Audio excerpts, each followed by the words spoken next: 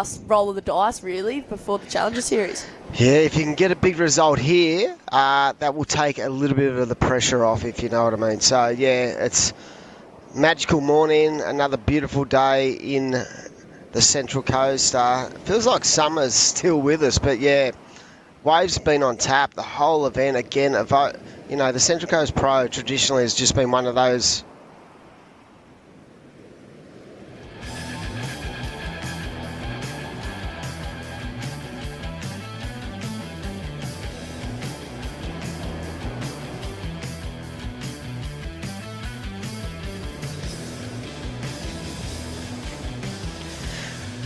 Good morning, everyone. Welcome to the finals day of the Ride Your Rhythm Central Coast Pro WSL QS 3000 event. We have a beautiful landscape and waves are on tap. It looks like it's nice and clean down on the beach, and we're looking forward to some amazing matchups in both the men's and the women's. Very important event, big points up for grabs, and a lot of these surfers are looking for qualification on the Challenger Series. Yeah, it's awesome to be up here today again, Dimmy. So, finals day, pretty much the second last roll of the dice before the Newcastle event. We saw a lot of good names bow out yesterday. Mikey McDonough, Alistair Reginato, Kaius King, just to name a couple. We got some exciting heat up first this morning. Kana Nakashio and Macy Callahan. First heat, women's quarterfinals, 25 minutes. Yeah, on paper you'd probably say Macy is the favourite for this, but I've been looking through some stats, and the Japanese surfer, she's had two big wins out of 3,000 already this year, and she's sitting fifth on the rating. So if she can jag a win here and put herself in a strong position going into Newcastle, she may just get herself a spot on the Challenger Series. So here we go. Kana looking like she's going to have a crack at this wave. Nice looking left. Really clean conditions. So it is the top three women who will go through, plus one wild card, and that is in the Asian region. And this surfer has just been ultra impressive during the course of the event, and her ability to find really solid numbers has been ultra impressive. So it's sort of the master and the apprentice, but when you think about it, you know, when you're winning, that breeds confidence. So I'm pretty sure the Japanese contingent will be pretty confident in her ability. Of course, Mace is a former winner. She is such an elite athlete, and look at these waves. It looks so fun. Yeah, great first turn there. Nice hook. And it just says, must be high tide there this morning, I think, yep. Dim. So definitely pushing a bit more on this inside section. We definitely saw a big change yesterday compared to the low tide in the afternoon, and we saw the wind puff up a bit as well, so conditions looking nice and clean this morning. Yeah, there's definitely a lot of wind yesterday afternoon, but there was still some massive scores, so the quality of the banks were there for everyone to see. We saw scores in the 8-point range for both men and women, so the actual quality of the sand out there is first class, and even though it's high tide, you can still see it's nice and bowly, so that's going to offer up plenty of opportunity for these athletes to really attack. And now the mindset changes when you go to the two surfer format, both for men and women's. It changes up. It really, there's a different kind of rhythm, a different flow, definitely a different pace when instead of those frantic kind of 4 surfer heats, now there's a certain tone when it comes to surfing two surfer format. So strategy comes into play, and of course execution is key. So coming up next, we have Manami Nonaka in the red, Coral Duran in the blue, another good heat. So all these heats, ladies and gentlemen, are 25 minutes today, men's and women's quarterfinals. And then I believe in the semifinals, 30-minute heats. Yep, and just gives everyone a little bit more space, a little bit more time to execute. So yeah, there's so much riding on these results. There's so many people trying to get themselves into that top echelon to get themselves onto the Challenger. And to be honest, the Challenger Series, you know, it's going to kick off in in a month or so, or in late April, early May. So there's 2 events in Australia, of course, traditionally starting off with Snapper Rocks, one of the most amazing waves on the planet, and then you go down to Narrabeen, one of the most iconic locations in the world when it comes to producing world-class surfers, but also some of the biggest results ever have taken place on that venue. So there's so much to take away from this event and also the last event at Surfest. So there's definitely been a shift. There's a certain intensity, I'd say, for both the men and the women. Absolutely. Just like to thank some of the naming rights sponsors today: Ryde Rhythm, Camplify, Central Coast Council, Destination New South Wales, URBNSURF, which are actually opening up in Sydney in April. Can't wait. I actually looked online last night for one of their membership packages. Looks pretty sick. 52 sessions. Well, I've got for $5,000. Wow. Well, I was even looking 52 in a year too. You'd have to take some sick days off, I reckon, from work. But absolutely. Or just go on your lunch break. You know what I mean? But I mean, when you think about it, 52 sessions. Normally, when I go to Melbourne, you would do at least 2 to 3 sessions a day. So it doesn't take that long to sort of rack up the numbers. And the good thing about it, you can go whenever you like to. You sort of get privilege. There's so much that goes into those packages. And just talking to the younger generation down in Sydney, the guys I coach, and when you mentioned the fact that Urban's about to open in Sydney, they are high-fiving each other, because we used to fly down to Melbourne with a lot of the kids just to surf and train in that facility. So to have something on our front door is pretty amazing, and it's going to be well used. I reckon it's going to be pretty busy, so you want to book yourself in nice and early for URBNSURF Sydney. Yeah, I'm thinking it's going to be booked out for probably weeks. I reckon the first 6 months. If not already in advance. Yeah, I reckon it's going to be pretty much chock-a-block when it comes to people wanting to be a part of that. Well, gift cards and foundation memberships are now already on sale, so I'm thinking it's going to be booked out for a couple of weeks before we can actually fit a session in. All right, so that first wave for the Japanese surfer, Kano got 6.75. What a great way to start. So that's a real confidence boost. And like I said, the ocean, when you look at it from a widescreen shot, looks pretty placid, but honestly, when they come, the waves are so good, and like William B. Young said, it is high tide at the moment. So once that tidal flow starts to push back out and starts to drain, I'm sure there'll be more motion in the ocean. But at the moment, a 6.75 leads the charge. The Japanese surfer has been on an absolute tear this year, and she's had 2 wins in 3000s events, so she's not foreign to the winners podium. So she'd be pretty confident, and I'm sure that the juices will be flowing even more, taking on the likes of Macy Callahan, who is basically one of the most amazing surfers on the planet, and trying to fight her way back into the elite ranks. But definitely this is a really intriguing matchup. And you know what? She'll be heading back up to the Gold Coast after this event as well for the ABB. I'm sure. Yep, she will definitely be up there. I'm pretty sure she'll be in the team for North Shelley. And when you talk about North Shelley board riders, what about the lineup they have in the women's? I get the chills. They've got Molly and Mace. Yeah. How do you pick? Just pull something out of a hat? I mean, a lot of the clubs actually... You've got to be really unlucky to draw that heat. I feel like if you had Molly and Macy in the same heat, that would just be unreal. Oh, no CTs on the team anymore. That's right. See, we haven't had that problem at North Lane for a long time, so don't have to worry about that.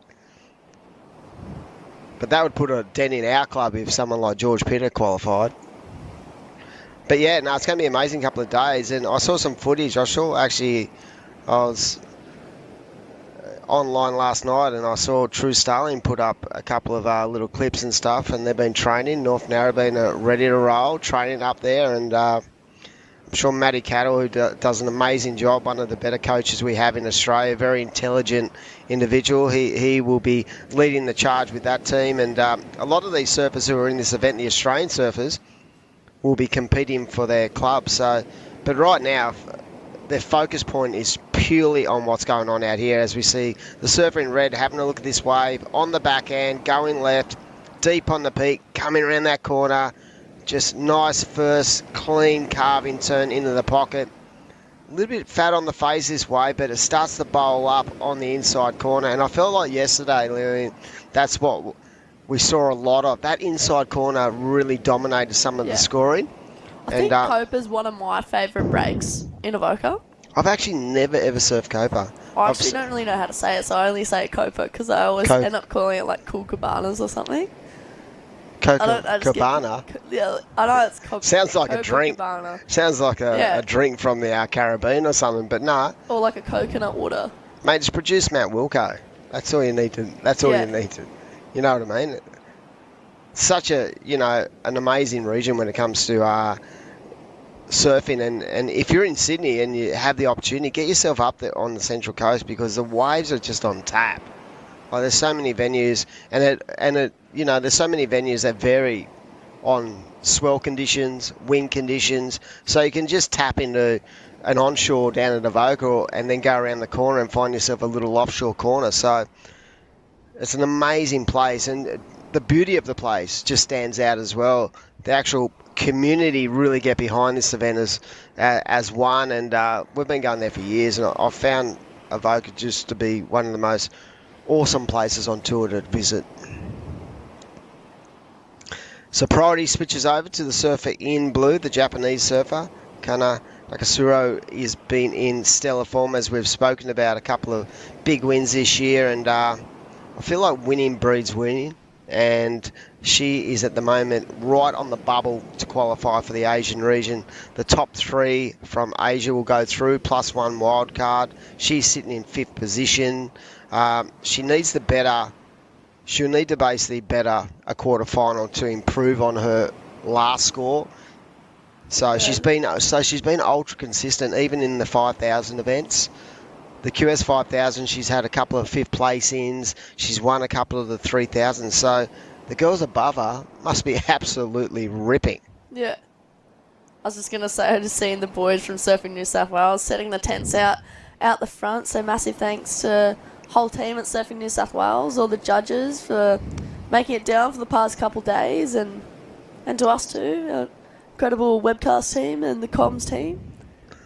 I'm just feeding off you and you and Jess doing a great job. And right now on the Asian series, it is Sarah Wakita who's been the standout. She's basically taken a couple of big wins, one in a 5,000, one in a 3,000. She sits in first. Also, her and Anon Matsuka are quite close. Yeah, they are really. But I feel like the top 5 is really there. But I mean, when you think of the people who have really stood out in this event, I think Sarah Wakita's definitely been the one person in the women's draw that I've just gone, wow. Absolutely. Her ability to be on every good wave in her heats has just been so easy to watch. Even Manami as well, another great surf. We saw a lot of fierce surfing from her yesterday as well. So it would be risky. Yeah, a lot of risk. To see where she is on the rankings, if that's going to do some damage after this event, if she can get a semi-final finish or even final finish. Here we go, Macy Callahan possibly taking a look at this one.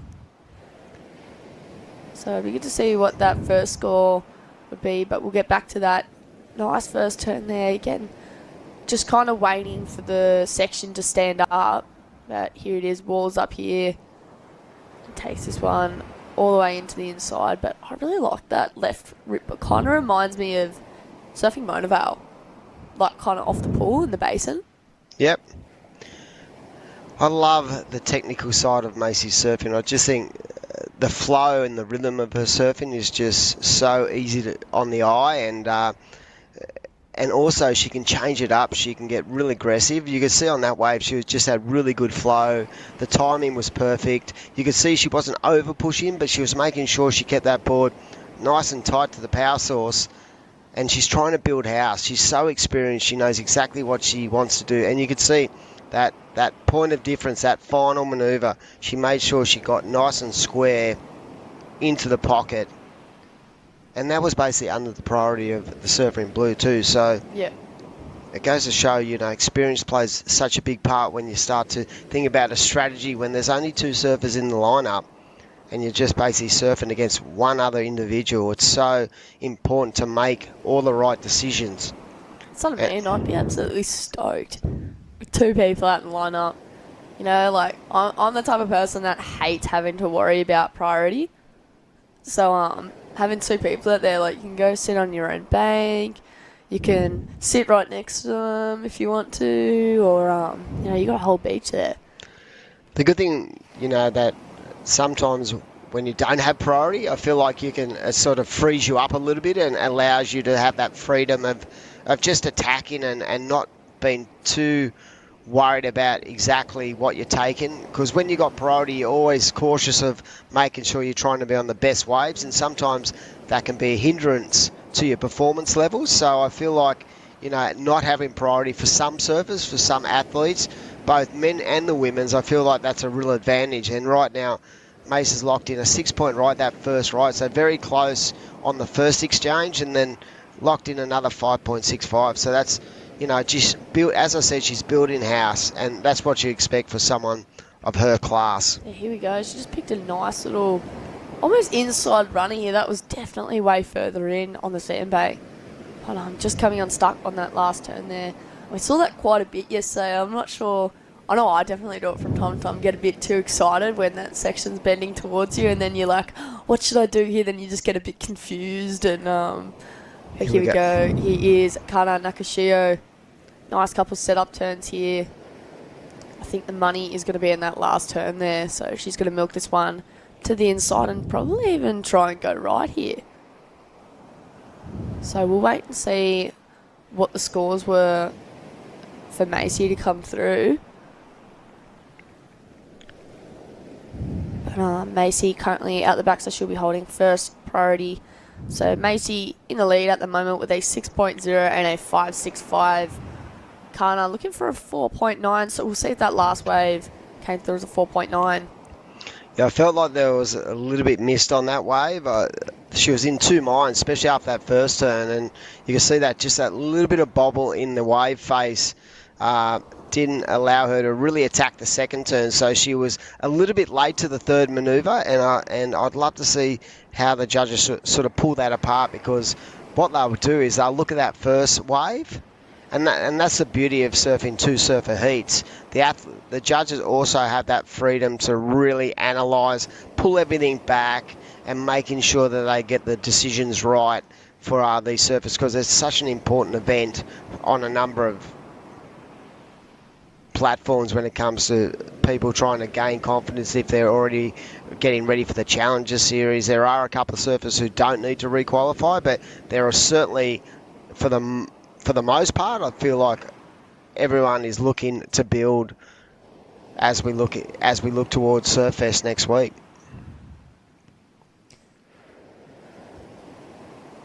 So still waiting on that last score for Kana Nakashio to come through. But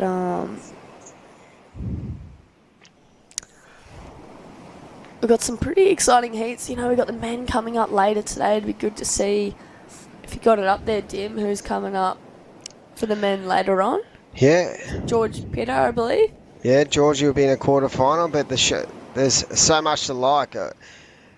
I feel like it's like the Asian region taking on the best of the Asian region taking on the best of the Australian region, and then you throw in Kean Martin from Sweden. He's going to take on Oscar 100%. Berrier. Tanaka's going to take on Jordi Lawler, Nathan Cook, and George Pitter. Now, that is going to be a sick one, because you've got that traditional power-based game of Nathan Cook and then George Pitter, and then you got Lennox and Jarvis. Like, just an insight into the future of our sport in our country. Lennox Smith, one of the most talked about youngsters coming through the system, and then you got the world junior champ, who honestly, he is so elite for his age. It's incredible. So you've got a real insight into the future of the sport. Then you've got the powerhouse of Nathan Cook taking on, that fast twitch kind of surfing that George Pitt has been doing and having big results in the last 12 months, coming from basically having to qualify in that last event last year at Newcastle and pulling out all stops, getting himself on the Challenger Series, where, to be honest, I felt he was right at home. He felt really comfortable out there, so it's going to be a great matchup. Jordi Lawler, so hard to beat, as we see the surfer in blue up and right in, attacking but coming unstuck. And then sort of the surprise packet for me has been Kean Martin, who honestly has just had that fluency and air game that has really established himself as someone to beat. But he's up against, Oscar Berry, who has so many fans. He's so well-rounded. He's got such a strong power game, but his air game is world-class as well. So intriguing matchups in the men's, in the women's. Wow, there's some big heat. Sarah Wakita taking on Willow Hardy, and then Oceana Rogers taking on Paige Harrop. Ooh. How old is Oceana Rogers? Oceana's the same age as me, I think. So she'll be turning 20 this year. Yeah. So the master, the veteran, taking on the youngster. That is such an intriguing matchup. Something that we're all going to be looking at going, wow, that's going to be amazing, because I feel like I said it yesterday, and I actually mentioned it to Paige in her post-seed interviews. She is looking so fit, and she actually said yesterday that she feels like she's the fittest she's been in her whole career. Really? You realise that she started her career in 2008. I'd have been like 4. Well, the Manly Seagulls won the premiership that year. Yeah. But I've always looked up to Paige's surfing. I especially loved watching her last year at the Newcastle contest. I feel like that is where I really watched her surfing go through the roof, and even in Puerto Rico as well. Like, just such an exciting surfer to watch. I feel like the key to her success over the years has been her ability to change the dynamic and adapt to the changes in the way the actual tour is, and the kind of surfing that's been done too. You got to remember, she came through 2008, very different. You got to think about how much the boards have improved over the years, just how much the athletes have worked hard on fitness. And on endurance. There's so much that has changed since she first came onto tour, and she's been able to just ride that wave, very much like Kelly, ride the wave and change and adapt as she's gone along in her career. So she is not a spent force. In fact, I feel like she is a real force, and if she gets back on the Challenger, it would be an amazing achievement if she could actually ultimately get back onto the World Championship Tour. 8 years on tour. Wow. Do you know what part of New Zealand she's from? I think she's from Taranaki. I'm pretty sure. Paige Harrop. Here we go, Mace, having a look at this wave. Up and right in on the back end. This is a nice little inside hooker as she sort of tries to get over the top of that.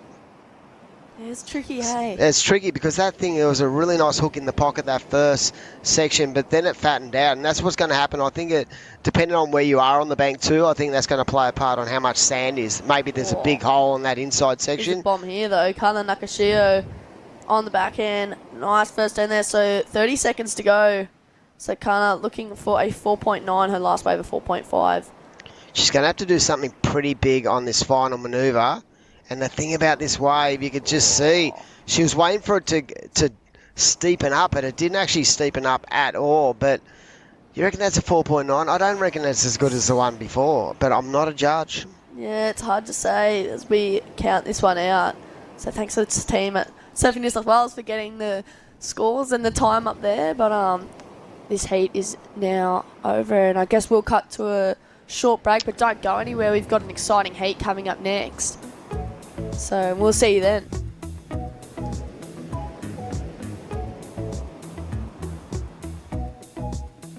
Ba-da-ba-da. Ba-da-ba-da.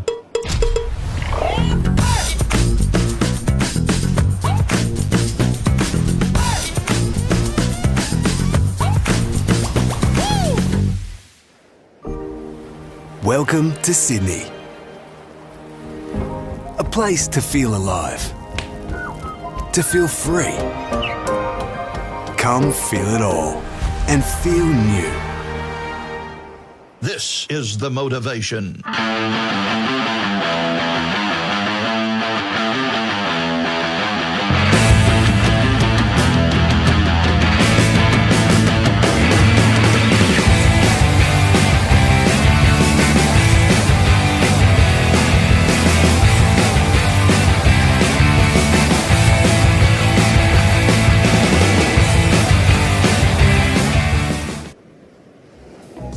Welcome back, everyone. We're on finals day. We're excited. We are on the beautiful Central Coast for the Ryde Your Rhythm Central Coast Pro WSL QS3000 event, and we are into quarterfinal number 2. Who have we got? It's an exciting matchup. We got Manami Nonaka in the red, Coral Durant in the blue, and I actually just saw the fan pics on your phone there too. Yeah.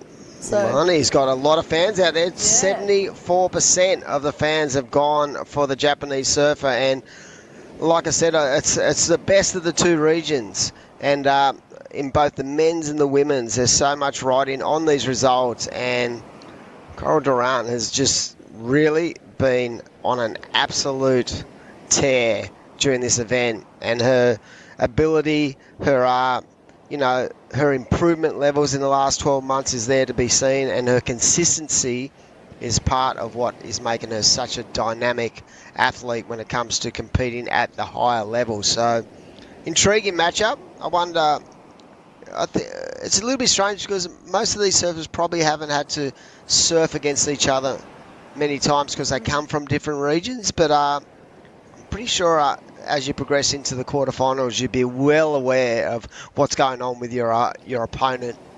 And 25-minute heats, best 2 scores with priority in the 2 surfer format for both men and women, and that gives that a little bit more freedom, a little bit more time. Sometimes you probably would rather it if you're in the lead by the barest of margins. You want that. You don't want that extra 5 minutes, but I also feel like the extra 5 minutes will give just that little bit more freedom to the athletes as well. So I've definitely had a couple of those. If the heat was 20 minutes, I would have gotten through. So talking about getting through, Mace did get through that last heat. That last wave was not enough. Yeah, I just didn't feel like there was enough meat on the bone on that last wave. You could see what she was trying to achieve, the Japanese surfer. She wanted that last corner to really wall up, but it just didn't offer enough opportunity. It was a little bit flat, that wave, so it looks like Macy is in at the semi-finals. The Aussie crew will be absolutely stoked as we see surfer in red up and right in. A bit of a burger to start the heat. That was, as we said, with this high tide now, it's going to be critical about where you sit on the peak and analyse exactly what waves you want to take, because there have been some really steep wedgie waves in that first quarterfinal. It's just trying to identify exactly where they are on the peak. And big shout out to all the crew at Surfing New South Wales, all the staff are doing a great job. Corey Ross, Nato, and all the crew at the beach, making sure that we get it right. We've got an elite group of judges on hand to make sure that the scores are there. And I love it when you go through a whole event and basically there's really no discussion about the judging. And that's why I feel the judging is on point. They're getting everything right. There hasn't been any controversy. Absolutely. And I feel like the right surfers have been getting through due to the actual scope of their surfing more than anything. So it's been fantastic. Of course, next week we roll into Surf Fest. Warren Smith, what an absolute champion. That event has been going probably, I'd say, over 30 years, Surf Fest now. And Warren Smith has just been an absolute icon of surfing when it comes to promoting surf events. It's a hard job. I've been there, done that, but yeah, definitely has definitely got it down pat. And it's not just about the QS2. There's such a festival with all the little events inside the event. So Surf Fest traditionally, of course, Joel Vaughan, winner last year over George Pitter. So it's going to be a cracker in the men's and the women's. There's going to be so much riding. And talking about someone who's been absolutely on fire, Macy Callahan, on the beach, ready to do a post-heat interview. And Mace, a little bit slow out there today, but I felt like once you sort of found your rhythm, you sort of got working and found the right waves at the right time. Yeah, I knew that my heat was like on dead high tide, and being the first heat of the day, it's always a little bit scary. But yeah, I didn't catch the first wave, which kind of rattled me because she got a good score, but I managed to get the job done. Now, talk about, I felt like the key to that heat was you having non-priority and turning and going that wave just to give yourself a bit of freedom and a bit of space. And that score turned into sort of a keeper as well. So that was a really good opportunity, and you took it with both hands. You must have been stoked. Yeah, I was happy with the way I surfed the heat. Yeah, I just wanted to give myself some opportunities. I knew there weren't many. So, yeah, with no priority, I was trying to go down the beach. But I felt like the judges weren't going to see me if I kept paddling too far down. They see everything, you know that. So moving forward, you're in the semi-finals. What would it mean to you to have a win at home? I know you're passionate about your region, and how would you feel about winning at home? Yeah, I love this event. It's means a lot to me. I have all my friends and family here, and the people that pretty much helped me pave the way to my career, and super thankful for that and grateful to be from this region. And yeah, it'd mean a lot for sure. All right, we wish you all the best in the semi-finals. Get ready to go. You're looking in good form, and yeah, I'm sure you got a lot of local support. So congratulations on your quarterfinal win. Thank you. Yes, you can see she's focused. There's a certain energy on finals, Lillian, and Mace certainly knows how to bring it, and that's the beauty of experience. You're able to, you can go through the gears during the event, but once you hit finals day, and she identified that she was not happy with the start of that heat, that that the Japanese surfer was able to get that first ride, and it was a good score too. It was 6.75. So for Mace to sort of climb back into where she needed to be, I felt like just showed her experience. Absolutely, and patience comes into that too, mate. He was pretty patient in that heat, picking off the good ones, maybe like local advantage as well. So I was actually going to say, I just saw a couple really sick photos on the Surfing New South Wales page from yesterday. A couple good shots of Coral Durant, even Nathan Cook as well. Big cookie. Charlie Hurst. Oh, some great ones on there. Don't forget, you can follow Surfing New South Wales on Instagram. They do a great job. And the waves were really firing yesterday. Even with that sort of the crosswind and the bump and chatter on the face of the wave, I felt like once the surfers identified what waves they wanted, there was so much potential.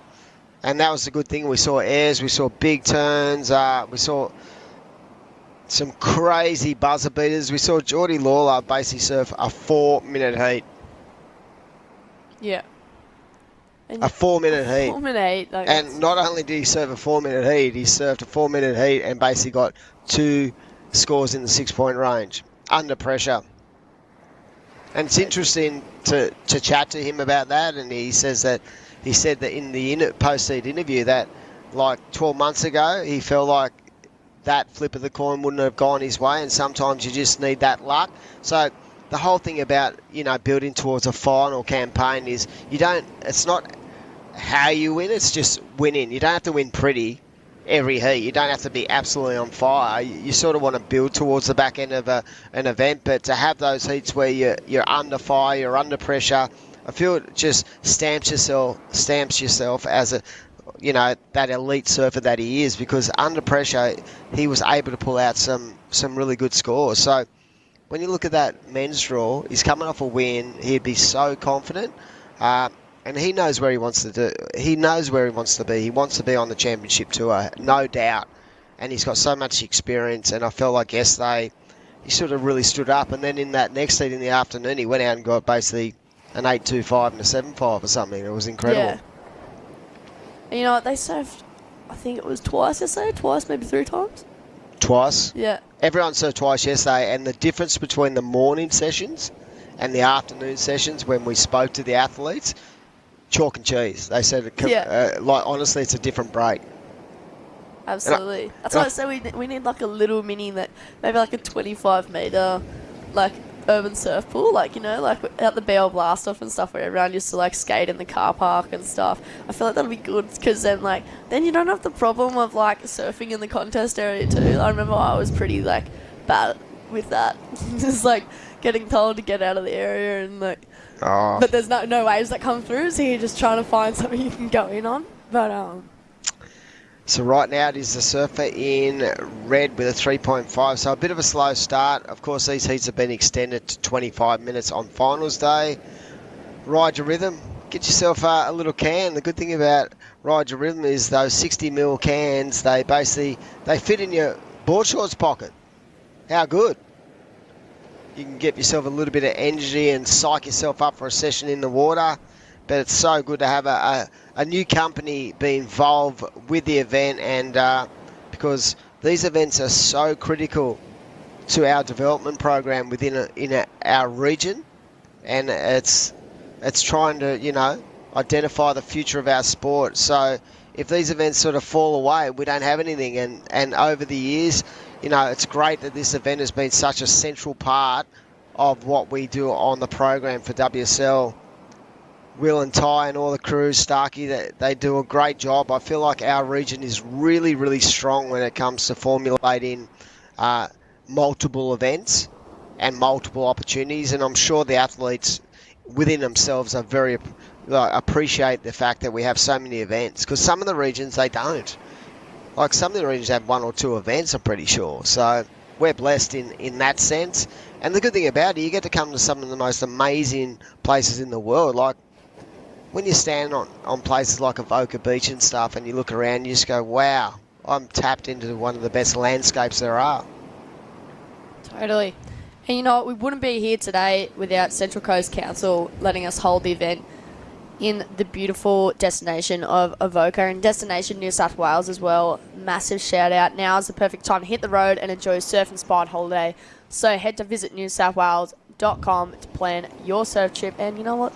If you're going to do that, you may as well book a Camplify van as well. Whether it's a lay day or a spray day, Camplify has you covered for a beachside base with thousands of unique camp events available to hire. It's guaranteed to make Dawn Patrol that much sweeter. So, ladies and gents, good way to get around the QS. Absolutely, and especially with Newcastle coming up as well. Oh yeah, pretty pricey down there to get yourself some accommodation. Yeah. But yeah, pretty fun way to see the country. And when you talk to people from outside our region, outside our country, they just go, wow, they are blown away by the beauty. And I think we're pretty much blessed in Australia with the fact that there's so much space. Like so many countries, you go to overseas into Europe and stuff and everything's condensed. I feel like we're just so on point when it comes to having, you know, space and coastline and the beauty of our country. So not only that, it's probably one of the safest countries in the world. So here we go, 11 minutes to go. Manami in the lead with a 3.5 and a 1.0 this heat. Definitely hasn't provided too many waves yet. And Coral Durant with a 1.7, so just the one score for her. Looking for a 2.81 to go to first position. But yeah, it hasn't been 15 minutes and it's kind of been a big lull. But for Coral too, there wouldn't be too much anxiety out there because she knows that the surfer in red has only got a 3.5. So even though it's been very slow, I feel like, you know, she's still in a strong position. But now she's left the door open, and priority is with the surfer in red, and she looks like she's on a nice looking right-hander. Nice engagement of the rail, being patient, really smooth transition from rail to rail, working her way through. And this is this issue, Lillian, where we have, you know, that dead section. The gutter. The gutter. If you can get over the gutter, you're definitely going to sort of jam a couple of extra points in your scoreline. But definitely now we're at the highest point of the tide. It will get better in the next couple of hours. It will definitely start to steepen up. But lovely, smooth style. That's what I find about all the Japanese surfers. I find that their improvement levels are amazing, but just their ability to really engage their rails, and they're surfing with such, you know, fluency and really effortless work. But yeah, they are really impressive. Pretty calm and collected, hey, like, Yeah. it's just you know, there was a lot of downtime in that wave, and she was just like, you know what? You can overthink just it need at to get time. rid of that low score, and she got a 3.0 on that one, so bettered her situation a little bit. Coral now looking for a 4.8. Just 9 minutes 20 to go. Well, I was speaking to Jess about it yesterday about with the Japanese and the Asian region, their improvement levels are incredible to watch. But traditionally you'd see a couple of really standout performers from that region. Even when I was running this massive junior event in the early 2000s, Connor O'Leary's mum would bring over a team of Japanese surfers, like 20 kids, Right. and there were some amazing surfers come out of that group. But there was a couple of real standouts. Now I feel like both in the men's and the women's, there's like multiple surfers who just blow your mind. So instead of having 2 or 3, there's maybe 10 surfers who are capable of taking it to the next level. And the funniest thing about that event, we were talking about the other night about when Connor's mum used to bring everyone over to Sydney. Connor was this tiny little 6-year-old. Yeah. Like, he just come up and high-five. Hi, Demi, how you going? Now he's this beast of a human. And he's on the World Championship Tour, and he's absolutely kicking goals. So it was funny. It was like Connor O'Leary, and then the Rydes would be Mikey, and Mikey was very young as well. And they weren't even surfing at that stage, I don't think. So pretty incredible to see their development. But, yeah, traditionally very strong. But I feel like they're at the peak of their powers now, the Asian region itself. Both Indonesia and Asia. I spent a lot of time over in Bali, and the surfing from their grommets. I was at Karamas not that long ago, and there was 10-year-olds out there just 5-foot waves getting barreled and then popping these massive punts. It was just mind-boggling.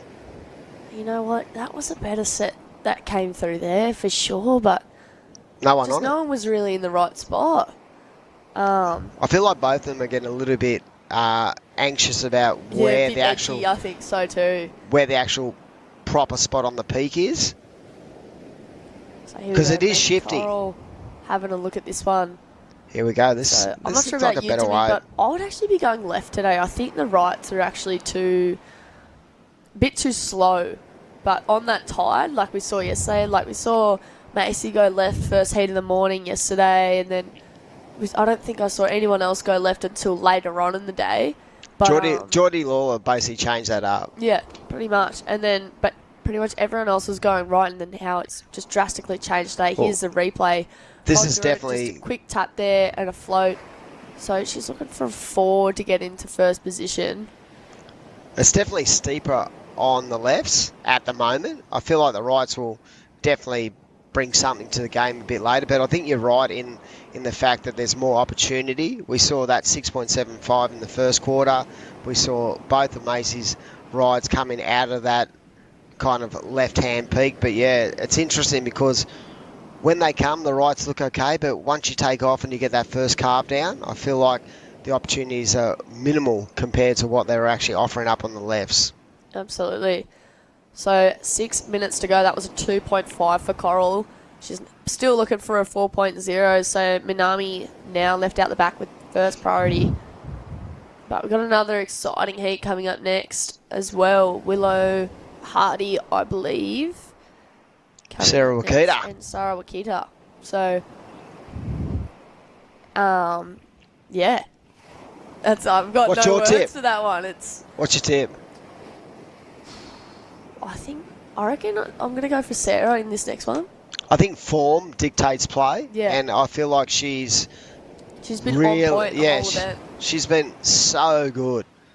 Even when it was onshore yesterday, I felt like out of the women athletes, I felt like she had it on tap. Honestly. Like her transition through those sort of bumpy sections, her ability to get her board into the lip, everything sort of spells class.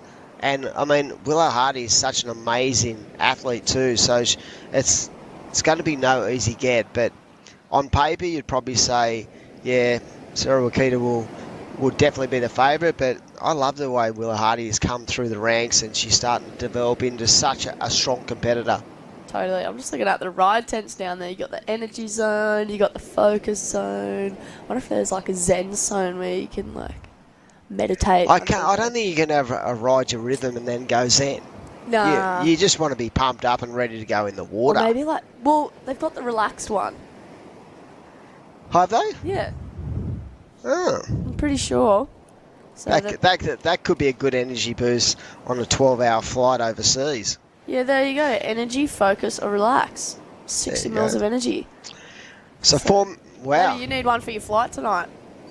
Nah, it's only an hour, just up and Relax, down. It's all kick good. back. So right now we have a really tight battle. 4 minutes to go. Critical time. Surfer in red has first priority. You can see there's quite a bit of distance, bit of separation between the two surfers. Coral Duran has been absolutely picking the eyes out of these banks down here at Copa, and she'll be confident even with 4 to go. She still has the opportunity. She'll get the job done because her opponent only has a 3.5 in the 3. She only needs a 4-point ride to get into the semis. So nervous energy would be sort of milling around in the body, but I'm sure she'll be nice and focused, just worried about the next opportunity. But for the surfer in red, because it's so tight, there's you got to make sure you pull the right reins. And here we go. It looks like the Japanese surfer up and right in. Just a setup car. Yeah. That's what I mean. They're just trying to get to that. Oh, wow. And it just... Is that an looking error? pretty hard. And look, Coral, she'll still have priority after Yeah. that one because she's out the back. But 3 minutes to go. So Coral looking for a 4.0. So whether another set comes through in the next 3 minutes will be good to see. But I feel like there's definitely been opportunity. well, we saw that bigger set come through earlier on, and it was about a 4-foot set. Definitely room for about 2 turns on it, but Yeah. and then that's the thing too. You don't have the other 2 people in the heat pushing you to go like, oh, okay, well they're paddling over there. Maybe I should go over there too because there's only 2 people in the heat. So it's what is she doing? Not okay. What is she doing? Where's the other person? Actually, where's the other person too? I think the ocean's playing mind games with both of them because I feel like they're looking at certain peaks and nothing's happening. Then they'd see something happen a bit further away, and then they'd have a crack. But this might be her opportunity. Here we go, surfing blue. The Aussie up and right in iron. Oh, wow. That was an issue because that wave sort of hit the bank and it was so fat that it didn't actually even break. No. I'm sure both these surfers have coaches and support crew on the sand trying to sort of feed them information into where they should be sitting. Totally. Well, this is kind of one like that bent towards Macy in the previous heat. Even that, wow. Didn't even break. 1 minute 30 to go, and it's looking so tricky. I'm definitely more of I like surfing on low tide better than high tide. Especially because low tide's usually when there's no one out. Like 12 o'clock, middle of the day. Yeah. I probably shouldn't have said that because now people are going to start coming out on their lunch breaks and stuff. Because it's quiet. So the thing with this scenario, as a surfer, would you actually make your way towards the inside a bit more? Hopefully one of these sort of waves that break halfway out sort of collect on the bank because 1 minute to go, there's just nothing in it. And yeah. it'd be tragic if none of these athletes actually got the opportunity to really unload on a wave. I was almost going to say you could sit on the shore break and just get a quick 1 turn or 2 turn, but then again, I don't think that's going to get you a 4 because it's going to be a smaller wave because it's on the shoreline. I think you'd have to do 2 pretty critical turns to get a 4 out there this morning, considering what we saw for that 6.75 in the first quarterfinal. Down to the final 30 seconds of quarterfinal number 2. I hope you're enjoying the action.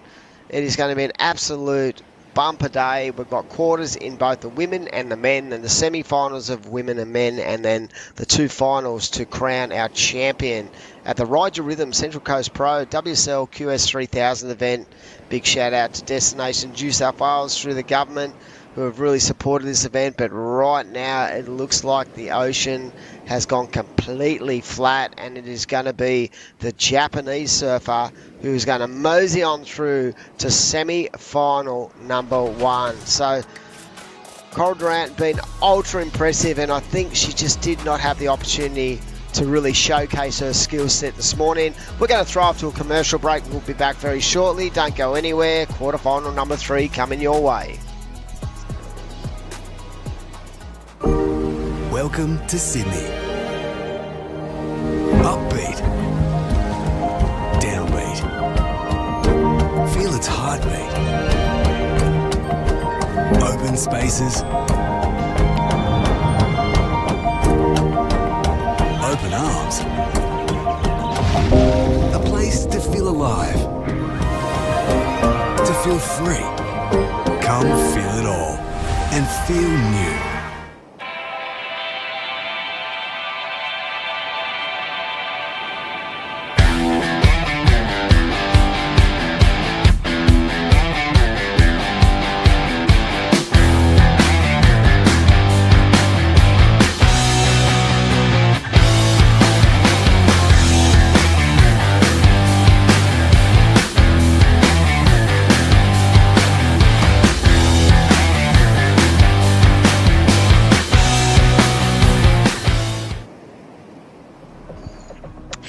Welcome back to the Central Coast Pro QS 3000 into the third quarterfinal of the women's.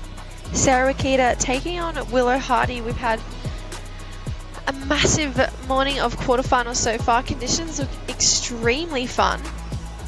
Last heat, unfortunately, a little bit slow, so we didn't get to see both the women really open up and I guess show us the surfing that they can do in that last heat. Manami Nonaka getting the job done, Coral Durant coming in second, but still a great result for Coral to take into Newcastle, and Manami moving on through to the semi-finals. She'll match up against Macy Callahan. So now Sarah Wakita, Willow Hardy, another Asian regional surfer taking on an Australian regional surfer. This will be a great heat. Both really consistent surfers, so we'll just have to wait and see who plays their cards right. Looks like they're opting to sit on different banks, so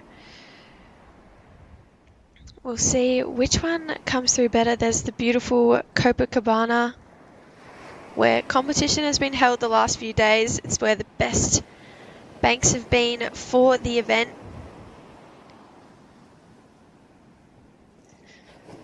Which leads us on to say thank you to Destination New South Wales for being one of the major sponsors of this event. Such a beautiful coastline. If you get the chance to travel up and down the New South Wales coastline, we couldn't recommend it more. It's so beautiful from down south, Ulladulla region, up to Sydney. Then the Central Coast. Newcastle's not that far away from here, and then you make your way all the way up to the northern rivers where we are today, and yeah, there's just waves and beautiful coastline for miles. So thank you, Destinations New South Wales, the Central Coast Council. They've been a massive part of getting the event rolling today. Of course, the World Surf League, none of these events would happen without them. Camplify. It's a really cool initiative, actually, Camplify.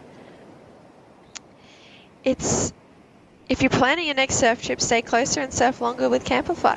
It's Australia's #1 van sharing platform, so a really unique platform, and it just makes traveling so much easier. So thank you to Camplify for sponsoring today's event, making this all happen, helping out these ladies in the water right now. Sarah Wakita actually grew up in Hawaii, but lives in Japan now, and is one of the loveliest surfers and one of the most talented surfers as well, coming out of Japan from a really talented family. And then Willow Hardy is from Australia, but on the other coast. It looks like she's paddling into one now. So here we go, Willow Hardy, first wave of this quarterfinal. Beautiful carve back to the pocket. And again for another. So Willow trying to link this one through to the inside. This high tide, you just have to be really patient. Wait for this wave to steepen up. Unfortunately, Willow just can't connect on that end section, but she's opting to go left today. So yesterday we saw a lot of those right rip bowls come into play, and today maybe the lefts being the better pick. welcoming back Lil to the booth. We just had the first wave of Willow Hardy and she opted to go left. Yeah, there's actually definitely been more lefts than rights this morning, Jesse. Nice first little wrap there. The only thing is that gutter bit. Everyone's been having a struggle with it this morning because you just get to this bit and it's seen as more downtime on the wave. And you just kind of have to rush because you want to get that second turn in and it just isn't providing that this morning. But I think the lefts are definitely the go until it goes low tide again. Yeah, and then those the rights start pushing. Those right rappels looked so fun yesterday afternoon. Even though the wind came up, they still just looked, I don't know, it looked so playful and all day. Every tide, I just feel like there was great waves all throughout the day. It did go a little bit slow towards the back end of the women's round of 32 yesterday, maybe with that dead high tide. So hopefully we don't see the same happen today, or maybe this is the time that we're seeing that. But I do think this will be a great day of waves for all the competitors. And then once comp wraps up, Lil, I can pretty much guarantee that a big chunk of the Australian competitors will be jumping in their car, driving back up the coast to get ready to compete in Burleigh tomorrow for the ABB. Yeah. Well, coming up next, we've got Oceana Rogers in the red, Paige Harrop in the blue. Another cracker heat. Like, these heats this morning have just been, like, absolutely insane. And wait till you hear the first heat of the men's quarterfinals, Oscar Berry and Kean Martin. Oh, wow. That's And a then great heat. Daiki Tanaka and Jordi Lawler. Nathan Cook, George Pitter. Oh, wow. Like, that is going to be a screamer heat. And Lennox Smith and Jarvis Earl. Oh, wow. So the two best mates against each other. Yeah. They're four really cool matchups. I feel like there's a lot of names that we haven't seen so far in the draw. Usually in these 3000s, in the quarterfinals, we're pretty used to seeing those, you know, Joel Vaughan, Alistair Reginato names, I feel like, deep into the draw. So it's kind of cool to see a few new names popping up in those quarterfinals for the men. Totally. Nathan Cook, I mean, he's been competing for a while, but it feels like he's starting to really put together a great event. Oscar Berry, he's looking really consistent, as well as Lennox Smith. I feel like we don't see him in the quarterfinals too much, and Totally. it's nice. It's We cool. just saw he switched on JS now, and he's surfing pretty well. Has he? Yeah. Wow. So, but yeah, like, some cracker heats coming out today, ladies and gentlemen, and we get to crown our finalists this afternoon, and that's, wow, here's a good wave for Willow Hardy. So these are one of the bigger ones I think I saw come through before, and it was just everyone was kind of in the wrong spot, you know, and I was saying it's good that you've only got, you know, it's a one-on-one heat, because then you're not really so much worried about, like, okay, like, you know, if she's got priority, I can just go over here and stuff like that, and like, whereas, but I also feel like when you have four in a heat, you're like, okay, what's she doing? Where's the other girl? Yep. Where's the other woman? And It looks like we might cross down to a post-heat interview with the winner of that last heat. Manami, congratulations. It looked a little slow out there, but you got the job done. Thank you. It was so slow here, but yeah, I got to the heat, so I'm happy. And Manami, before you came to Australia, you were posting some amazing surfing footage on your Instagram. What was your preparation like coming into the Evoca contest? I want to qualify for Challenger, but I just relax and have fun heat. Yeah. Amazing. And you're coming up in the semi-final against Macy Callahan. How are you going to prepare? Can I speak Japanese? Of course, of course.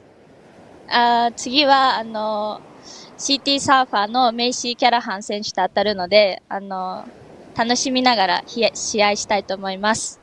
Okay. Amazing. And before we let you go and get ready for your semi-final, is there anything you want to say to anyone back home?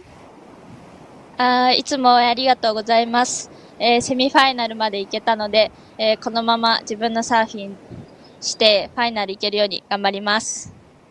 Awesome. Okay, thank you so much, Manami. Good luck in your semi-final. Thank you. She's the sweetest Just human. true grit, hey? Yeah. That's awesome. I touched on it yesterday about Manami, but she's a really small, like she's a very little human, and I'm not a very tall person, but Manami makes me feel tall, and we laugh about it. Manami's one of my friends, but when she surfs, the amount of determination and aggression and power she has, it's absolutely mind-blowing. It's really deceiving. You don't expect it, and then once she's on her feet, she's just incredible. So I think that'll be a great matchup between Manami and Macy, and I'm excited to see who the second semi-final will be. 100. Here we go. So Willow Hardy's last wave, a 3.15. So we must have had a paddle out the back there because Willow's back in first priority. Looks like Sarah Wakita's sitting a bit further down than what Willow is, and that's what I like in a hate, you know, space. I'm a person where I'm like, oh, if I'm in like last priority, I'm like, yeah, I'm going to go sit on my own bake. Because I don't like surfing with people. No. You know what's cool too is that there's an extra 5 minutes in these quarterfinals. They're 25-minute heats. So I feel like, you know, if we didn't have those 5 minutes right now, it would be down to 8 minutes. Sarah Wakita wouldn't have a wave yet, and it's obviously quite slow out there. So it's really adding to the competitors' heats today. They can be a little bit more patient, wait for those better waves. So I think that was a really great call by everyone apart to make these heats 25 minutes. But I don't know, it's kind of nervous times right now for Sarah Wakita. Totally. Well, this is what happened in the last heat. There was just nothing that came through, and Coral bowed out last heat. So, I don't know about you. I've had my fair share of heats around, like, when it goes 25 minutes and you lose, like, within the 5 minutes. I know. Like, damn, if only the heats were normal time. But here's Sarah Wakita. Nice hook off the top there. Definitely not here to muck around. So just under 13 minutes to go. She needs a 5.05. I don't think that's a 5, but I think that'll definitely better her situation for sure. Yeah, that'll put her back in the heat. That was definitely one of the best turns we've seen all heat. That one forehand turn from Willow and that backhand one from Sarah. We're going to get a replay. Beautiful bottom turn, really steep section. Pushes hard off that back foot, so I feel like this will, maybe sit around that 2-3, maybe 3-3-5 range. But it won't be the score she needs, but it'll definitely put her back in the heat, and she'll just give herself more opportunity with 12 minutes to go. Totally. So wait for that last score to come through. But yeah, there's been so many where I'm just like, oh, if only there wasn't like, or do you ever like sit out at the back when you're in a heat and you're like, please let the heat be over, like please, there'll only be like 30 seconds left. Please so, be over. just get through by the scratch of your teeth. But that last wave is Sarah Wakita, a 4.0, so bettered her situation. Now looking for a 1.65, so she needs to ditch a 0.6. So Willow Hardy looking to ditch a 2.5. So 11 minutes 40 to go. And I just can't wait for it to get the tide to get a bit lower because it's looking super tricky on this. It's like Lil's gutter all over again. Yeah. You know, like. It's we just have to get through this high tide this morning. It definitely turned and got better maybe around that 10 o'clock mark yesterday, and that's when we saw really consistent right-hand rip bowls. Here we go, Sarah. This is a good-looking wave here if she can get around this first section, and she does. That's a better-looking turn there. I really love Sarah's approach to her waves. I just feel like she's got great timing. She's going to link this one all the way through. So she's got one of the sweet spot waves that have, it's unfortunate on that short break there, but she was behind the section. As you said, she took off way deeper, and that gave her a bit more like foam and wall to work with.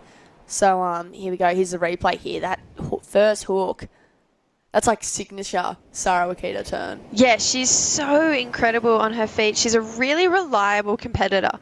You pretty much know that if she gets the opportunity, she's going to make the heat. I just feel like she's really great at capitalizing on every opportunity, and she always does.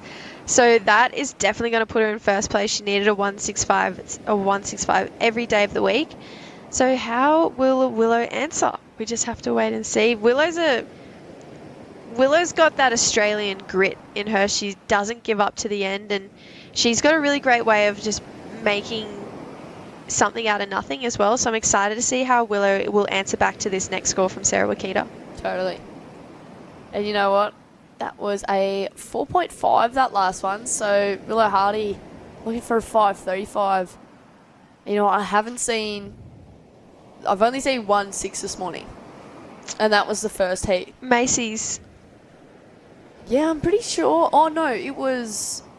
Oh. She needed a backup. Let me get my event results up. So make sure...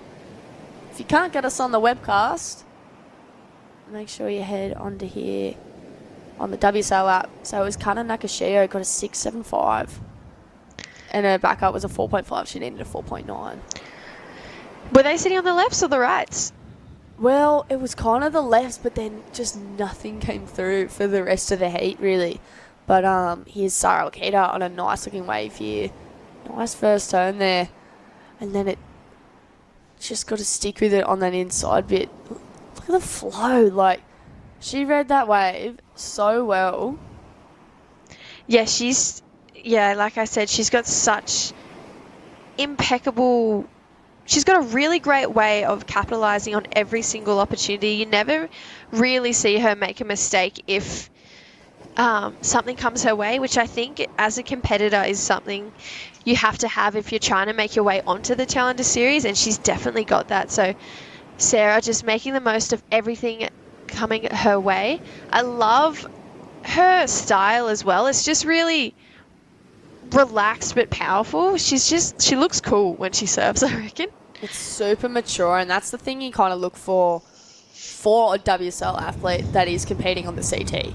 I think she's definitely more than worthy, and I really hope that she gets to make her CT debut this year because, like, the surfing's there. Absolutely. It's definitely there, and she's a competitor as well, and you know that she'll take it to the big dogs no matter how big the name is or how many events they've won. You know, she's not scared to have a crack, and I just think she's over the time she's really perfected her competitive approach, her surfing, and I just feel like this year it's all really coming together for Sarah. And you know, she's in the quarterfinals with 3,000 and currently leading it, so you'd have to think that that's going to be looking pretty good for Sarah moving into the final event, which will be Newcastle. So I'm sure she'll want to get a good result here and end off with a bang at Newcastle next week. So lots on the line. It's all happening. Yeah, so 7 minutes to go. It is all hammer and tong down here today, as Terry Tapatis would say. So, hey Tapper, if you're watching and tuning into the heats this morning. Willow Hardy now looking for a 6.35. So last is Sarah Wakita, a 5.0. So surfing's definitely there. And you know what? These are probably waves you'd like might even get at the Challenger in Narrabeen. You know, on that kind of, don't you think, with that shory on the inside, like if there's those real flat days. I remember surfing it maybe in the Oz Open days, and it just went like super flat. I think Narrabeen has more sand on the inside, so we don't get those wedgy shories, kind of like Copa does. But I hope Narrabeen produces. You know, last year for the Challenger Series was so funny because I was watching it and it just was not typical Narrabeen. They got car park rights and they got good car park rights, but typical Narrabeen is long, powerful lefts. Yeah. And it was so funny watching it from someone who... Car park rights. I thought you meant like everyone like, you know, got their own little like plaque on the car park. No, sorry. The right is called car park rights. And watching it, I was just like, this is so random because obviously grew up there and from there and spent my whole life going left, and they were on car park rights. Yeah. It was just such a peculiar place to see the event, and all the locals too were all just going, what? So strange. But I mean, the lefts weren't good. It was a southerly swell, so it's just a shame because south swells aren't good for Narrabeen. So hopefully this year we'll see that northeast swell, long running lefts, powerful sections, because when Narrabeen's good, it's definitely one of the best waves in the world. Well, we even saw Sal's wave last year where she got a tube and everyone's like, I know. Just like that would be typical surf I would like to go out in, but it just kind of, like, you know, like chunky swell. Like, honestly, I've had my worst beatings of my life at car park rides. Yeah. It's so powerful there, and it's so shallow. Oh gosh, and if you don't if you pull back, it's not very good. I swear Narrabeen's just like notorious for 10s. Like, I'm going to bring it up again, but I had Sarah Borman in my heat, like at the Oz Open. Oh, yeah, and then it was like, got a 10 there, and then I was like, what? Like, just managed to find a barrel and like, do an incredible turn. Like, she's an incredible surfer, and she's got the ability as well, like we were talking about with Sarah. If an opportunity comes her way, she capitalizes on it. She never lets an opportunity slip through her fingers, so she's re-qualified for the Challenger already. She was in the top 10, so she's going to be... Yeah, I was wondering why she isn't in this event. Maybe we'll see her at the QS 5000 at Newcastle. Yeah, she lives in Newcastle, so I'm sure that we'll see her competing there. But yeah, she's definitely not someone I would want to pull in a heat. She's just so reliable as a competitor. I'll take it from me. Every time I have, she always gets a perfect 10. It was Boomerang and Narrabeen, so the two are counted down. I haven't had 3 yet, but I'm pretty sure you can't get an 11. 11.0 on one wave in a heat. So, but 3 minutes 45 remaining, and it is Sarah Wakita out in front with a 5.0 and a 4.5. Willow Hardy looking for a 6.35 to take first position. So Willow currently in first priority. It looks like a nice left, actually, about to bend. It almost has a wall on the right as well. So here we go, Willow Hardy. Bang. Wow, huge first turn. We'll see if she can link something up, Lil. I hope she can, because if she can get another turn on this wave, this is going to be a good score. Yeah, see, I think that might just better her 3 or even her 2.5, really. But she needs a 6.35 to get to first position. I'm going to agree with you, but tweak it a little bit. I think that's the best turn she's done all heat, so I think that's her best score, because her other singular turn was a 3.15. I see that coming through at maybe a 4 or 4.5 for that one turn, so we'll have to see. But yeah, needs a 6.35. I agree with you on that. It's not a 6.35. But we'll just, 2 minutes 40 seconds. It's hard to say. Hope like she'll get another opportunity, because it's quite slow this morning, so we're not even sure if she will. But you can say pretty confidently that, you know, Willow gave it 110% on that last wave, and she didn't leave anything on the line, so that's something to definitely be proud of. But she might be paddling into a little right here, but she's going to just be caught on the inside. There is a wave behind it. We'll see if anything eventuates, but yeah, you can see Sarah chasing Willow down the line. Oh, look at this thing coming through. And then see, like, this is one that I would probably look at and think it's a really good one, and then yeah, it just kind of bends the wrong way on that gutter there. So, yeah, but yeah, Sarah definitely utilising priority on this one, and is just like, get up.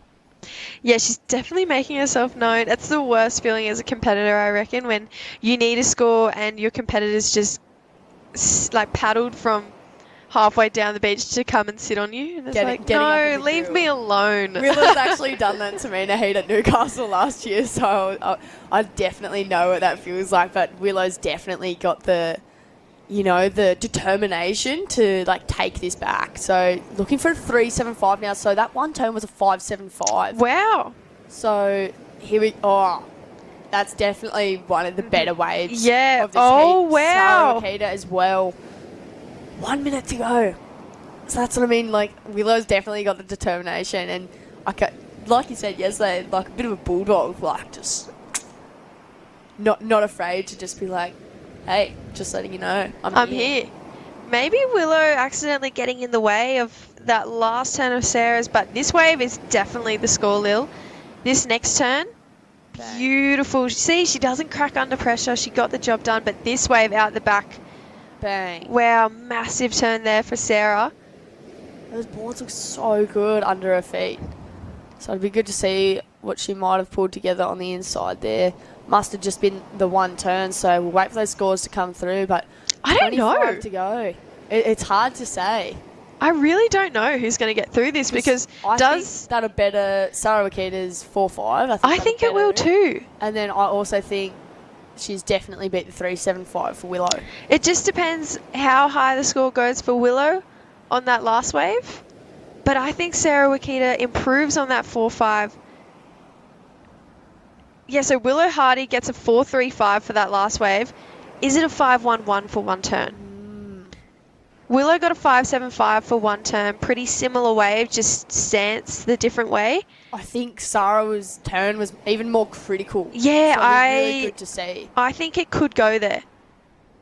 But heat is now over, so I guess we're just waiting on results. But make sure you don't go anywhere while we go on break and tune into the next heat because Paige Harrop and Oceana Rogers are coming up and you're going to want to stick around for that one, ladies and gentlemen. See you soon.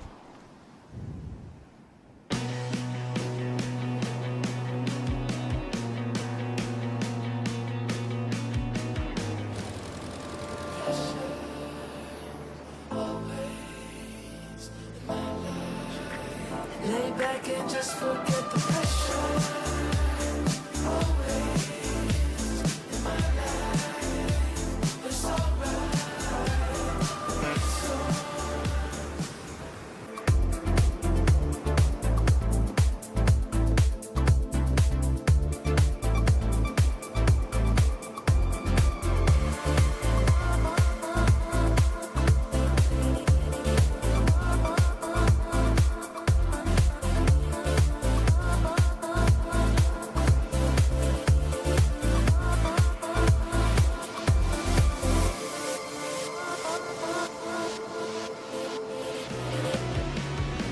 Welcome back to the Ryde Central Coast Pro QS3000.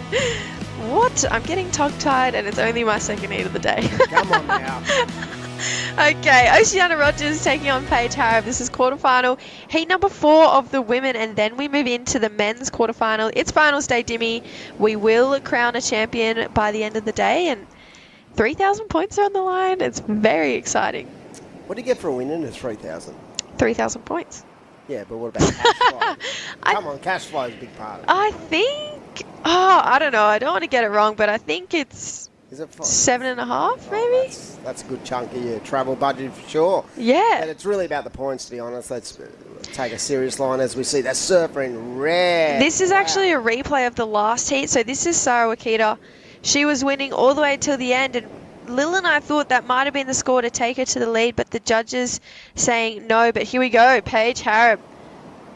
What'd you say? Been doing this since 2008, so just flying down the line. She's got heaps of speed on that board, so she's looking good on her DHDs. 100%. She looks so in tune with her equipment, in tune with her body, and really focused on what I reckon is going to be one of her better years on tour. I'm predicting that, you know, she has a massive opportunity to get herself back in the elite ranks, and it's like the master and the apprentice taking on each other. Oceana Rogers taking on Paige Harrop, and it's amazing to when you break that down. 2008 was her first year. 2008, and today's. How old are you now? I was 6 in 2008. You'd have been a frothing grom, Dan. I wasn't even surfing yet. No, mum and dad chasing around the lounge room. Honestly, I don't know what I was doing at doing 6. at 6? What was I doing at 6? Here we go, Paige Harrop up again. I love her backhand. I just think it's definitely her powerhouse, her backhand, and it's very good. It's the point of difference, isn't it, with her surfing? She gets so vertical on the backhand. But you're right about the DHDs. I feel like they're tailor-made for her surfing, and yes, she's got that sort of really solid connection with the rail, but also it's got that looseness to it as well, those boards, and it works well for her. She's definitely feeling the energy, feeling the ocean, and I'm pretty sure she'd, you know, be able to tap into so much experience. I mean, I'd love to know how many quarters she's had in events. Oh, I would love to know her stats, actually. 8 years on the championship tour. 8 years on the champion tour. She's been competing on the QS since 2008, so that's 16 years. Is that right? Yeah, 16 years. Wow. Her dad was surf crazy and got her into the surfing, and she's been around for a long time. But the great thing about it, I felt like she's evolved with the sport. She hasn't let some surfers, you'll find, that will let the sort of sport get beyond them. But I feel like as there's been changes in equipment, in the way that the athletes are surfing, I feel like Paige has sort of adapted to everything and brought that with her. And in fact, she looks just as good today as she did when she first came on tour. And you can see the experience also gives her that mental mindset of being a lot stronger mentally, being able to really identify that and just sort of enjoy it more than feel like she's under pressure. And already locked in a 6.25 and a 5.25. Nice way to start. What? That is apples. wild. That is where... This is where really cool learning curve, or this will be really cool to see how Oceania takes on this heat. But I'll get back to that because we're going to go down to Willow Hardy. Willow, congratulations. That was a little bit nerve-wracking, that quarterfinal. How are you feeling? Yeah, I'm literally shaking. Like, when I got to the beach, I didn't realise I'd gone the score. I'm just so stoked to get through. Like, Sarah was absolutely ripping, and it was such a slow heat, but yeah, can't believe it. It felt like during that heat, you know, you got a couple of scores at the start. We could see that your surfing was there, and then you got that one where you were really able to open up and get that 5.75. Do you feel like that was a bit of a turning point in the heat for you and you were able to get a bit more excited and, I don't know, push a little bit harder from there on out? Yeah, definitely. I kind of like was sitting on a different bank to Sarah at the start, and then she got a couple nice ones under pro, so I went back up there. I was like, I'm just going to wait for a good one. So I knew I had to, like I needed that 6. And I just heard the score came through, and as it came through, I managed to scratch onto that little inside right. I wasn't sure what I needed then, but yeah, can't believe I got the score. And tell me, you've had a change of equipment from yesterday. What was the decision behind that? Yeah, so today I went just with more of like the square tail compared to yesterday I was riding a pin. They're the exact same size, it's just the tail difference. I think because yesterday I was kind of riding the pin to like knife through the bumps, and it was a bit more sizey, and today I thought I just needed the different tail to like get through to the shore and stuff. And you've got a semi-final coming up. Will you watch this heat to figure out who you're competing against, or is it that doesn't really come into play for you, you just do your own thing? Honestly, like at the end of the day, it's just another colour in the water. Yeah, I don't really mind who gets through this one, but it'll be sick to watch though. Like both the girls are riffing, so I might have a little watch. Amazing. Well, we're excited to see you compete again. Good luck in your semi-finals, and hopefully we get to talk to you again today. Thank you so much. Wow, absolutely ripping, and that is her best result so far this year. And she, as we see Paige Harab up and riding. Oh! Wow. Solid release of the tail on that one, and comes into the event, Willow Hardy, at 11th. Oh! So she's right on the bubble. If you had, I was going to ask her that question, but I thought, you know what? Let's not put it in her mind, yeah. That is the last thing you want to be hearing yeah. before a semi-final. But yeah, this is a really important event for her, because if she can get a really big result, and maybe even a win here, that's going to elevate her right into the framework of qualifying for the Challenger Series. And she's very, very mature in her analysis of her surfing. Mm-hmm. And I'm sure she would have been, because I watched that last couple of minutes, and Sarah Wakita got that wave. And yeah, to be honest, it was either way if she was going to get the score or not. But yeah. So there was definitely some anxiety for Willow Hardy. Yeah. Because we know just how dynamic Sarah Wakita is. So, yes. Yeah, it's so good to see the Aussies doing well. She's into a semi-final. She's got the opportunity, and yeah, like she's surfing at the peak of her power. So good on her into the semi-finals. But right now, Paige Harab showing that experience, showing that know-how of being able to identify what waves to go, and that's really important, Jess, when it comes to surfing high tide heats, because high tide heats are very, very tricky, because you can see a bulk of waves come in, and it can then basically go flat for like 10 minutes. What I was going to touch on earlier too is that Paige has come out of the gates with a 6 and a 5.25. This is a really cool heat for Oceania to be able to figure out her attack now. You know, she's on the back foot. We're almost 10 minutes into the heat. It's not where you think you'll be, 10 minutes into the heat. You would expect to have 2 scores on the board right by now. So this is a really cool scenario for Oceania to figure out, be like, okay, where do I go from here? How do I start again? What is she doing that I'm not doing? And, like we said at the start, this is the master taking on the apprentice. So it's really cool to see where and how Oceania is going to take the rest of this heat. Yeah, definitely. And I think it might actually take away that anxiety because she can free herself up now. She knows she's on the back foot and she knows she's going to have to pull out something big. And going against someone like Paige who's so experienced and so many miles in the legs when it comes to competing, like Paige would also know, how good Oceana is and be aware of her talent because as a junior coming up, I feel like every time I was at a junior event with her, she'd get a 10. Oh, she's so She's good. next level. She's so good. I'm pretty sure she was on the tour the first year that I was interested in the tour. Oh, really? Yeah. She's a really cool person to compete against as well. Just watching her demeanor in heats, she's so cool, calm and collected. She looks like she knows how to surf a heat. A lot of the time we're like, oh, it's all part of the process. We're just figuring it out. No, Paige has done the process. She knows what it takes to win a heat, and it's really cool to watch her surf and compete because I think we, as the next generation, can all take things from her and be like, okay, that's how she does that. This is how she attacks this scenario. Yeah, she's a really cool, I guess, role model for all of us. I reckon even if she bows out in this round in the quarterfinals, which at the moment she looks very strong to get through this, she's going to take the lead. From Philippa? Is Philippa? From Spilsy. So, Philippa is going to be pushed out as we look at this wave. Paige Harrop just attacking. And you said it before, just the speed of the DHCs look really good under her feet. So, yeah, she's only got 3 results. And it's basically, she's had a second place in a 5,000 at NIAS, third in the Taiwan Open, and 17th at the Urban. So she comes in wanting a big result and put herself in a really strong position to get on through and take that number 1 mantle going into the final event of the challenge of the QS season. And you can just see why. She is looking so strong.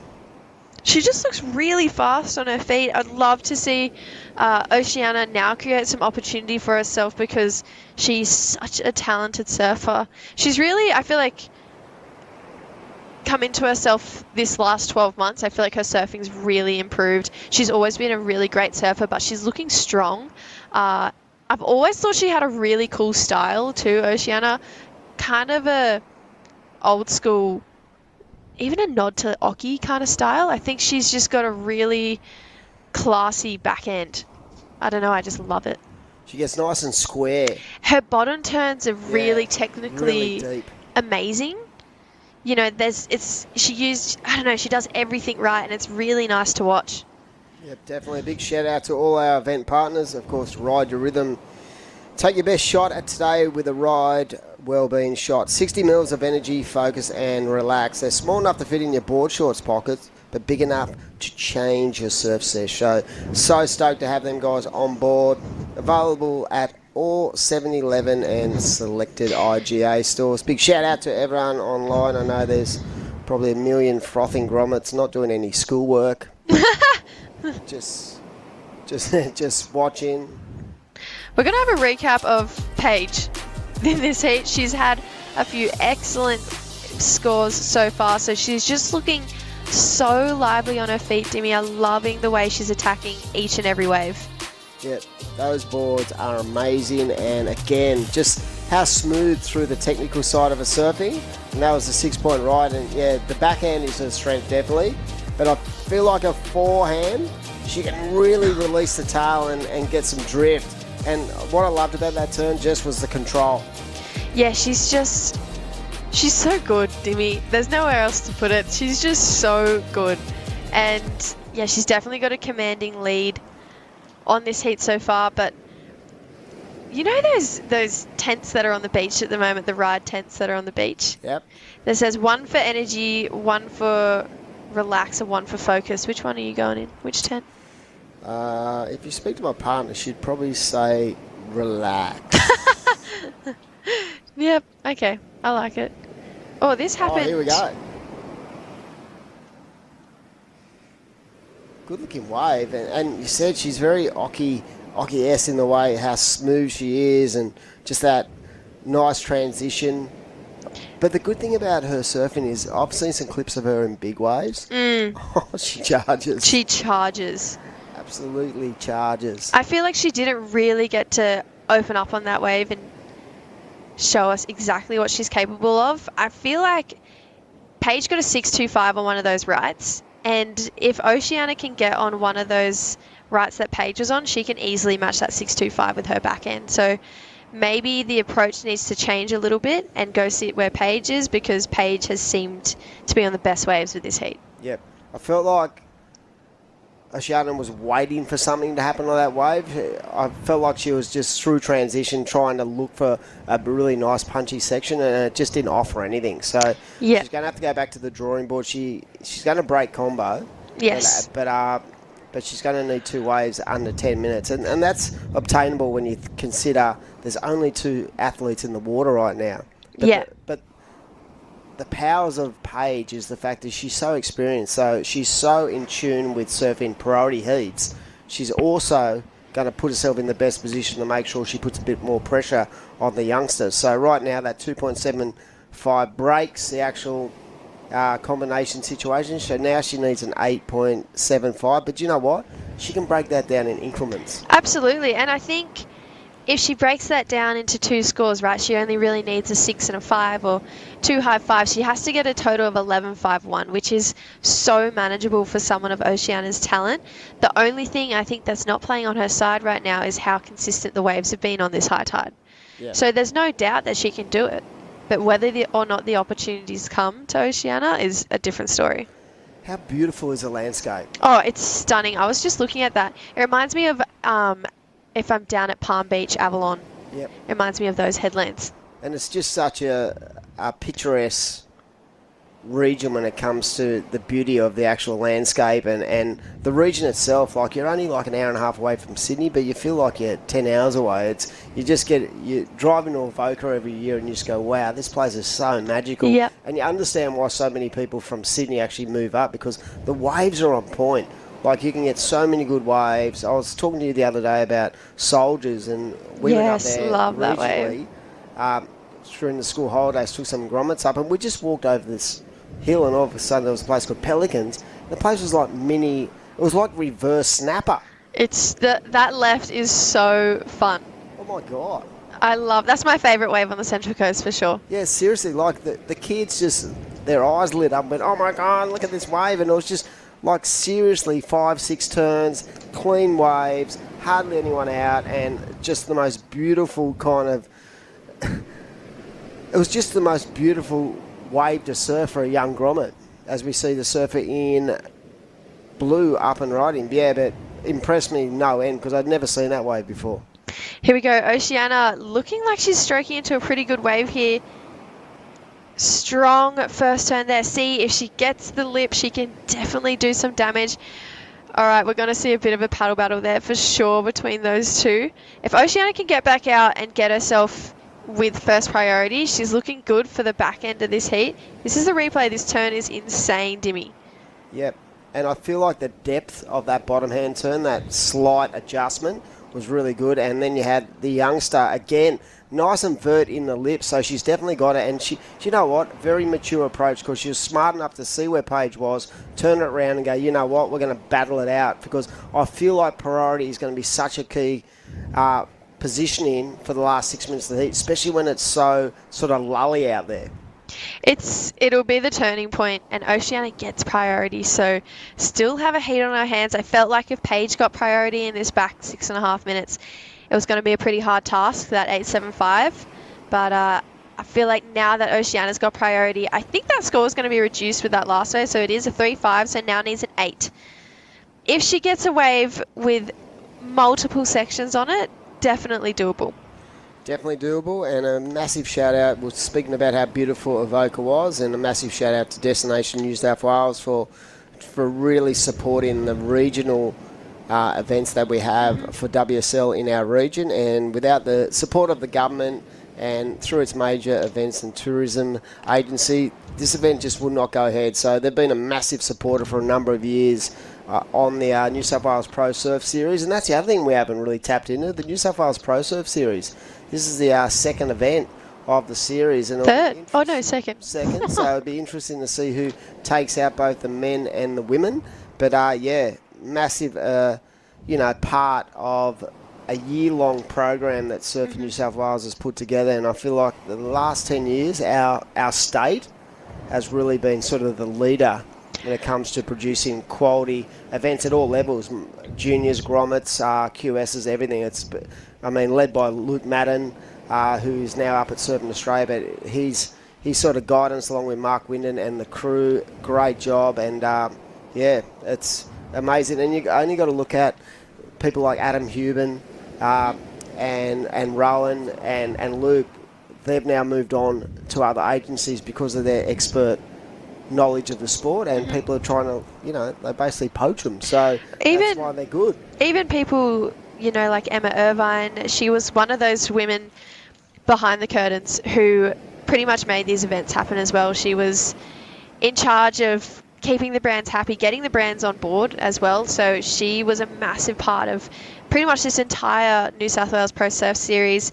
Same now with Corey Ross. He is basically in charge for the Surfing New South Wales side when it comes to these events, and he's doing an amazing job.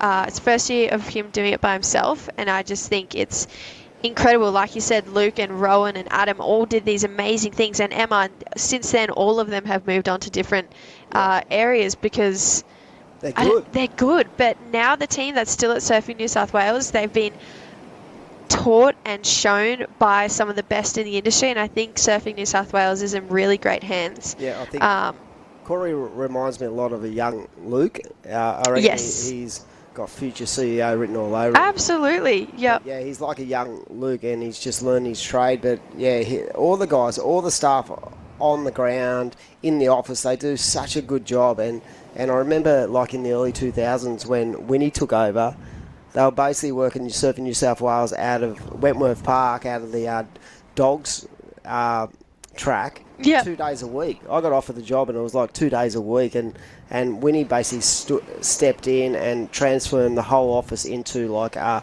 functional business, and then brought that forward over a long period of time.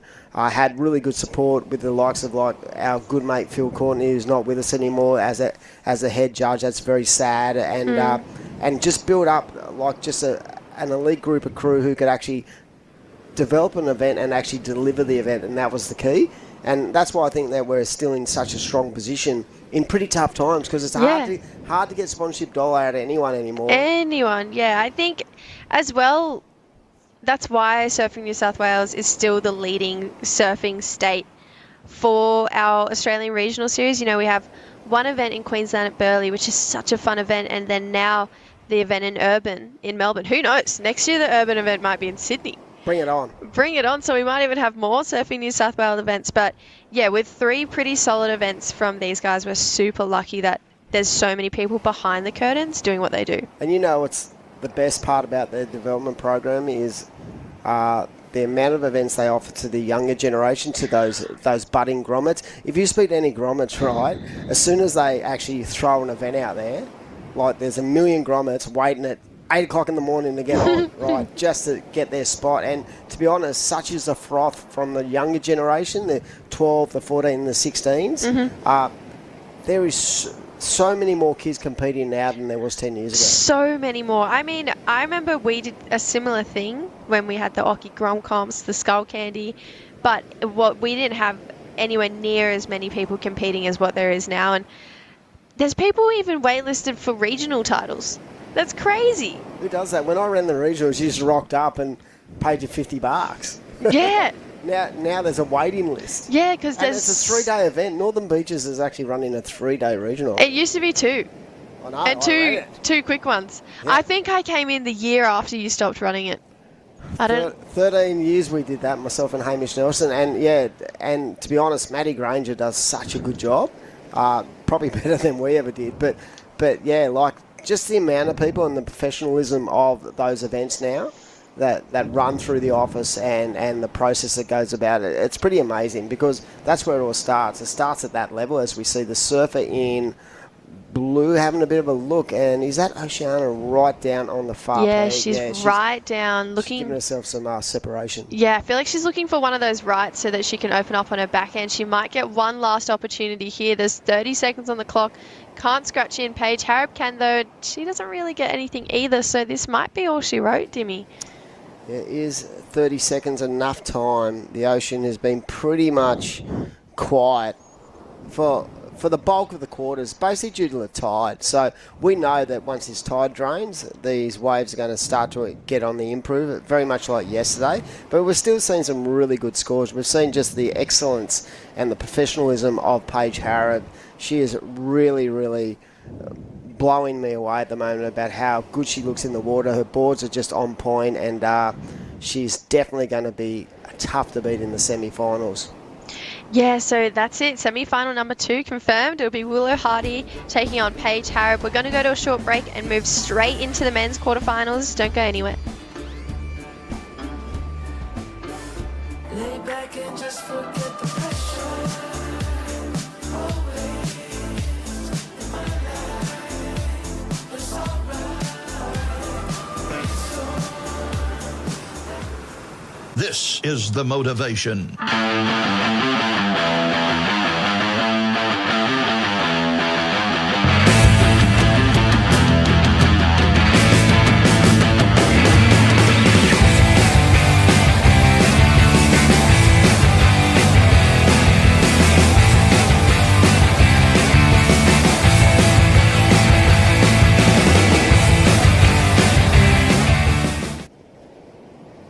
Welcome back. We're rolling into the men's quarterfinals of the Ryde Central Coast Pro QS 3000, and we're starting off with an absolute bang, Dimmy. Oscar Berry, Kean Martin. Yeah, two of the standouts of day number 4 of the event. Oscar Berry, plenty of people online would be watching this guy. He's so popular. And the surprise packet for me, Kean Martin, whose ability to just continually get those scores into the good range has been ultra impressive. So this is a pretty intriguing matchup because I don't know if these guys would have surfed against each other before, but both of them have such a strong rail game, but their air game. Kean Martin yesterday was landing airs just for fun. He made it look really easy. He manufactured an air at the very end of a wave with barely any speed. I don't even know how he did it, and it got so much pop out of it. I was like, okay. Kean's looking really good. So I think this heat, if the opportunity arose, we could definitely see both of these guys go to the air. But I feel like at the start of this heat, we might just see some pretty solid rail surfing from both of them. So talk us through Kean Martin, right? He doesn't actually pick up any points from this region, right? So Oscar Berry sits in a really strong position. I think he does. Does he? Is he? So I believe he's like Ander Santos in our region. So he surfs for Sweden, but he elects Asia as his region to collect the points from. Is that what you got to do at the start of the year? You just got to say this is I think you have to put an application in or You gotta something. live Yeah, you have to have proven that you've lived there for a long time. So Annie surfs for Brazil. Yep. She lives on Northern Beaches. She lives on the Sunshine Coast now. What? Yeah. I saw her so much in winter down surfing big waves too. Yeah, so her boyfriend still lives down in Sydney, so I feel like she probably bounces between the both, but her main residence is now up at the sunny coast. But yeah, so she surfs for Brazil but elects Australia as her region. Oh, bit of a paddle there to get into this one. Oscar getting the win. Right into it. So the boys like mixing it up straight away, just the intensity level. These LSDs look so good under Oscar's feet. I feel like since he's made the change to LSD, his surfings definitely look reinvigorated and just exciting.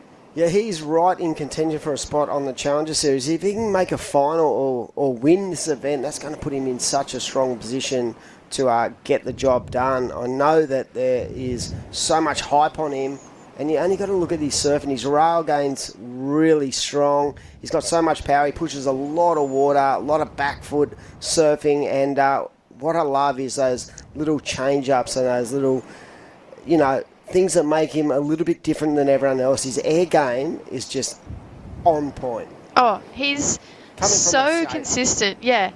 He's been in here training, using the facilities at Surfing Australia, and you can just see it's really paying off. And I feel like yesterday was probably the most switched on I've ever seen Oscar Berry in competition.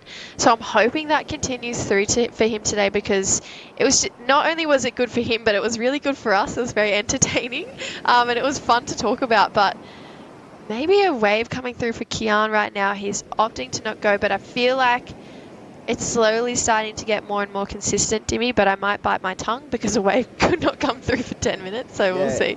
It was funny doing some post-it interviews with Oscar, because I've had a lot to do with his family. His dad's a good mate. He's such a legend, Tone, and I've known Oscar since he was pretty, just coming through the junior kind of ranks, and he's such a good human, and he's got a unique sense of humour. He does. That's the way I'd like to say it, but I also can see... I can just see the talent he has. He's just so untapped. And once he taps into that consistently, I think that he's going to not only make his mark in the QS level, but on the Challenger Series for sure. Yeah, I think if Oscar can surf like he did yesterday consistently, he'll start being one of those guys that will make finals, semis, quarters, finals, onwards in not only QSs but challenges. He surfed in the Snapper Challenger Series, I feel like maybe the first year. Yep. And he made a bunch of rounds. Yeah, he was very unlucky that year not to actually qualify. I think he finished like two spots out. Yeah, but he won the trials and surfed incredibly in that event. And yeah, I was thinking he was going to go on to maybe even the final, but he just got knocked in, I think, the round of 16. Yeah, Oscar just coming unstuck there. This year he's sitting in 9th on the actual ratings, right? So, but he's got a 400 sitting as his lowest score, so he's definitely going to wipe that out with the quarterfinal. He's going to definitely move himself up because Dill and Morgan Siblick basically don't improve. But if he can get a win here, he's already got a 3,000 locked in. He got a third place in it Nias. Yeah, I don't even think Caius or Joel improve.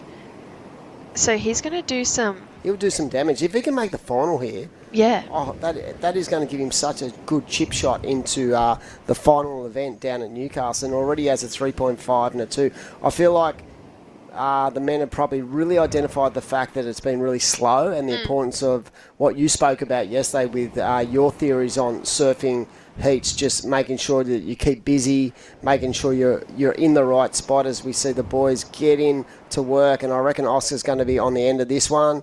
Kean Martin looking very strong. Oscar Berry down the end, getting nice and vert. So both surfers up on one wave. Because there was no hindrance of score, there would be no interference in that situation.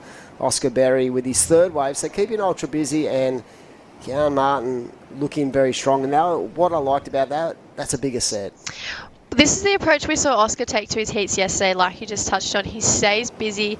George put it so well. He said you can surf yourself into rhythm out there. And I feel like Oscar kind of took that on board. Kean, that was a really strong first turn. So I feel like we're going to have a great heat on our hands. But Oscar, he looks so on point at the moment. And I feel like Oscar is definitely a momentum surfer when it comes to his heats. So I feel like the more time Oscar spends on his feet, the better. Yep, 100%. That was a very, very strong turn from the surfer in blue. Like I said, yesterday, I haven't seen a lot of him. I've seen him in the draws, but I haven't really commentated and really isolated him as a surfer, and I just feel like he's really, really strong. And a 5.25 for one turn. That was big section. Massive score, big yeah. And probably on the biggest wave I've seen come through so far. Yeah, absolutely. I think the judges just showing that, yeah, you can do a little bit less, but if you do it at a really high quality, we'll reward it. So big turn on a big set. Yeah, 5.25. So Kean. I love Kean's body language at the end of his waves too. You always know if he's happy or sad, or if he's, I don't know, if he gives himself the tick of approval for that wave. You always know with Kean, and I just love how passionate he is about his own surfing. Yesterday, I'm pretty sure he did a double claim. He did. He claimed and went, you know what? I'll go again. He definitely did. And if the judges didn't see the first one, they're going to see it now. Yeah, that was for the air that he manufactured out of nothing. A double claim. Good old double claim. You ever double claimed before, Dimmy? I've never claimed. In Thailand? Maybe on the golf course. Yeah. Yeah. Had fun over there, actually. in Thailand. It was really good. Good food in Thailand, but the golf courses are amazing. But yeah, it's not my kind of thing. And we always just punish the grommets at board riders for claiming. So better not do it. Yeah, don't claim, boys. But Will you stay up here for the ABB? no, I'm flying home tonight. I've got to work tomorrow. But I'll be watching it on telly. We're going to really, really probably... I consider it's the strongest side we can put together, really, when it comes to our club. Tell me, who's in the team? Dayan Neeb, who I got to coach on the World Championship Tour, which was pretty cool. He's my best mate, and he's back, injury-free, basically, at the moment. And George Pitter, Axel Carota, who I consider a really solid talent, and he's in the top 15 in the QS at the moment. And then you got Sol Gronlin, who's actually starting to put together some really good results on the QS, and he's still only a very young kid. And Izzy Higgs. Nice. So it's a great side. But I was talking to Samba Man before about some of the other teams. Your side, please. Yeah. We don't even have to go there. But if I was to look on paper and go, who are we most scared of? You guys and Snapper. Yeah. And North Shelley. Yes. And talking about surfers on fire, Paige Harab down there, quarterfinal, done and won. Again, so impressed with the board. Your boards look so good. Like, they look so quick and fiery and so responsive to what you're putting together. And you must be stoked with that because it was so slow out there. Yeah, I was I'm in an Arian right before I went out, where to sit actually, so I was kind of stoked that couple of waves came through in that spot and put the pressure on her right from the start. Paige, you said yesterday that you're feeling the strongest and kind of fittest you've ever felt, which is a little bit scary as a competitor to hear you say that. Are you feeling that kind of fire today to take it all the way to the final? Yeah, definitely. That was my first surf out there today, and felt pretty good, and I think it's going to get better with the tide, so yeah, feeling good. And obviously when you get to finals day, that's your number one goal, to go all the way to the end. So yeah, hopefully I can get through the next one. And tell us more about your goals. I want to know a little bit more. Is it obviously to qualify for the Challenger Series, but winning the entire series, is that in your sights as well? Yeah, definitely. My good friend and travel buddy Philippa Anderson's on top at the moment. But yeah, it would be nice to go above her and finish the QS strong, and yeah, just a good build up for the Challenger Series. Well, I'm pretty sure with this result alone, and if you make the final and you win, you've definitely got that number one spot at the moment. But Newcastle's coming up, so it's Philippa's hometown. She'll have a lot of support, so two good mates going battle to battle. But yeah, I just want to congratulate you on your performances so far. As I said, I've watched your career from you as a little junior, and again, I'm excited to see how strong you look and how, you know, how much you can. What impresses me about you, Paige, is you've been able to evolve with the sport through all the different kind of scenarios in all the years, and that's what's impressive. You keep reinventing the wheel. So we congratulate you on your quarterfinal. Wish you all the best in the semis, and go get them. Cool. Thank you so much, guys. She is an absolute legend. But as I said, what's impressed me about her career is the fact she's able to roll with the punches and actually develop her skill set based on what's going on at the time. And that's a really unique kind of skill set to have. Like, as a surfer, you can be one-dimensional, but to bring it out and sort of break it down and continue to grow, because the younger generation now, your generation, you guys are absolutely ripping it. Scary. She's the cool thing is she's stayed relevant for 16 years. Like, her name circles around the industry so consistently and has done so for 16 years. That's an achievement in itself. Like, take out the CT and everything, to be relevant at something and to be great at something for 16 years is incredible. Oscar Berry getting funky with it. I liked that turn. I think you can tell he's definitely trying to keep the ball rolling out there.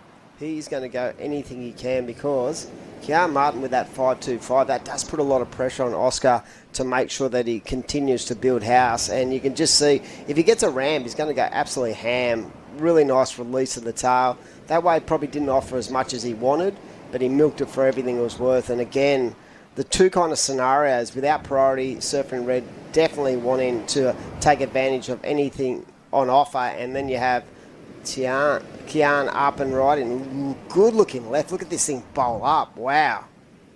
Yeah, this is one of the better looking waves we've seen. Dimmy Anna's going to get an end section, so Kean, two really good opening waves. This is going to be the two he needs to take him into first.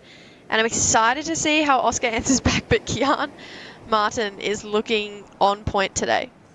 Looking on point. He's got the rare hairdo. His boards look strong, and as you said, like, that's definitely going to improve. Oscar Berry up and riding. Is that a better looking wave from out the back? We'll see what happens on this inside. It's going to double up, and Oscar into the lip. Probably incomplete, I'd say, on that final turn, but I'd love to see what he did out the back, because I felt like this wave from Blue, look how style and smooth he is, and that second turn, just that little bit of variation and so much pop out of this board too. So, as I said, I haven't seen a lot of this guy over the years, but wow, he's impressive. And then Oscar on the answer back. I love his rail game at the moment. It's just looking so strong. Really smooth too. Like, you can obviously see there's a bit of bump on the face there, but he didn't look like he fumbled or bubbled at all. And I love that he was just trying to get extra points on the board there at the end, but I think he's going to need to maybe change his approach, move over to those lefts and try and find one like Kean's last wave that allows him to open up strongly multiple times. Yeah, he's still got 9.5 minutes to go, so he's still got plenty of time on the clock, and such is his amazing ability. Like, he can get nines just whenever he likes. It's just about the opportunity that comes his way, and he's definitely up against it right now, but he still only needs a 6.4, and that's so doable.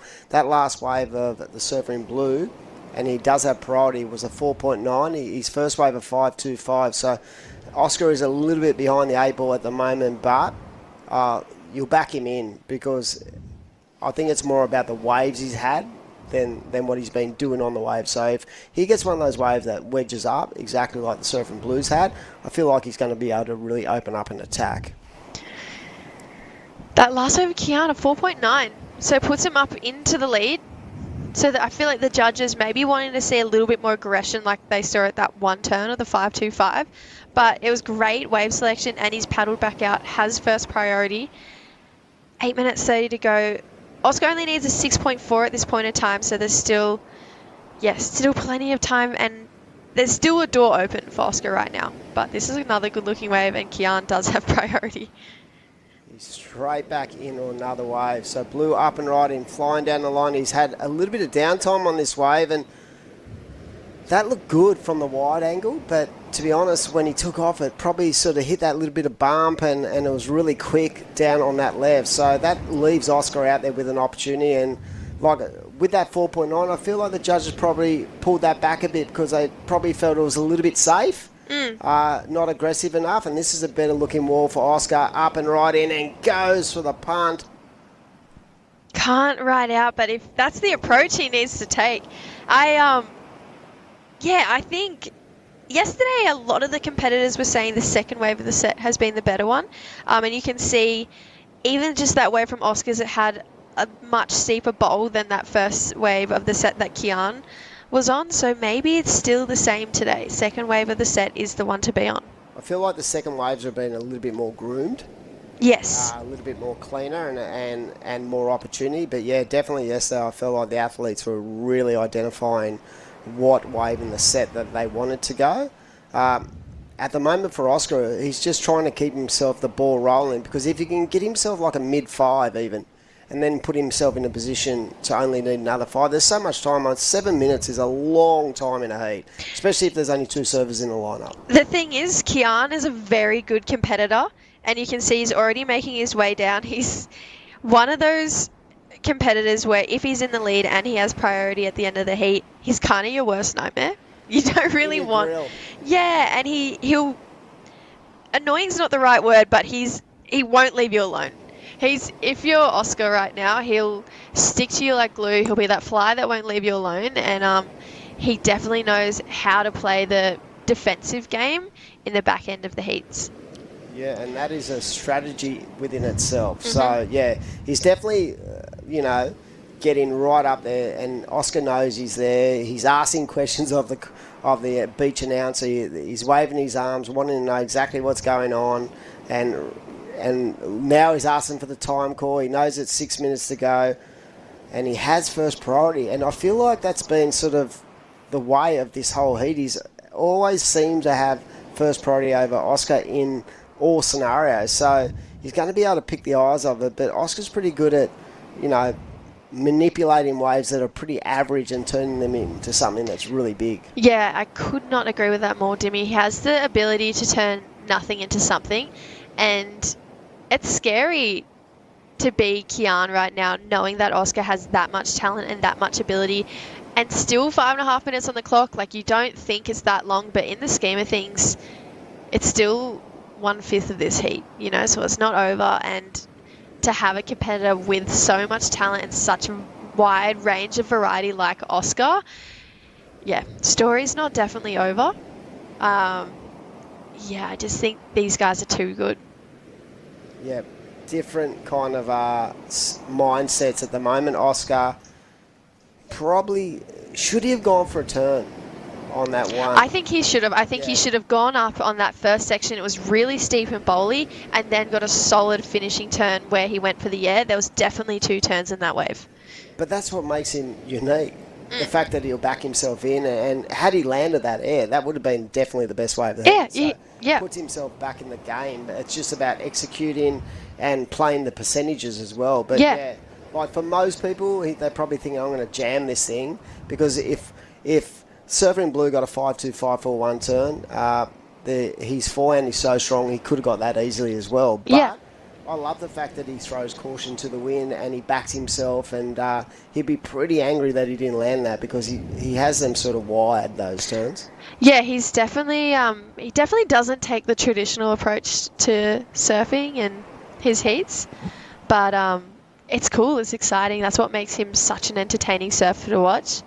Looking like maybe a few waves starting to filter on in now. I feel like Oscar was going to try and sell Kean on that wave. I would love to see, another exchange go down from both of these guys. Yeah, 100%. I want to see something big at the end of this heat. There's still 4 minutes to go. Oscar is making his way further down the peak. And is he going to have a crack at this without priority? Might. No, you can see that just fatten up on the bank there from the wide angle, and he knew there wasn't the opportunity to get the score required. But he's definitely going to put a little bit of pressure on his opponent by just moving around the lineup. You can be a little bit frantic in the water, and that plays mind games with the surfer with priority. So for Kean Martin, it's about more how he takes on his next opportunity, and for Oscar, it's just about throwing everything he can in wherever he comes his way, because he only needs a 6.30.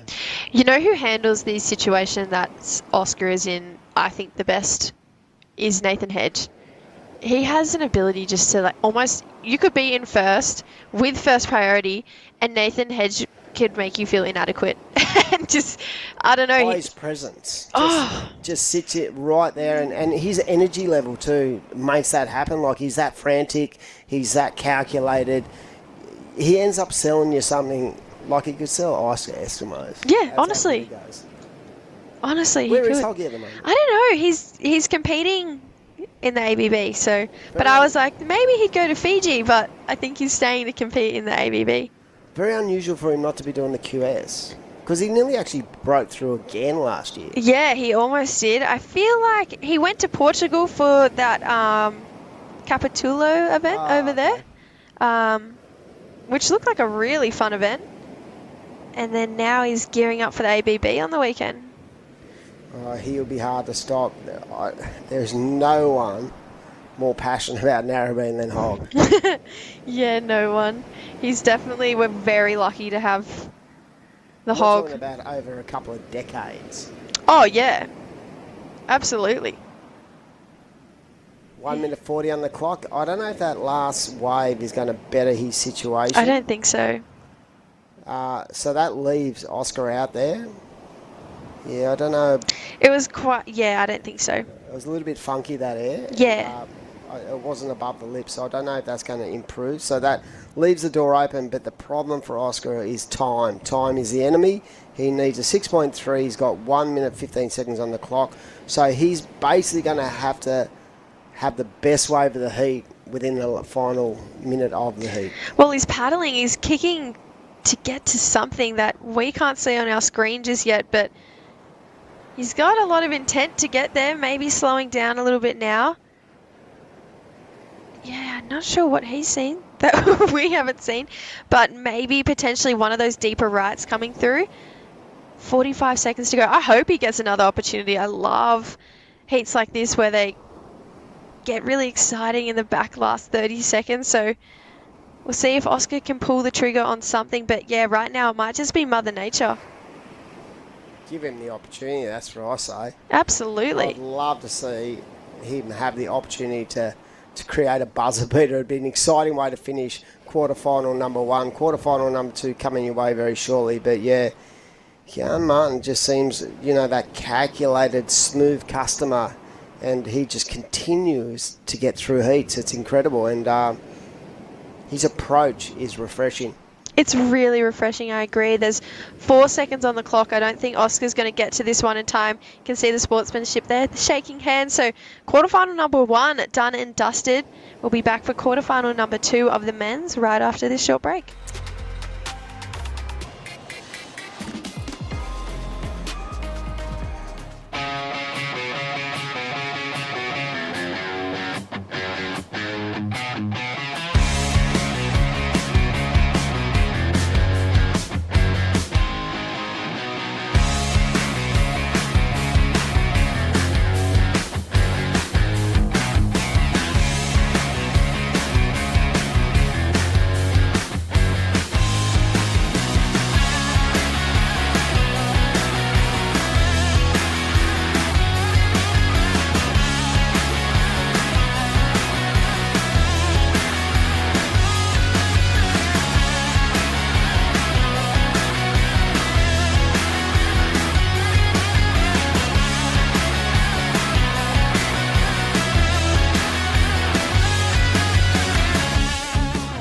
Lay back and just forget the pressure.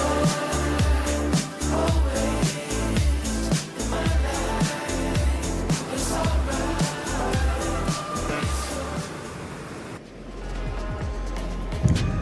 Welcome back, folks. We are on finals day down here at beautiful Copacabana Beach on the Central Coast for the Ryde Your Rhythm Central Coast Pro WSL QS 3000 event. It is the Japanese surfer Daki Tanaka taking on Jordi Lawler, who's been absolutely on point through the Australian leg, and it's going to be an intriguing matchup to see who goes into the semi-finals.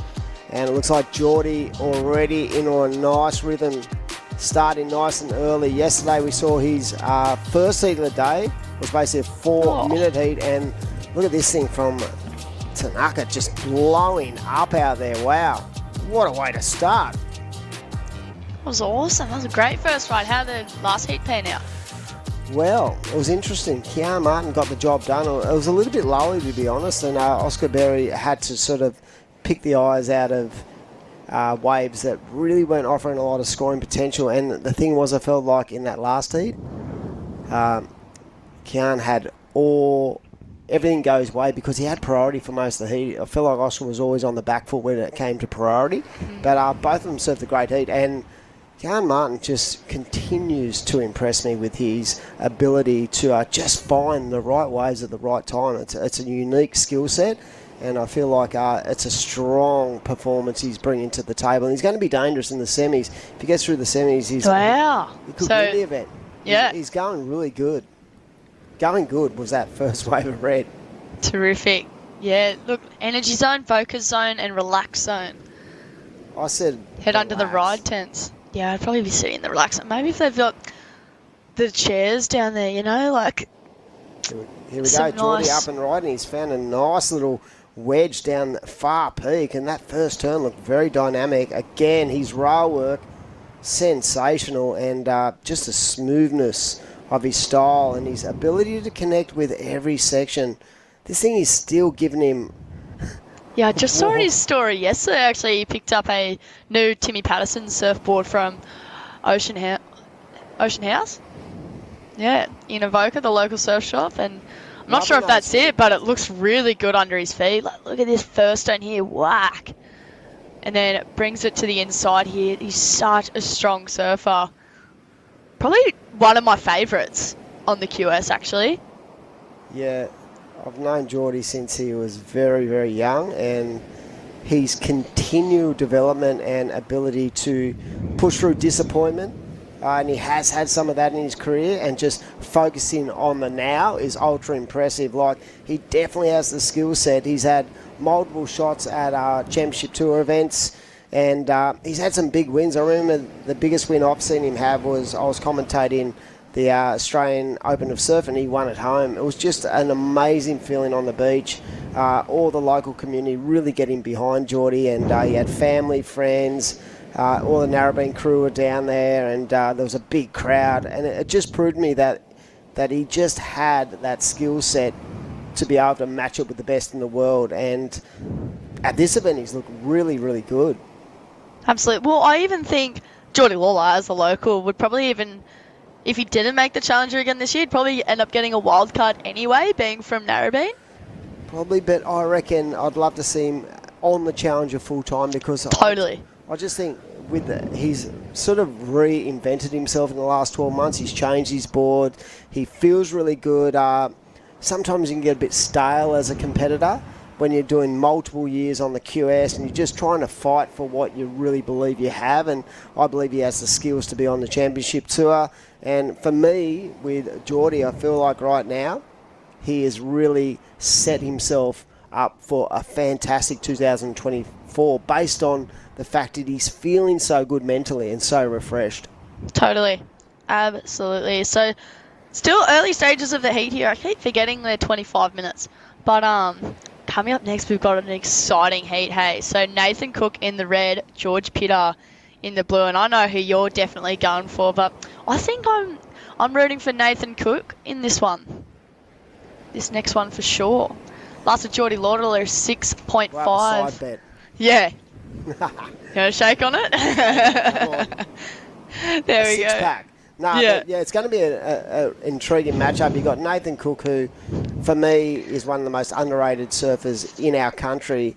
I mean, because he's not a big name, but his power personified. He's such a powerful surfer, and what I love about his power is he's so smooth and powerful, and that's such a unique match. You know, he's very stable through transition, but his ability to find good waves, to look really solid, and then you've got the energetic George Pitter, that just really fast, smooth surfing. He's surfing probably, I reckon, is some of the quickest in the world.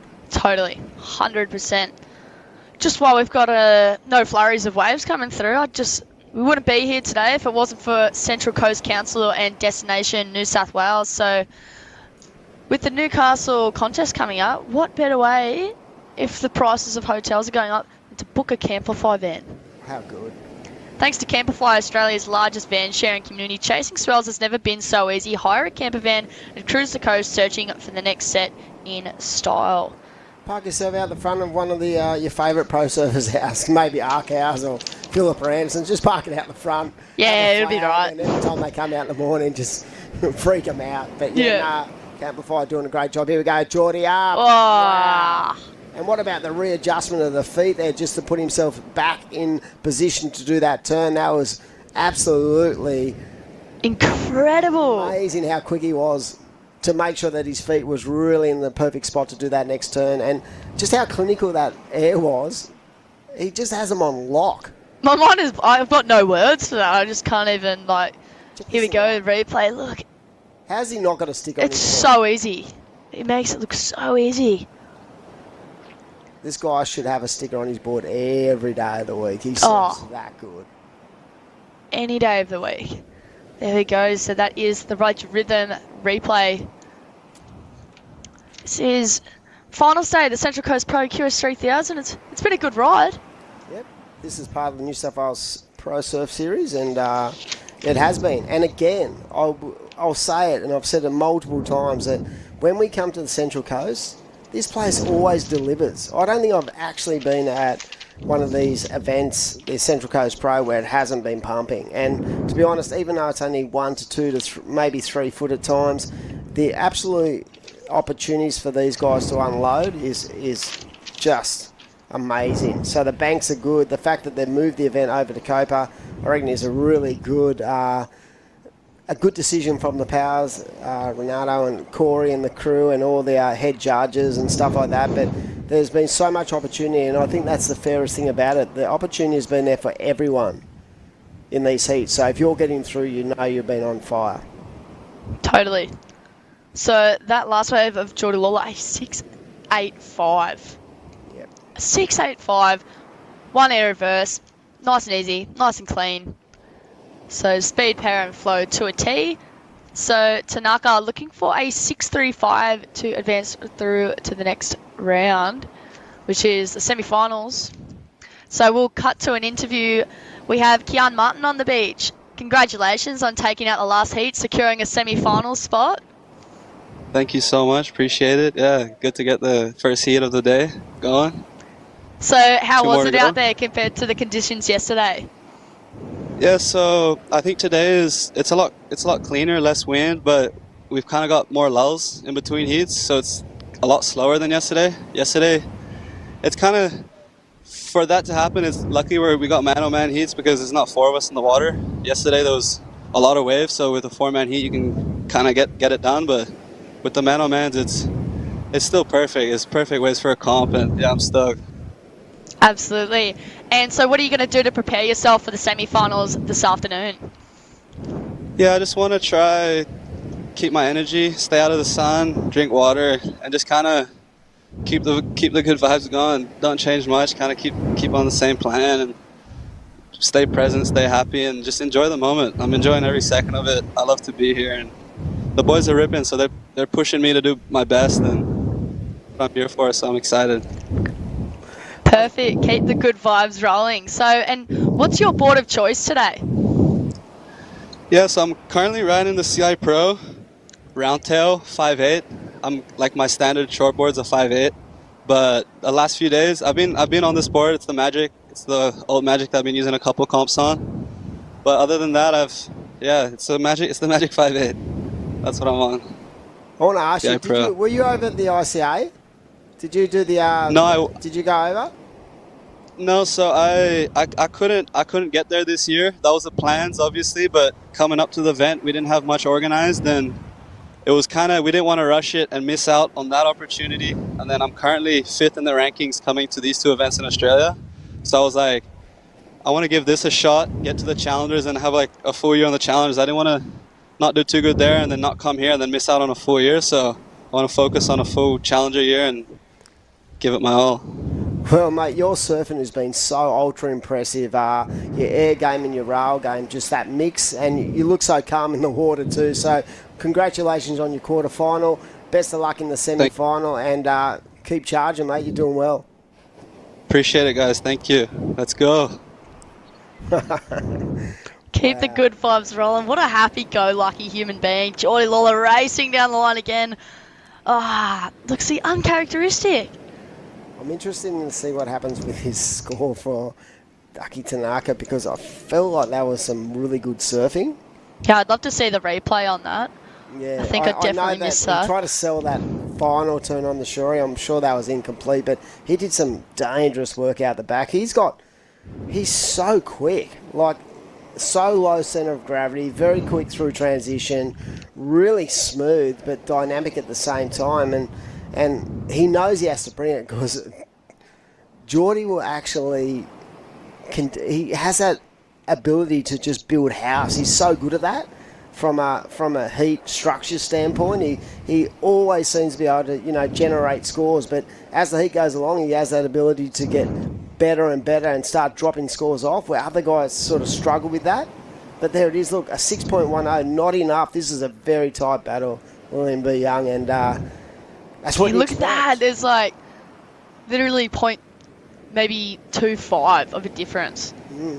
13.35 to 13.10. So he needs a 6.35 to go to first position. So Tanaka currently with first priority, and I'm just going to give a quick shout out to Urban Surf.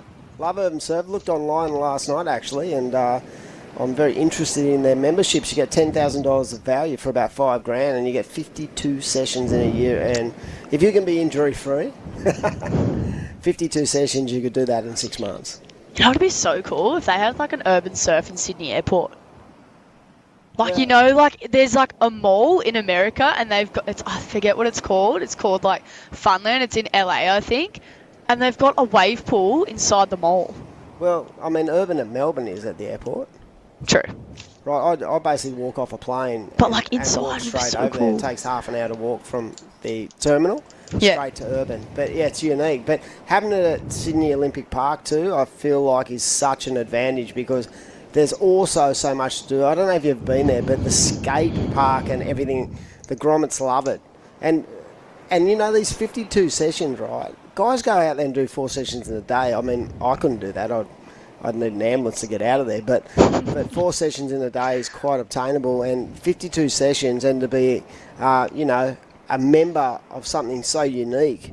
And the great thing about it, no, it's even though it's not in your natural habitat, the fact that you know you're getting waves every time you go out there, it's amazing. I saw Nicky Van Dyke and Zave Huxtable training in that pool for days. Yeah. And Zave said it's such a good tool as a elite athlete to be able to know that you can go there and really work on your technical side of your surfing. 100%. Well, the Victorians are the biggest threat at the wave pool because they've surfed it so often, you know, like they're always there. And, you know, I just actually thought why he probably isn't in the Sydney airport is because there would be that many surfers missing their flights if there was one in the airport. Yep. And you'd definitely get FOMO if you're late for your flight and you're running past and you just see everyone getting good waves in the wave pool in the airport. It's pretty cool when you come into Melbourne, buddy, and you look to one side and all of a sudden you just see this wave. And I've been on flights and I've sort of mentioned it to people and they're looking out the window and just going, oh my God. But yeah, it's great to have Urban now in New South Wales. I wonder in the future, will they build one up on the Goldie? I just think it'd be tailor-made for the Goldie. Ballina. So it's a little bit halfway. You want to meet them halfway, do you? Wow. Here we go. Looks like surfer in red. Tanaka up on the backhand this time. Square into the lip. Hard off the bottom, You know, just generating power and speed. Conor O'Leary surfs exactly like that's the one surfer, how he squares up for those turns. It's just so critical and powerful. His surfing is exactly like Conor O'Leary on the backhand. Again, incomplete on the final turn, but yeah, he's so strong. And he's very, very patient as well. And that's I feel the depth of that bottom hand turn creates that opportunity because it gives you space and time as well. So very smooth, very stylish, but also aggressive. And he looks really good right now, and Jordi knows he's in a real battle. Will that be the 6.35? That last bit was incomplete. As we see the surfer in blue, here he goes. He's got a nice little wedge, and he's going to go to work. He goes to the air. Wow. Can he ride out? No, he cannot. I would have been super impressed if he rode out of that. He was 90% complete there for sure. Just that wedge, and you can just see him pretty disappointed, but he's still waiting on the score for the last of red to lock in. We're down to the final 8 minutes, and look at this first turn. But this turn here, just so much power off the bottom and elevated him right into the perfect place of the lip there as he gets to work.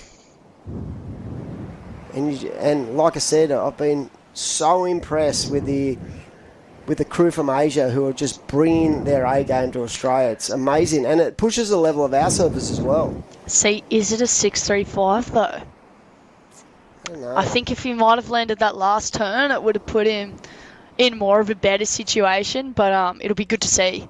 It's hard when you don't finish your waves. Yeah. Because it's the visual for the judges is always the first point of difference at the start and then what you see at the end. So I felt like the way before was incomplete on the shorty. If he made that, he was definitely going to get the score. This one was very similar. But yeah, it'll be interesting to see what the judges see. They've upped it by 6.05, right? So he still needs that 6.35. So they're throwing the bait at him, going, mate, you got to complete.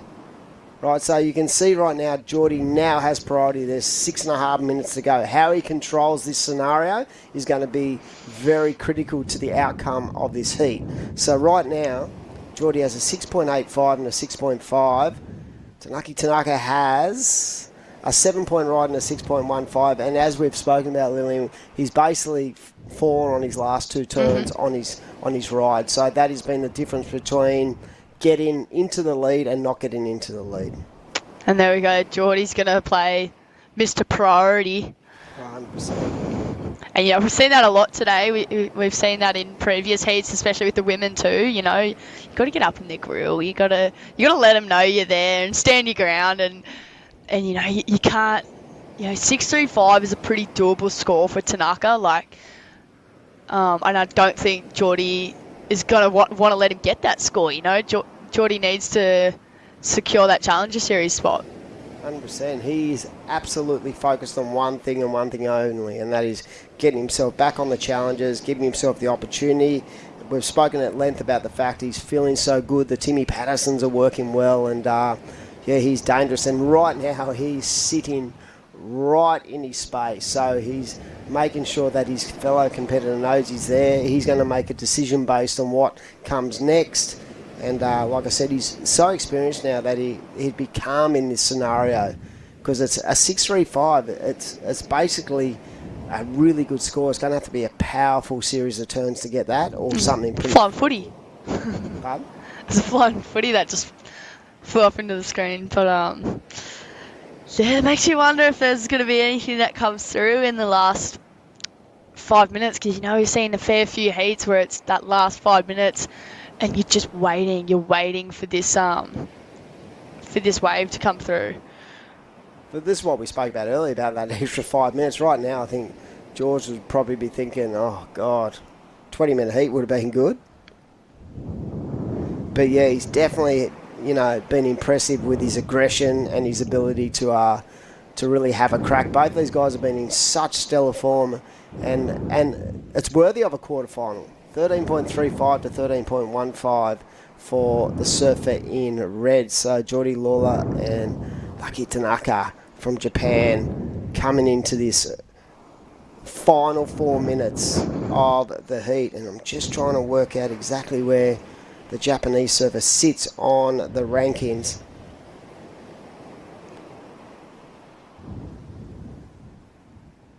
So he's 11th at the moment. So he's right up there. So a big result here is definitely going to help him. He's definitely going to improve on his...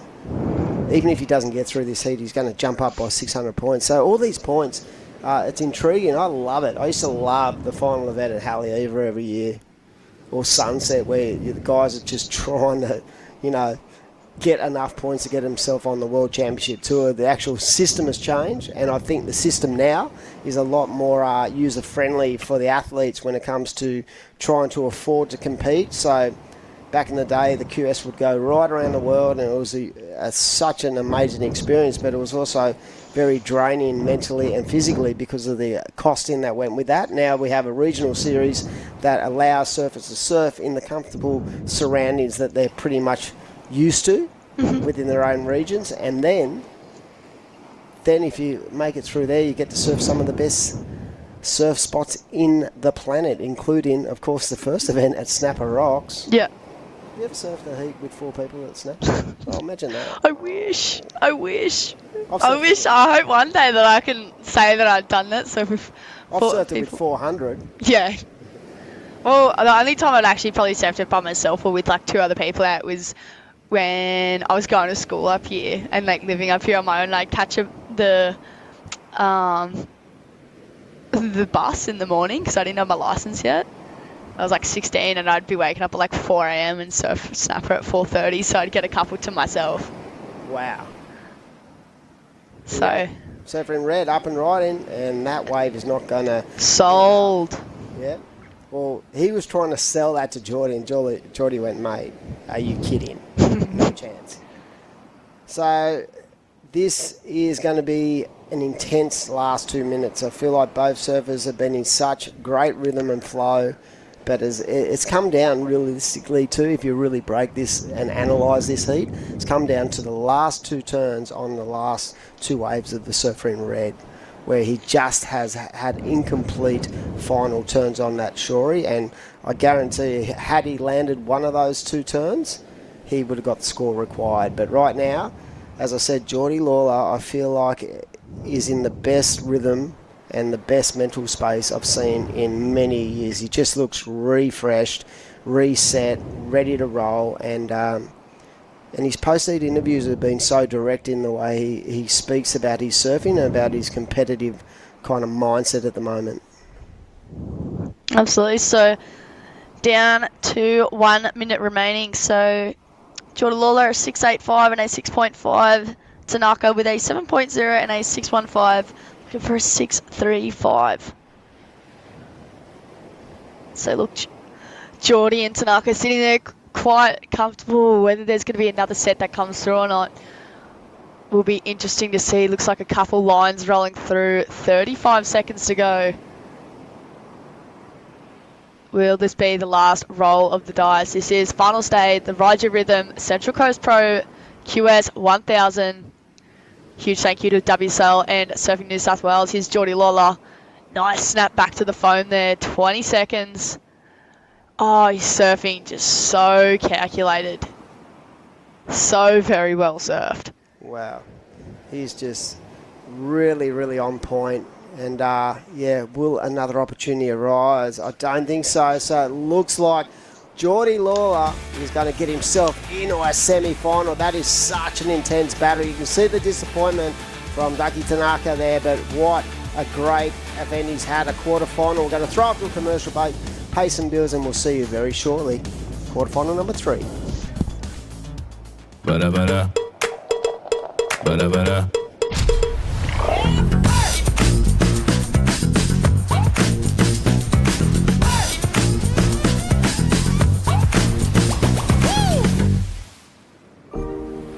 Welcome to Sydney. A place to feel alive. To feel free. Come feel it all and feel new. This is the motivation.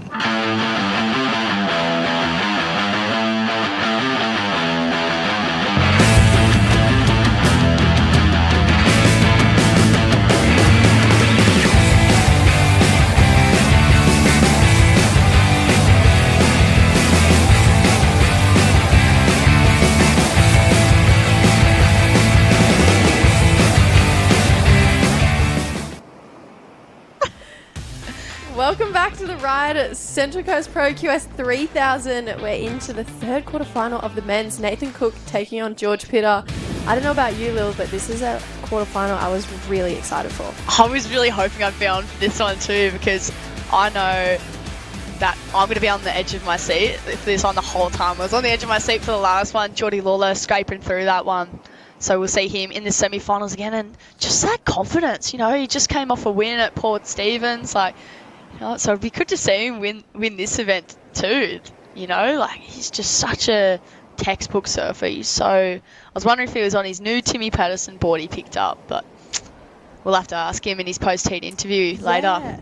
He's just looking so reinvigorated. I feel like this is a Jordi Lawler. I mean, he's so consistent as a competitor as it is, but I feel like since he's made the change, he's had a few sponsor changes, he just looks excited and he's surfing again, and he looks like he's really confident in himself, and it's be a little bit scary as one of his competitors, seeing Jordi look that kind of zoned in, but also having that much fun in his heats too. So yeah, semi-finals would be pretty cool to see him go back to back. Absolutely. Here we go. Nathan Cook having a look at this one. Always go on the left, Cookie. Here we go. Nice first turn there. Super strong surfer, and I know his workmates and his girlfriend's probably watching at home right now. So, yeah, the Nathan Cook support crew. Yeah, big hello. And big hello to the George Pitter support crew. I'm sure a lot of North Stain board riders are probably watching. Dimmy's probably watching on his break too. Yeah, Dimmy's actually not having a break from this. He's watching.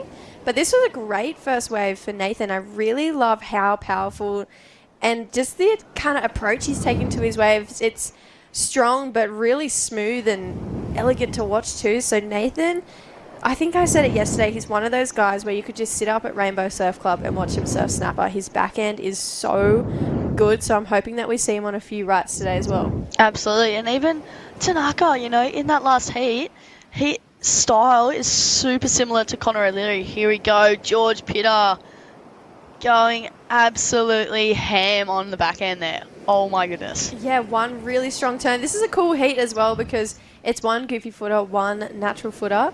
So I feel like each wave we're going to get a different approach. I love... Look at the fin drift. Yeah, I love his You're technique. kidding. I love his style. You can tell that he's been surfing a lot of lefts down at home, but he's actually recently moved up here to the far north coast. Timmy was saying that. I never knew that. Yeah, so he's been putting a lot of time in training up here at the Surfing Australia High Performance Centre, surfing D-bar. That's probably where he's getting his lefts practice in because let's be real, Will, there's not too many lefts around here. Sometimes you can go left at snapper. Yeah, sometimes you definitely can. Honestly, I've actually had some fun lefts at snapper. Like Raglan says, oh yeah, I think the best surfer out there goes right. Yeah, but George, he definitely is probably looking the best I've ever seen him in his surfing, in his fitness, and you can just tell that all the hard work he's putting in is really starting to pay off. So looking like a bit of a slow start here. Nathan Cook starting off at the 3.5.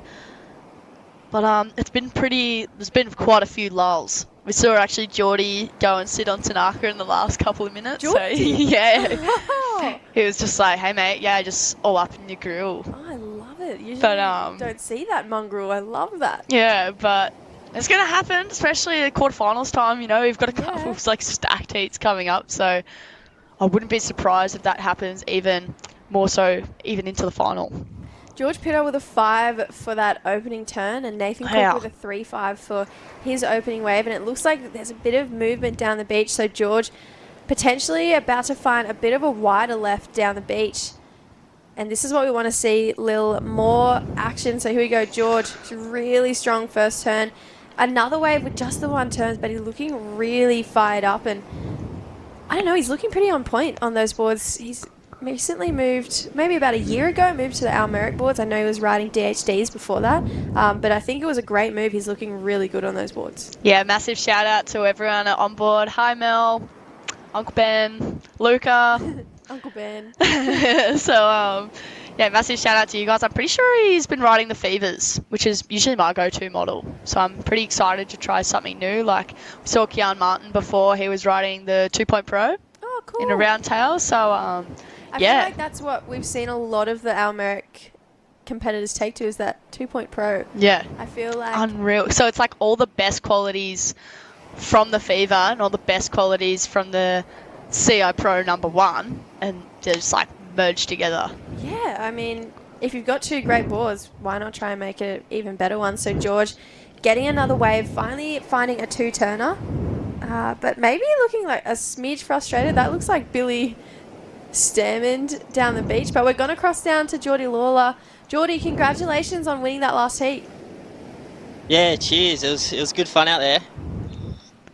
So I was just wondering, I actually saw you got a new board yesterday. Was that your equipment of choice out there today, or what are you riding?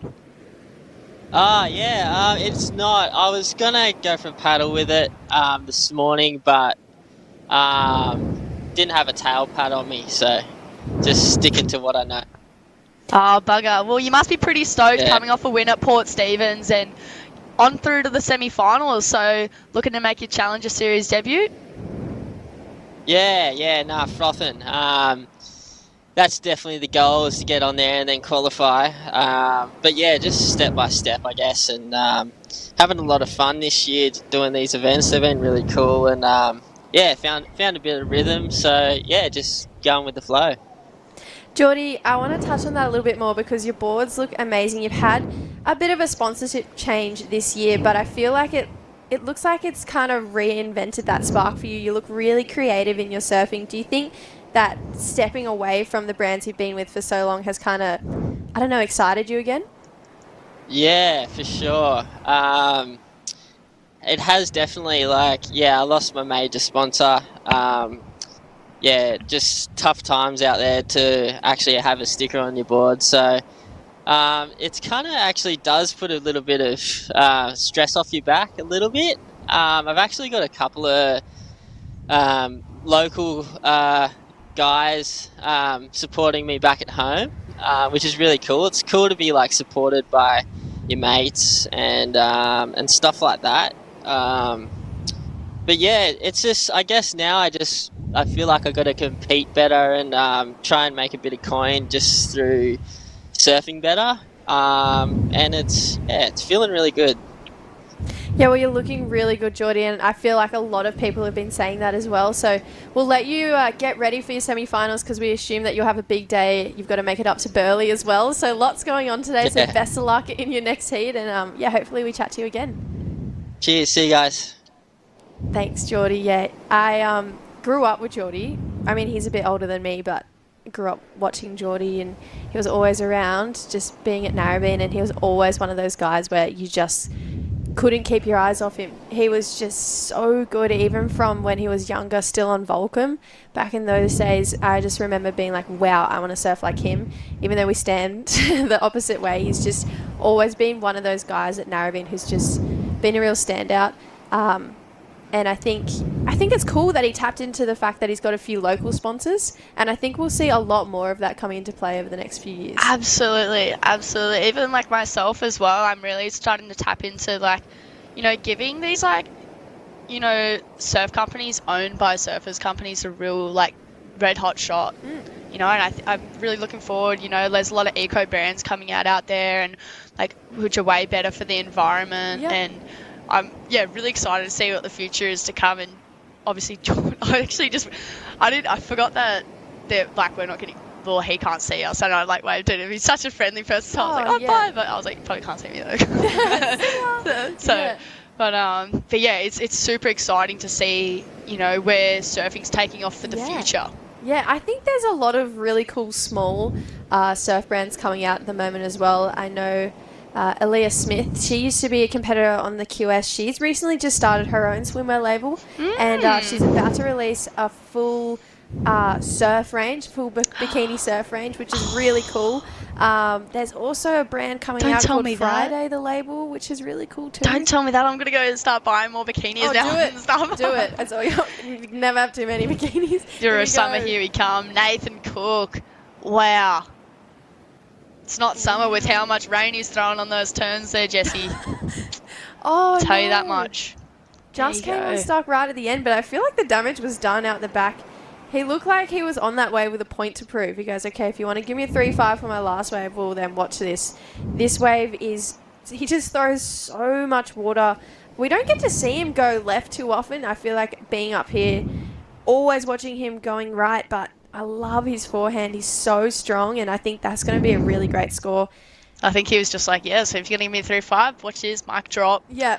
Enough said. Absolutely. I love the fire in his belly and how, I don't know, he's just looking revved up. So I think this is going to be a good battle between George and Nathan. There it is, a 5.35, puts him into the lead. Now George needing a 3.86. So, yes, I love heats like this where it just goes back and forth. Absolutely. Well, we saw a tight heat with Darcy Crump yesterday as well. Oh, I don't think I saw that one. I think it was the last heat of the day, or maybe second last heat of the day. And, they were all waiting on the shoreline, waiting for the score, and it was just kind of I think for about 5 minutes, we were don't know who's got the score there. Jordi was already walking up the beach, and then Darcy was sitting there waiting for the score. It was pretty full on, especially because they're both from the northern beaches as well, so they're definitely good mates. And so some incredible surfers that have bowed out in early rounds too. Definitely need to bring the fire for Newcastle because that is the last roll of the dice. Yeah, absolutely. Here we go. George Pitter up and riding on this one, looking for a 3.86. I'm calling a 3.86 on that wave. 100%. Beautiful surfing from George. He just is looking so strong and on point at the moment too. And we've only seen him going left this heat. You should wait till you see him go right. He's just looking so strong at the moment. So That's going to be the score George needs, and we're going to have another situation change. I could be completely wrong, but I think that we're going to have another situation change. Absolutely. And while there's no flurry of waves and we're waiting for scores to come through, we wouldn't be here today without Destination New South Wales and Central Coast Council. So massive thank you to you guys for supporting us today. All the legends out there helping us, Corey Ross, Renato, all the judges on the beach, us on the webcast, Chris upstairs, and yeah, big thanks to the whole Surfing New South Wales team for making this happen. Even Ty Sarati as well, WSL, another massive sponsor of the event. Urban Surf, I think I definitely need to go to Urban Surf. I was saying it'd be cool to have it inside the airport, so, you know, like you just like have a little, you know, if you got like an 8-hour layover and you're just sitting there doing nothing. Just you're looking at the signs in the airport and being like, okay, left to Urban, right to baggage, got it. Yeah. But then you'd have so many people missing their flights and stuff too. They'd just be like, oh wait, I missed my like half an hour session. So but yeah, it would be pretty interesting. Maybe in the future. Maybe in the future. I was saying, imagine if next year the Urban event is in Sydney instead of... Yeah, that'd be interesting. That'd be cool. That would be interesting. Sydney Urban Surf. Well, we might even see a rise in all of the Sydney surfers as well, because I was just saying that is the biggest like death threat. All the Victorians that are like surfing the wave pool all the time, like. Yep. The Victorians are so consistent in the wave pool events too. So now it's a little bit of a, I don't know, it's a bit of a bonus for the Sydney, New South Wales region, because now there's an Urban Surf a lot closer and a lot more accessible. And even if they do have it in the Melbourne wave pool next year, you could definitely go to the Sydney wave pool and practice, and it's not going to cost you as much to go to Sydney as it is to go to Melbourne. Instead of flying from Sydney to Melbourne, just get a Camplify van. Yeah. And just travel down there and stay in the van. Absolutely. I'm sure they won't mind. Just park in the car park and cook up your bacon and eggs on your hot pot. Yeah, travel up and down the East Coast. Just enjoy everything the East Coast has to offer. Go check out Destination New South Wales for all the kind of good little hints and tricks to all the little secret spots up and down the East Coast of New South Wales. And yeah, Lil and I can vouch for how beautiful our coastline is. I love coming home to the New South Wales coastline. Me too. There's nothing quite like it. I didn't even bring my board up yesterday because I was like, I'm going to be so busy, and then I'm just excited to go home. And well, I won't be surfing until probably like tomorrow because I got to work tonight. But hey, someone's got to be the pub hero serving the beers. Absolutely, someone's got to pour someone's beers on Friday. Yeah, nights. It's just the way it goes. But you know, I was actually going to say probably like my favorite place to eat at Urban Surf is Three Blue Ducks. Oh yeah. How good are their sausage? Well, you wouldn't eat sausage rolls. I don't eat the but sausage rolls. I think they actually do a lentil roll there. Oh okay. I might be I'll wrong. have to try it. Yeah, but they're so good. And especially because it's like cold down there too, so like you're sitting in the hot tub eating sausage roll, you're drinking your hot chocolate, or maybe you for coffee. I'm not a coffee person. I'm a hot chocolate kind of girl. Oh my god, I'm such a coffee person. Oh, we've had a situation lead change again. So George Peter, a 6.4 on that last wave, has a 5.5 as his backup. Now Nathan Cook back down to second. Does have priority though, so looking for a 6.06. Lil, this has just been an absolute seesaw battle between these two guys. Absolutely. Look at the like social distance. They're just like, don't want to talk to you. I'm going to beat you. Do not want to talk to you. Looking like there might be a little wave coming through now. We'll see if either of our competitors pull the trigger on this one. George paddling to get into position, looking to drop a 5 on this wave. Let's run through it. So he keeps so busy during his heats. I love it. And then just that wave, just not providing much, which is vital because Nathan Cook utilising priority on this one. And racing down the line here. Quick float there. This looks like a great section here.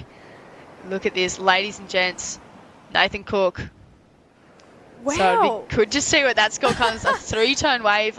And I think all the money was seriously in that second turn. Yeah. That section really bent towards him. And he was like, yeah. I'm going to get my 6.06 now. Yeah, I love how he keeps answering back. You know, George, every time George has applied pressure, Nathan has answered back exactly how he's supposed to. And I think that could be the 6.06 he needs to get back into the lead. So Yeah, this has been a great battle between these two guys. You know, George yesterday said something in his post-heat interview, and I've literally been using it every single heat. He said, you kind of have to surf your way into rhythm out there, and you can see George is taking that same approach today in this heat. He's catching lots of waves. He's trying to create rhythm. He's trying to stay on his feet to create more opportunity for himself, and I think that's a really smart approach. But then again, Nathan's kind of been playing the sitting and waiting game, and he just got the biggest wave we've seen in this heat and absolutely attacked it. So I don't know, it's two very different approaches to this heat. We'll just have to see which one pays off in the end. Here we go. So here's the replay. That's the money turn there, like fin ditch, and even goes up for a foam climb. I know my dad was actually super big on foam climbs back in the day. I would just like jump off when I would finish my turn, and he's like, you should at least try and do 3 foam climbs to the beach. So judges, please confirm with me if foam climbs actually get more points. Because, someone please tell me. Because I need to know, because I always used to be like, Dad, I don't think it's not length of ride anymore. It's so didn't come through as a score. That last one for Nathan, it was a 5.2, so the judges wanting him to push a little bit harder on his turn, so still needs a 6.06, but I love that he keeps answering back to George. Here we go, George paddling into a good looking left. This one looks like it's got a long wall ahead of him, so Dimmy's up, he's watching. Strong first turn. Again for a second. So again, this wave just didn't line up on the inside, so it really gave him that first turn, but then didn't provide much else, so I don't think that'll better a 5.0, especially compared to Nathan Cook's last wave. So Nathan Cook now out the back with priority, looking for a 6.06 at the moment. 6 minutes to go. Good looking wave coming through here for Nathan. Dimmy, don't go anywhere. There's still plenty of action in this heat. Nathan needs a 6.06. Oh. Strong first turn. Good looking section here. Wow, belts it for a second. So he's definitely answering back to everything that George is putting up. We'll see where the judges go with that. Mic drop. There we go. I'm looking at Dimmy's face to see if he gives it the approval or not, but I can't get much out of him. 5.5 minutes. It's heating up. I'm loving this heat. I'm loving the back and forth. Here we go. Here's the replay, Lil. So here's the replay of George Pitter. So great first turn there, and then it just kind of dies out on this section. Just a setup carve there. And another one, and just fizzles out. So I don't think that'll better his other score. But this wave of Nathan Cook, great first turn, and the fin ditch on the last one, he was like, I'm surprised he didn't claim that. That with me, I would have. He held his bottom turn for a half second longer, which gave him that release on the top turn. He gets the score. It's a 7-point ride, moves into the lead. So now George needing a 5.96 with 4 minutes, 50 seconds to go, and has priority. It's not over yet. This heat has just been going wave for wave. I love this heat. I feel like we might have had 5 or 6 lead changes. That is crazy. There's so much going on in this heat. And yeah, maybe that tide finally starting to change, and we'll see plenty more action. Yeah, you can see Dimmy tuning into the action now, just making sure he gets that last 4.5 minutes of the heat. So George Pitter looking for 5.96, and I know George Pitter, and I think that's pretty doable. So Nathan Cook's going to really want to get rid of that 5.35. Yeah, well, he's already got that 6.4, right? So he knows what he has to do to get that score, and he has to do less on the wave than what he did to get his 6.4. So it's definitely doable. We'll just have to see whether or not the ocean chooses to send them another flurry of waves, or will we see a little lull like we saw in the last heat? Who knows? It seems to be the pattern. Yes, I was going to say. There's a wave coming. I know. Well, and that's what I mean. In the last probably minute, in Jordi Lawler's last heat, there was about 3 sets that came through. Amazing. I hope we get the same thing. That'll be a nail biter finish if that happens. I'm sure Team George is just sitting there watching, going, please send a wave through, please send a wave through. We are going to go through a quick heat recap while we see if any waves come through. And it's a pretty good heat to recap. So George opened up with this really strong turn, got a 5 just for the one maneuver. And then Nathan answered back with this wave. He throws so much water, Lil. It's insane. He's so strong. He did fall on this last one. I'm wondering if the points would have been much higher if he had landed it. Absolutely, and this is the one, great first turn there, and a bit late to that last section for George, but this is another great wave for Nathan Joel Cook. So 2 incredible surfers in the same heat. seriously, it's going to be an upset either way. Who gets into the semis? Absolutely. George finishing off a wave here. So all George fans, he's got a wave. We'll get a replay for you guys to see what he's done out the back. He's going to try and get back out there. 2 minutes, 40 seconds to go. See, this is such a hard heat. I literally almost called it the semi-final. I almost called it. Absolutely. It literally is a semi-final heat. It's such a wow, great first turn from George. He's looking for a 5.9, and all the spark was in that first turn. So we'll just wait and see what he did on this inside shorey here. And you know what, whether they score the length of Ryde, riding it all the way in through to the shore. So this will be interesting to see. Yeah, he definitely got all his money worth on that wave. He made it happen from start to finish. Is it the 5.96? I don't know. I've been really wrong today with the scores. So we'll have to wait and see. It definitely could go there. 2 minutes to go. Now Nathan is left out at the back with priority. If George does get the score, which is definitely likely, Nathan will have another opportunity to answer back if another wave comes through. The ocean's looking really quiet at this point in time when we saw that pulled back shot out to sea. So yeah, I would love one more opportunity to come through. And there it is, 6.5, that last wave with George. So now Nathan needs a 5.9. So, and you know what? It's doable. Dimmy's Definitely cheering. doable. There's So fist pumps going on. 1 minute 25. And ladies and gents, when we go to our break, don't go anywhere. We've got Lennox Smith and Jarvis Earl coming up next. Yes. So two of the most progressive, up-and-coming junior surfers, literally the future of surfing. Yeah, they're two of Australia's best coming through the ranks right now. And they're best mates. They're both from Cronulla. Yeah. Yeah, they're definitely ones to watch. It looks like we might have potentially a few more waves rolling through. There's a minute to go. Will they hit the lineup in time? We're not too sure. 50 seconds on the clock. George is moving to try and get in position for this wave. It's not going to happen. Nathan's looking down the line. Needs a 5.9. Lots of speed into that first turn. Strong. Carves back. Needs a big finish on this. It's going to be close. Oh, I love this heat. This has been going to be close. I got goosebumps. I'm so scared to figure out what the end decision is, you know? So 20 seconds remaining. I think Cookie looks pretty happy with himself. I'm sure all his mates at work are cheering. Back at home, girlfriend cheering as well. George Pitter having the last roll. 8 seconds to go. Wow. Strong first turn there for George. Oh, no. Oh, no. Can't get back up there for the second. So it all comes down to this last wave of Cookie. This is going to be super interesting to see. I have no idea where that score is going to go. No, I can't even call it either. That first turn was really nice. Wow, I'm not sure. I actually have no idea. I don't even know what to call it. Oh my goodness. It was a smaller wave. That might be the only thing that lets him down. Here we go. Here's the replay. This turn. So much grunt and power behind it. Carves back there. And then I said he needs a finish, and he gets a finish. Needs a 5.9. Dimmy said it's not the score. Wow. I'm definitely thinking with that last turn, there was so much spark in it. There was. It was quite critical. So heat is over. We're going to go to a short break. We'll be back with the results right after this.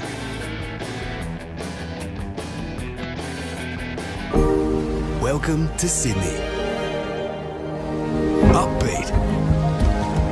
Downbeat. Feel its heartbeat. Open spaces. Open arms. A place to feel alive. To feel free. Come feel it all. And feel new.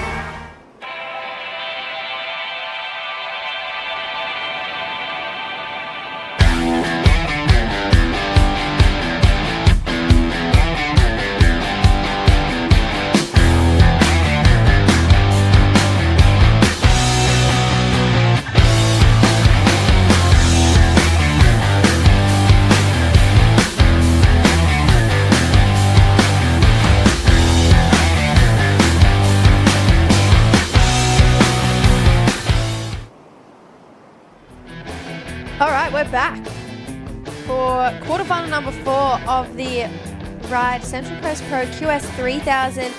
For all of you guys who were tuning into that last heat between George Pitter and Nathan Cook, Nathan did not get the score on that last wave, so that was a really, really fun heat to commentate between those two, and I'm hoping that it's kind of set the tone of what we're going to see in the last men's quarterfinal and moving into the women's semis. So this heat, Lil, it's a big one. Lennox Smith versus Jarvis Earl. Yeah, this is junior surfing. This is like the next big things. Yeah, Jarvis is already a world junior champ as well. And he's already had a season on the Challenger Series, so he's been kind of on a bit of a roll lately. But Lennox is such a talented surfer, but I feel like he's been going down that free surfer path. So it's cool to see him back in a jersey because he's been dropping crazy clips. He spent some time over in Tahiti, in Fiji, and he's just been chasing swells pretty much around the world, and we've been loving the content he's been producing, but it's really exciting to see him back in Arashi. Absolutely, and I feel like everyone forgets as well, Jarvis actually has competed in a CT event. He got the wild card last year for the WA event, and he actually did quite well from memory too. He actually did get through a couple of rounds, yeah. Right. So Jarvis is one of those surfers that is definitely more than capable of doing some damage on the CT. Oh, for sure. Yep. The smiling assassin, I feel like that is the most intimidating. Like, imagine paddling out in a heat and having Jarvis smiling at you and you're like, what's going on? You're like, don't go throwing down any crazy airs in this heat. Like, Jarvis, in the last few years, has definitely grown into himself too, so he's looking really strong in his surfing, and I think really mature in his competitive approach too, which I would put towards his win in the World Junior Champs, but also that time he spent on the Challenger Series last year, he would have learnt so much about competing, who he wants to be as a competitor, and how he wants to surf his heats. So I feel like Jarvis is taking all the knowledge he's gained over the last few years and just continuously applying it to each heat he surfs. 100%. So still early stages of the heat. Nothing has been caught yet. So I'd just like to thank Surfing New South Wales, Destination New South Wales and Central Coast Council for bringing us here today and over the past couple of days. It's been a cracker of an event. We've seen some amazing surfing put on showcase. So massive thank you even to WSL, Ryde, all the judges making it happen, and even Camplify as well. So if you're looking to watch the last QS event of the year, that is going to be the decider of who gets onto the Challenger Series, make sure you rent out a Camplify van, And we are going to cut to an interview with George Pitter. Congratulations, George. That was a crazy heat there. We got Dimmy clapping in the background, so Dimmy saying hello. But what was your board of equipment out there, not wave of equipment? That was super tricky, that heat. I felt like I just, from the start, just had jelly legs. I don't know, I just felt a little bit weird this morning, and I don't know, maybe it was the coffee. But I just rode the board I've been riding for the last couple of heats. Just rode it like a Channel Islands Fever. It's been pretty consistent, but I don't know, I didn't free surf this morning, and I don't know, it was just a little bit weird. So I was happy because it was pretty back and forth, that heat actually. And then at the end I needed a score, and I was like, I didn't have a good feeling this morning, and then that right popped up and I was just like, I'm just going to pull the trigger. So I don't know, luckily that panned out for me. I was still pretty boggy and stuff on it, but luckily I got through and get another crack at it. Yeah, George, like you just said, it went back and forth between you and Nathan that entire heat. Is that the kind of heats you like, you enjoy surfing, that back and forth battle? You both seem to get more revved up each time you took off on a wave. Yeah, 100%. That sort of pressure feeling is what you look for in these contests that I'm doing. I don't have to do the events because I made it back on, but just those exact situations, it's so helpful. It's so hard to create that, just in normal free surfing, to have that proper pressure and the nerves and stuff. And yeah, it's just so helpful. So I'm happy that I was able to get the score and get back into it. And yesterday you mentioned in one of your post-hit interviews that you kind of have to surf your way into rhythm out there. Do you feel like it's the same today? You just want to stay on your feet and keep creating opportunities for yourself? Yeah, this wave's actually so much trickier than it looks, I feel. Like, it's got so much wobble and bump on the face, and it's hard to put your rail in properly. And I don't know, I felt for me out there, especially whenever I have those mornings where I'm like, I'm not really feeling that great, I like to be able to surf into rhythm. And I was starting to do that, and then I was getting pretty grindy on a couple, and then Cookie got one, and he just slapped it, and I was just like, I need to change it up a little bit. So I just changed, and I was like, I just can only go the good ones from now on. So yeah, that was nice.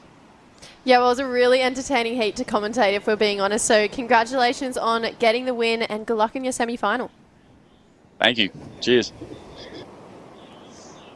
Yeah, that was one of the more entertaining heats I've seen all event. I just love heats like that where they just go back and forth the entire time. As I said, that definitely could have been a semi-final heat for sure. It could have been a final. I had the jitters. Like, I was getting tongue-tied talking to George because I was just trying to process what had just happened. Like, yeah, hell yeah. It was a crazy heat just then. But still nothing caught yet. So into pretty much a normal heat now. So it's just under 20 minutes remaining. Yeah, but, I'm curious to know if they'll restart it if it gets down to under 15 minutes. But it's funny because the last heat had so many waves coming through. So the fact that it's really quiet right now is quite surprising to me. I thought we might have seen that tide change and we were on our way to lots of action for the rest of the day. But yeah, it's been a bit of a slow start. I'm actually not sure if you remember, but last year I had a heat.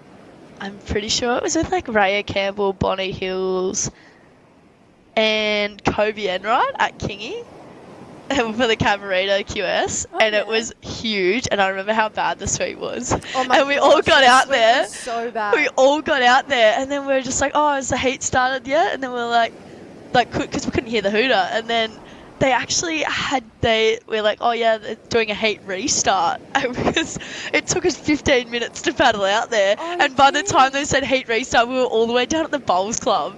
Oh no. So we were just like, oh, so far out of the contest area. But hey, that happens. You got to get maybe I need to do more laps in the pool. I remember that event, and I remember doing a run around. I caught a wave down past the Bowls Club and had to run from there all the way back up to the top because the sweep was so strong you had to paddle off the wall.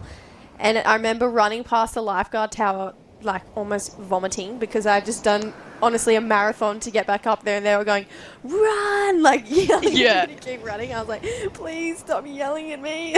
Yeah, literally. Well, because like even if this was like massive today, I feel like this would be pretty similar to King. Like imagine just running all the way back up to the rip. Like, you know that wall at Kingy, you want to be paddling against the wall, against that rip. But that was such a hectic contest. That was where I think e-bikes would actually be valuable, because imagine at Snapper, right? At the Challenger Series, you catch a wave from Snapper all the way down to Greenie. Imagine an e-bike just taking you back around straight at the top. Well, there's actually a rule against that, because I was commentating the Skull Candy, and we had a situation, I think it was where Josh Kerr picked up one of the short sisters and like rode her on the bike to like, and then we were like, is that actually legal? We were like, because everyone else was doing the run around, so we were like, oh, it kind of like takes away running time and stuff like that. So yeah, there you go. Like you learn something new every day, and we were like, okay, so it actually isn't. I think that's silly, because we're just going to see more action in the water if you get an e-bike round. I feel like the running's pretty impressive too. I'd say most surfers are actually really good runners. Yeah. Which is good. Like Sally Fitzgibbons, great soccer player, great runner, like great all-round athlete. So like even her, I feel like she's just like Timmy was saying, like before, if it was a lay day, she'd be doing a 20k run. I'm just like, I die after 2Ks. I'm done. God. It's like, I don't even run 2Ks anymore. It looks like the judges have deemed that there was surfable waves in the last 10 minutes, so there has been no heat restart, but we've finally got some action. Lennox Smith taking to the air. Can he pull it off? No, he can't. Jarvis was down the end. So we've got to start. We've started this heat. Hopefully this kickstarts a bit of action coming into these back 14 minutes. Absolutely. So just a 1.0 for Lennox Smith and a 0.5 for Jarvis Earl. So 2 incomplete waves. So 14 minutes to go, and interesting, no heat restart. Yeah, there was definitely a few medium-sized waves that had potential on it. But yeah, the judges just saying, you know, we saw potential out there. Maybe you guys are picking apart the lineup too much. Especially with Nathan Cook, his last wave, you know, it wasn't one of the biggest ones, but he still managed to get 3 really solid turns on it. Absolutely. Absolutely. So 13 and a half minutes to go. Yeah, I'm hoping that there's a few more waves coming through in the next, till the end of the heat, because these guys have so much talent that they can display. And we, obviously haven't seen it yet, so I just want to see more opportunities, because it's fun to commentate when our surfers are constantly on their feet and constantly catching waves. You know, I was going to say too, Jarvis is someone I can definitely see competing for our country for the Olympics one day. Oh, yeah. His surfing is so, like, you can't critique it. No, it's really technically great. And it's also really, it's nice to watch too, you know, sometimes. I know style's not in the criteria anymore, but he's got a great style. And I feel like style should be reintroduced into the criteria, because I think it's one thing to be a great surfer, but if you can look good doing it, it's absolutely definitely got to add to it. Okay, so we're actually just being told that the judges did deem we are going to have a heat restart. So we're back to the top. 25 minutes. These guys had an extra 10 minutes added, so we're down to 22 minutes. We'll get that time sorted for you. So plenty more time to see Lennox and Jarvis in action, but they've both had their first wave now, so we're not going to see another heat restart from here. But yeah, I couldn't agree with you more, Jessie. I think style actually does need to be reinforced on the WSL, because there's so many surfers that, like, I was even thinking of like a league where you had, you know, like almost like an expression session kind of, and you judge it off style, you know. Like you get surfers like Sheldon Simkus, and surfers like I'm trying to think of a smooth surfer off the top of my head right now, maybe Rob Machado, like. Yeah, I think even Steph Gilmore compared to Lakey Peterson, like you can't put those two on the same scale. Lakey is so fierce and Steph is so stylish and like smooth, calculated. But Caroline Marks, another one. I think if we even look back to the generation on the CT to what we're seeing now, like there's not really anyone coming through who was as smooth and effortless as Parko was. You know, he was just incredible to watch. We'll get back to that because Lennox Smith just coming unstuck on that second turn, but that would have been a really good way to start this restart for Lennox. But yeah, I just feel like style was such a cool part of surfing, and obviously style will evolve as surfing evolves. But I think, yeah, watching guys like Parko, Steph, Mick, you know, all those guys were just so.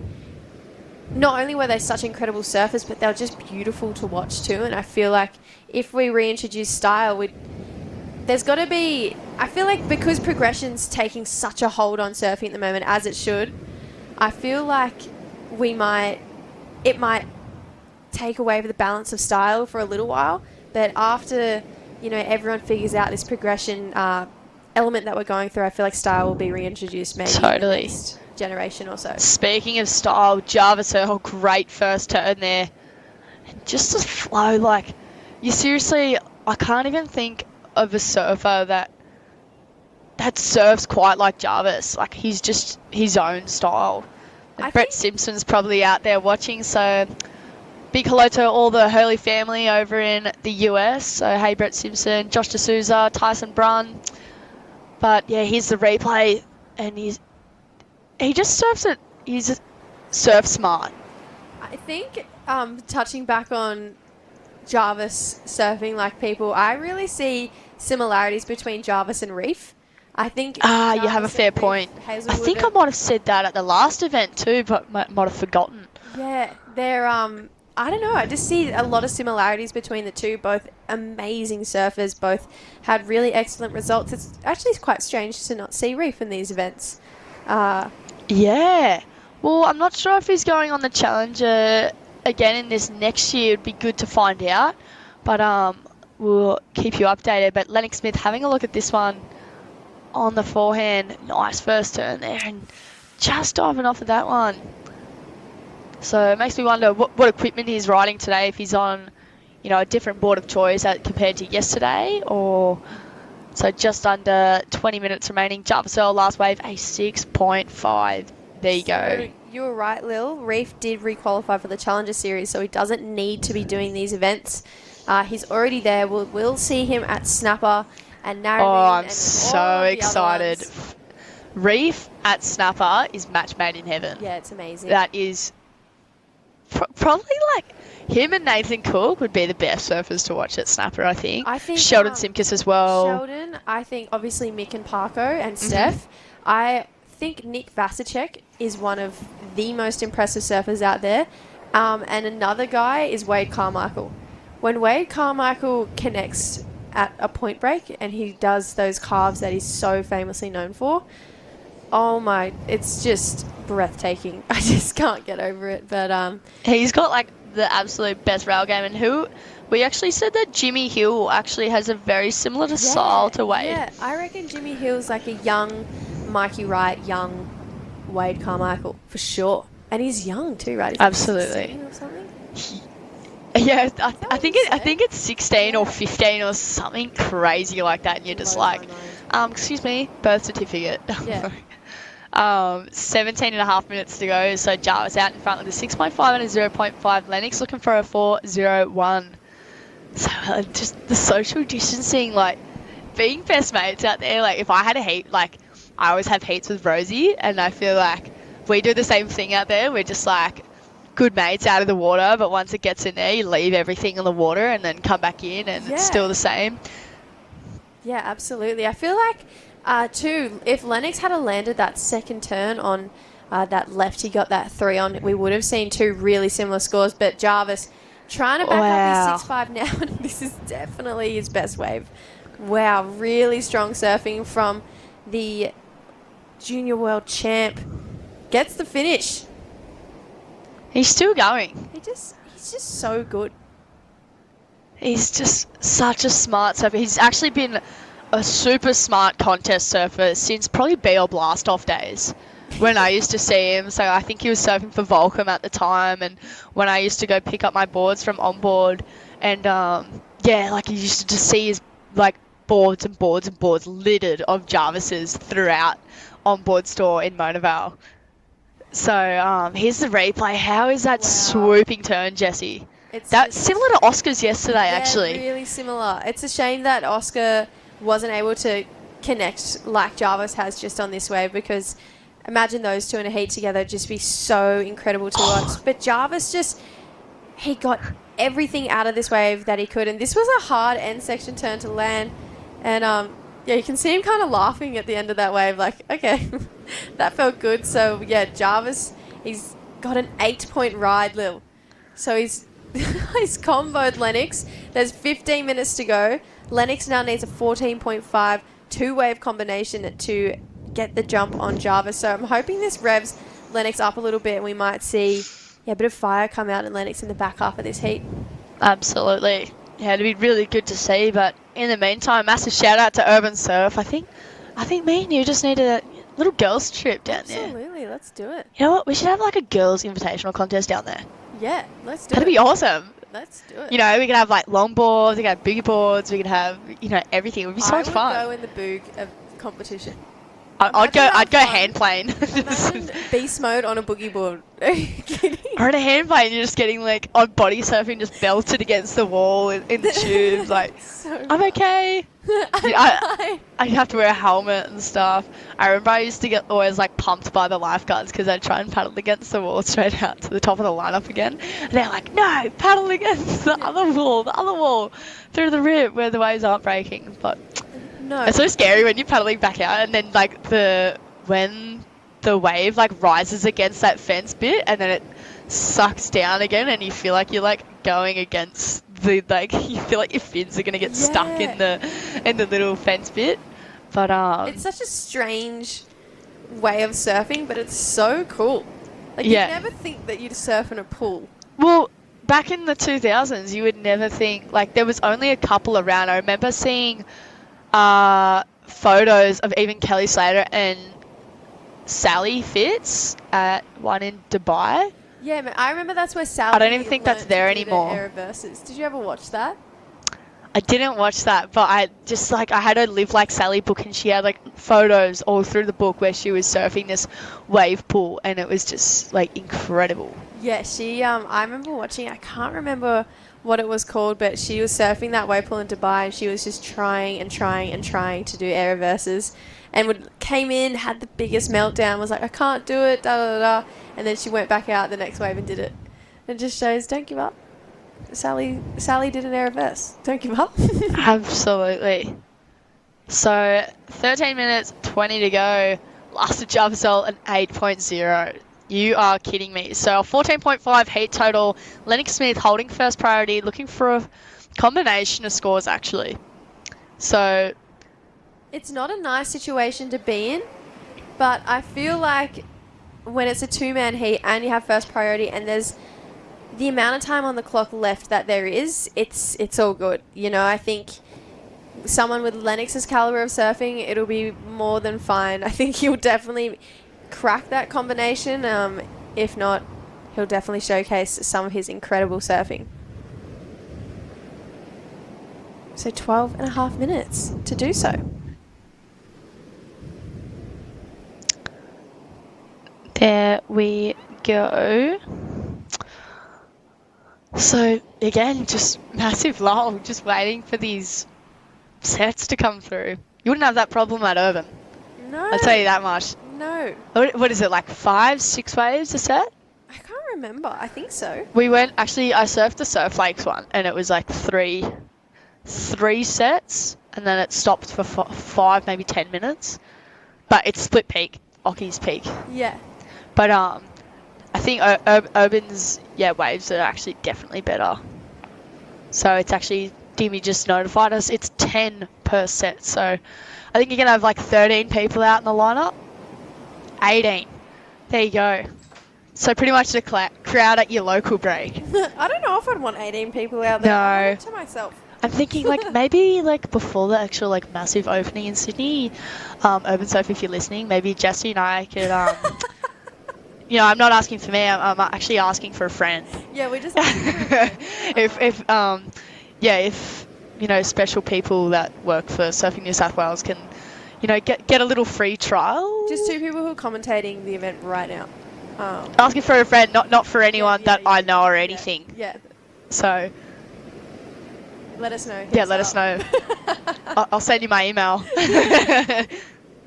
But 11 minutes to go, so yes, still nothing's come through yet. So we just keep talking about Urban Surf. Yeah, these guys would want to be in Urban right now. It's definitely been a super slow heat compared to the last one. I mean, George and Nathan's heat, there was just wave for wave. I'm not sure what's happened. It's just been a Ocean's testing them. I mean, but Jarvis has still got an 8 and a 6.5, so there's definitely opportunity out there. Lennox, I would say, would have a pretty solid score in his lineup if he hadn't made that second turn. So, yeah, maybe a little bit of a mistake there from Lennox, but it's 10 and a half minutes to go. I still wouldn't be in freak-out mode if I was Lennox trying to break a combination. I think when you get down to that, with how slow this heat has been, if you get down to that 2 or 3 minute mark and you're still in combo, that's when I'd feel a little bit nervous, knowing that I still need 2 waves and it's been really slow. But I feel like when the flurry of waves do come through, it's they're pretty good. They're pretty consistent, the waves. Oh my goodness. So guess who's coming up next? Tell me. In the meantime, Macy Callahan and Manami Nonaka. I'm excited for that one. I'm really excited for that one, actually. Wow, and I didn't realise that Willow Hardy had actually gotten through over Sarah Wakita on that last score, so Willow Hardy into the semi-finals as well. Yeah, against Paige Harab and form Paige Harab too, so I think we've got 2 cracking semi-finals coming up between the ladies. And are they both goofy? No, Willow's natural footer, Paige is the lone goofy footer left in the draw. Oh, I think Willow's goofy footer. No, Paige. Oh no, Willow is a goofy footer, you're right. That's my bad, sorry. Because I just remember I was like, I was like, oh, sure, I saw her taking off on a wave at Margaret's where she was going. She doesn't give me left. goofy footer vibes, though. Nah, No. that's what I like. People give off like goofy footer Yeah. vibes. Like, I actually think once upon a time I thought you were a goofy footer. I can kind of see that. Yeah. Yeah. Just like give off that vibe. I actually used to stand goofy, but I swapped around like 2 or 3 times before I stuck with natural. I just love like even I teach like kids how to surf sometimes at home. So like Shano and Courtney, if you're tuning into this surf camp down under, if anybody's looking how to learn to surf on the East Coast this summer, yeah, and people when you go, I think you're goofy, they go, nah, and they just don't like the name Goofy, so then they like want to be natural. It's such a funny thing. So like, I think I was the same too, and then they're like, you goofy or natural, and I used to be like, I didn't know which was which, but I'd say I'm natural, but like not knowing, say I'm natural, but like just like not knowing what it was. Yeah, I was like, I don't want to be goofy. Yeah, I'm natural. No. But then you get the goofy footer curse. Like my dad's always like, I don't surf rights. I only surf lefts. See, I prefer my backhand. I prefer going left, but I did Me go too. up on the left. Here we go, Jarvis. Finally got a bit of action in this heat, so looking to drop a 6.5. Wow, huge first turn. Gets it up there again for a second, so Jarvis really starting to find his rhythm out there. Lennox, that wave maybe needs to have a bit of a position change and needs to move down the bank a little bit because seems to me that Jarvis has been on all the best waves in this heat. Here's the replay of this last one. I love this first turn. And then projects down the line on that second one. He just looks so fast, so springy, I feel is the right word. So we'll see if that one replaces his 6.5. 7 minutes, just over 7 minutes to go. So, yeah, you can see Lennox being very patient out there. Potentially a few lines starting to come his way. So maybe we might see Lennox pull the trigger hopefully on one of these next waves. I'd love to see him up on his feet a little bit more so we can see how talented this guy actually is. Did you see the footage of him? I believe it was in Fiji recently. No, but speaking of Fiji, I saw a pretty hectic clip at Cloudbreak yesterday, and it was like all just filmed on the phone, but there was just so many beatings. It was like people dropping down, and you're like, I saw Jai Lindemann and Solly Bailey post 2 clips that were incredible. I know Laura Enever was out there having a go. Oh, she's such an inspiration. I love Laura Enever. So Laura, if you're watching this, we like caught up in Hawaii as well, and she's just such a big like advocate for women's surfing. I love it, especially on International Women's Day too. So you got the 2 girls commentating International Women's Day. Lennox just got a really good wave down the line. I'd love to know if he made that second turn. We'll see if we can get a replay, but that could potentially break the combination he was looking for if he got the ride out. Here's the replay. So this first turn, really nice. Bit of a setup turn for that. Really strong. Does get the ride out. He's back in this heat, and he's definitely going to break that combination. So Lennox Smith finally showing us a little bit of what he can do. There we go. So he's pretty much surfed like a 6-minute heat. Ooh.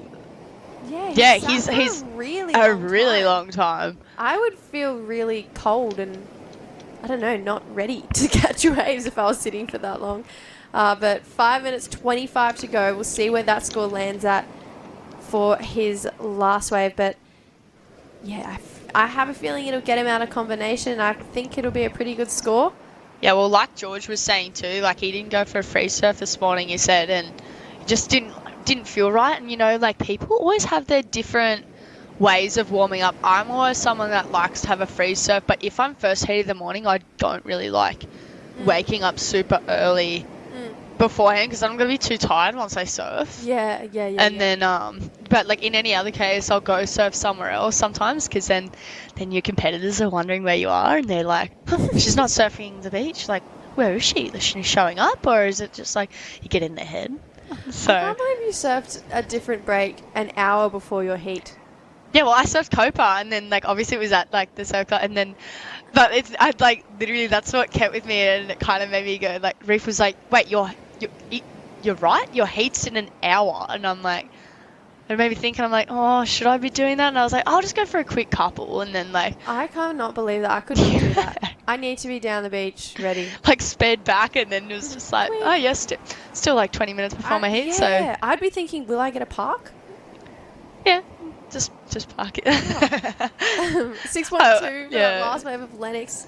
Oh, he's So, back in the game, back in the 8.3. He needs to get to first position, so 4 minutes to go, and here he goes again on the back end. Nice first turn there. So again, this is kind of similar to Nathan Cook's wave as well, a bit smaller. So it'll be good to see. Whoa, that was a spicy turn, that one. Yeah, I feel like Lennox is finally finding a little bit of rhythm in this heat. Hopefully now, because he's gone left, he can paddle back out, break away from Jarvis a little bit, because I'm sure Jarvis is going to try and apply some pressure in these last 3.5 minutes. But yeah, interesting that Jarvis let him go this way, really vertical on that first turn. And then this last turn, like you said, Lil, really... So much spark. Yeah. Yeah, I liked it. Yeah. I think he liked it too, so it'll be good to see what that score comes through as. Is it an 8.3? No. I think he might have to better his 6.2 or this next coming through score. But, yeah, looking now they're sitting nice and close. Lennox is getting up in the grill. Yeah, he's decided to sit back with Jarvis, so no space between these two, but I guess, you know, there is only 2 of them out there, so you could try and sell them and get that priority swapped. But I think these two will just have fun competing against each other. I reckon they'll have a lot more heats against each other too as their careers and the years go on. And yeah, I don't think this will be the last matchup we see between Jarvis Earl and Lennox Smith. Oh, what a beautiful... Look how blue the water is. I just can't believe how much of a pristine day it is. Yeah, beautiful. It's an amazing finals day down there at Copacabana. I think they've made such a good call. Apparently the banks are best here. And from what we've seen this morning, it definitely looks that way. The lefts are coming into play today, which is really nice. Yesterday was all about the rides. Spion, we should be out there. It's okay. We can just next talk year. about it. Yeah. Next year. Yeah. We need to find a way. Maybe we can get like a trailer down there next year so we can like surf and webcast. Yeah, we could get a Camplify van. Ooh. Listen in, Corey. Camplify van. And then me and Jesse can both surf in the event too. All right, clock's ticking down. 1 minute 40 seconds to go. That has gone so quick. Yeah. And this is even now a 35-minute heat. Yeah. That is wild. So, look, Jarvis hunting him down. It's like, you're not getting anywhere out of my sight. And I feel like if a set does come through, Jarvis will obviously try and take it off Lennox and then have the ability to better on his 6.5. So maybe a bit of stressful times for Lennox as well, because if Jarvis locks in another 8, it could be back to combo land for Lennox. But yeah, we'll just have to wait and see. Hopefully two-wave set comes through and we get to see both these guys have an opportunity to... I actually almost wonder if they're talking out there right now. Like, it kind of looked like they were sitting really close together, so I was like, it'd be awkward if you weren't saying anything, and it kind of... But then again, it kind of looks like too competitive to be like friendly talking. Really tense out there. Yeah, I don't think they're talking. Yeah, you're like passing up a spot in the semi-finals here, guys. But I'm sure in the next 40 seconds, they'll be back to chatter as usual. These guys are pretty good at just switching off and being like, yep, it's just a heat. Got the job done. Look at Jarvis just following him. I love it. It's like Ronnie Blakey said last year in my Newcastle heat with Willow. He was like the mosquito. Yeah. That's just keeps buzzing in you and you don't know where it is and you're just swatting at it, trying to get rid of it. He's doing what he's got to do though, you know? So, 10 seconds to go and it seriously does not look like much else was going to come through. You can see a bit of sportsmanship there between the two. So Jarvis Earl getting the win over Lennox Smith. Having a bit of fun now. But yeah, that is your semi-finals matchup confirmed. So we're going to go to a short break and come back with the women's semi-final heat number 1. Don't go anywhere.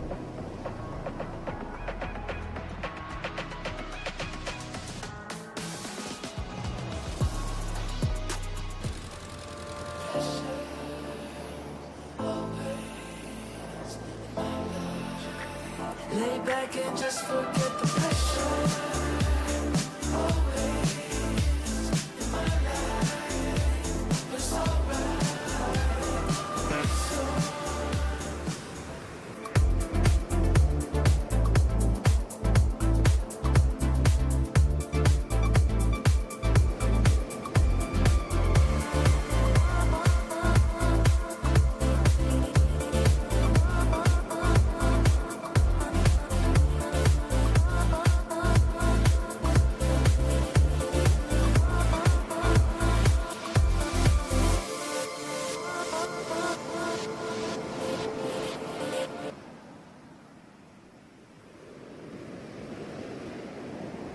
Welcome back, everyone. We are into semi-final number 1 of the women's here at the Ryde Rhythm Central Coast Pro for 2024 QS 3000 event, which has seen an amazing series of quarterfinals in the men's. Now we're in the semi-finals here with Jess Starling, and what a day. Waves seem to be getting better with the dropping tide, and we've only got basically 6 heats to go.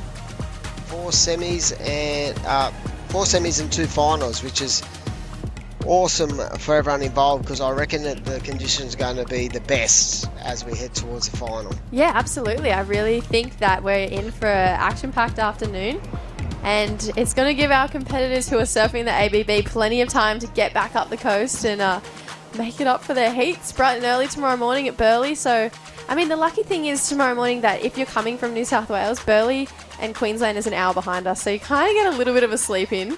But yeah, I think these guys are probably going to be rushing to get back up here. All right, start of the semi, Manami Nonaka. Huge first turn there from the Japanese competitor. Wow, lays it back for the second. I love the way Manami surfs. Yeah, Namani looks very good indeed, and I feel like she really took a lot out of that heat this morning, a lot of confidence, and she looked really solid on her feet then for that first exchange. Macy Callahan out the back with priority, but yeah, the Japanese surfer, Nami, looking very solid indeed. And I feel like the waves are actually getting better. We said it earlier, as the tide drops out, there'll be a lot more top to bottom surfing, a lot more opportunities, and she's definitely didn't waste her opportunity in that scenario. She went to town on that wave, so nice way to start at 5.75. Yeah, that's a great way to start. I mean, I feel like any heat that you can start off with a number like that, it's one of those heats where you can continue to build momentum down the line. And I think, you know, you can start off with a 5.75, or if it's a lot better than starting off with just a 3. So yeah, great opening wave here for Manami. I love that second turn, Dimmy. She just throws everything at it. So yeah, this is going to be a good heat. Yeah, she gets nice and deep off the bottom. That's what impresses me about her. Her style. It's so low, very low off the bottom, great depth in the bottom end turn, and that elevates her really nice and square into the lip. It gives her a bit more space and time. But yeah, 5.75, that is such a nice way to start. And I'm sure we spoke to Mace after that quarterfinal, and the one thing she did say, she was bummed that she didn't get the first wave of the heat, and it's happened again. But such is the class of Macy Callahan, and look at her, she's just so smooth.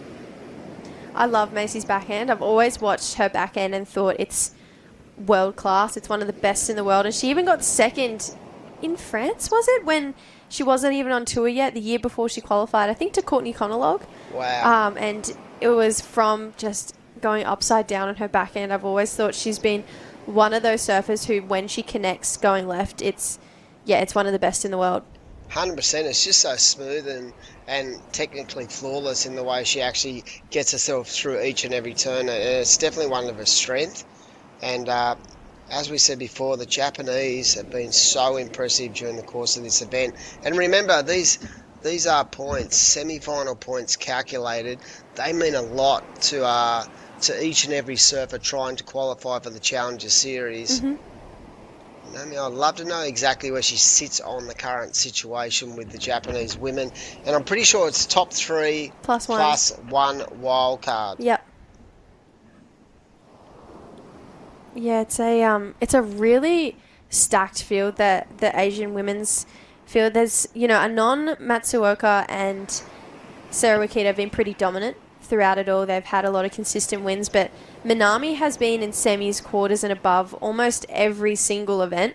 And then so has women like Sumomo Sato, Kana Nakashio. You know, there's just been Shina Matsuda. There's been a lot of excellent surfing, but I'd say Manami's been one of the most consistent in the Japanese ranks. Yeah, she's already had a win in a 3000 series event, so a QS 3000, she's definitely up there, and she's actually rated number 3 at the moment, so she's inside the bubble at this stage. So imagine if she could get through the semi and into the final. That's going to really elevate her points. But right now, Mace is looking strong. A 5.5 to start for the local surfer. And again, we're isolating it before about the fact that there's so much going on in the world of surfing right now. Tomorrow, most of these surfers will be up on the Goldie for their clubs. We see Macy up and right in once more.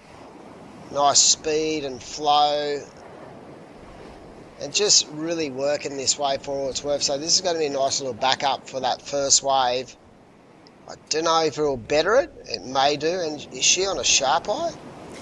I think she's on an Axod or maybe a sharp eye. She rides for the board lab, so she's been testing out a lot of different boards. I surfed with her at Deba not that long ago, and she was on a 2000s model from Axod. I think that's what the model's called, and it looked amazing under her feet. And yeah, I was hoping we might see her on the Axods because she looks so good on them, but she does on the sharp eyes too. But we are going to cross down to Jarvis Earl, the winner of that last quarterfinal. Jarvis, heat restart and everything, but you managed to get the win. How are you feeling?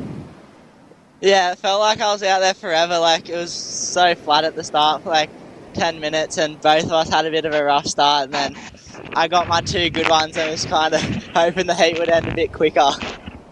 Yeah, Jarvis, I feel like we were all kind of sitting and waiting, expecting more waves to come through, because that heat before, George and Nathan were just going wave for wave. How did you kind of readjust? Because sitting there for a long time, I feel like it's easy to get in your head. Yeah, I know, I was definitely overthinking a few things, but I tried to just stay calm and wait for a couple good ones, and then once I got my 2 good ones, I was kind of just trying to be real selective with priority, and yeah, I kind of was in the round for a while. What's it like taking on your mate, Lennox Smith? How was it out there? Any banter? Were you boys going hammer and tong at each other? Yeah, there was a bit of banter before the heat and a little bit while we were out there, but yeah, I grew up surfing with Lenny, and yeah, it's always good coming up against him in comps. It's fun, so yeah, stoked I got the win in that one. And so you're coming up in the semis against George Pitter, which is a pretty good matchup between you guys. I feel like that's going to be a great semi. How are you going to prepare and kind of tackle that heat?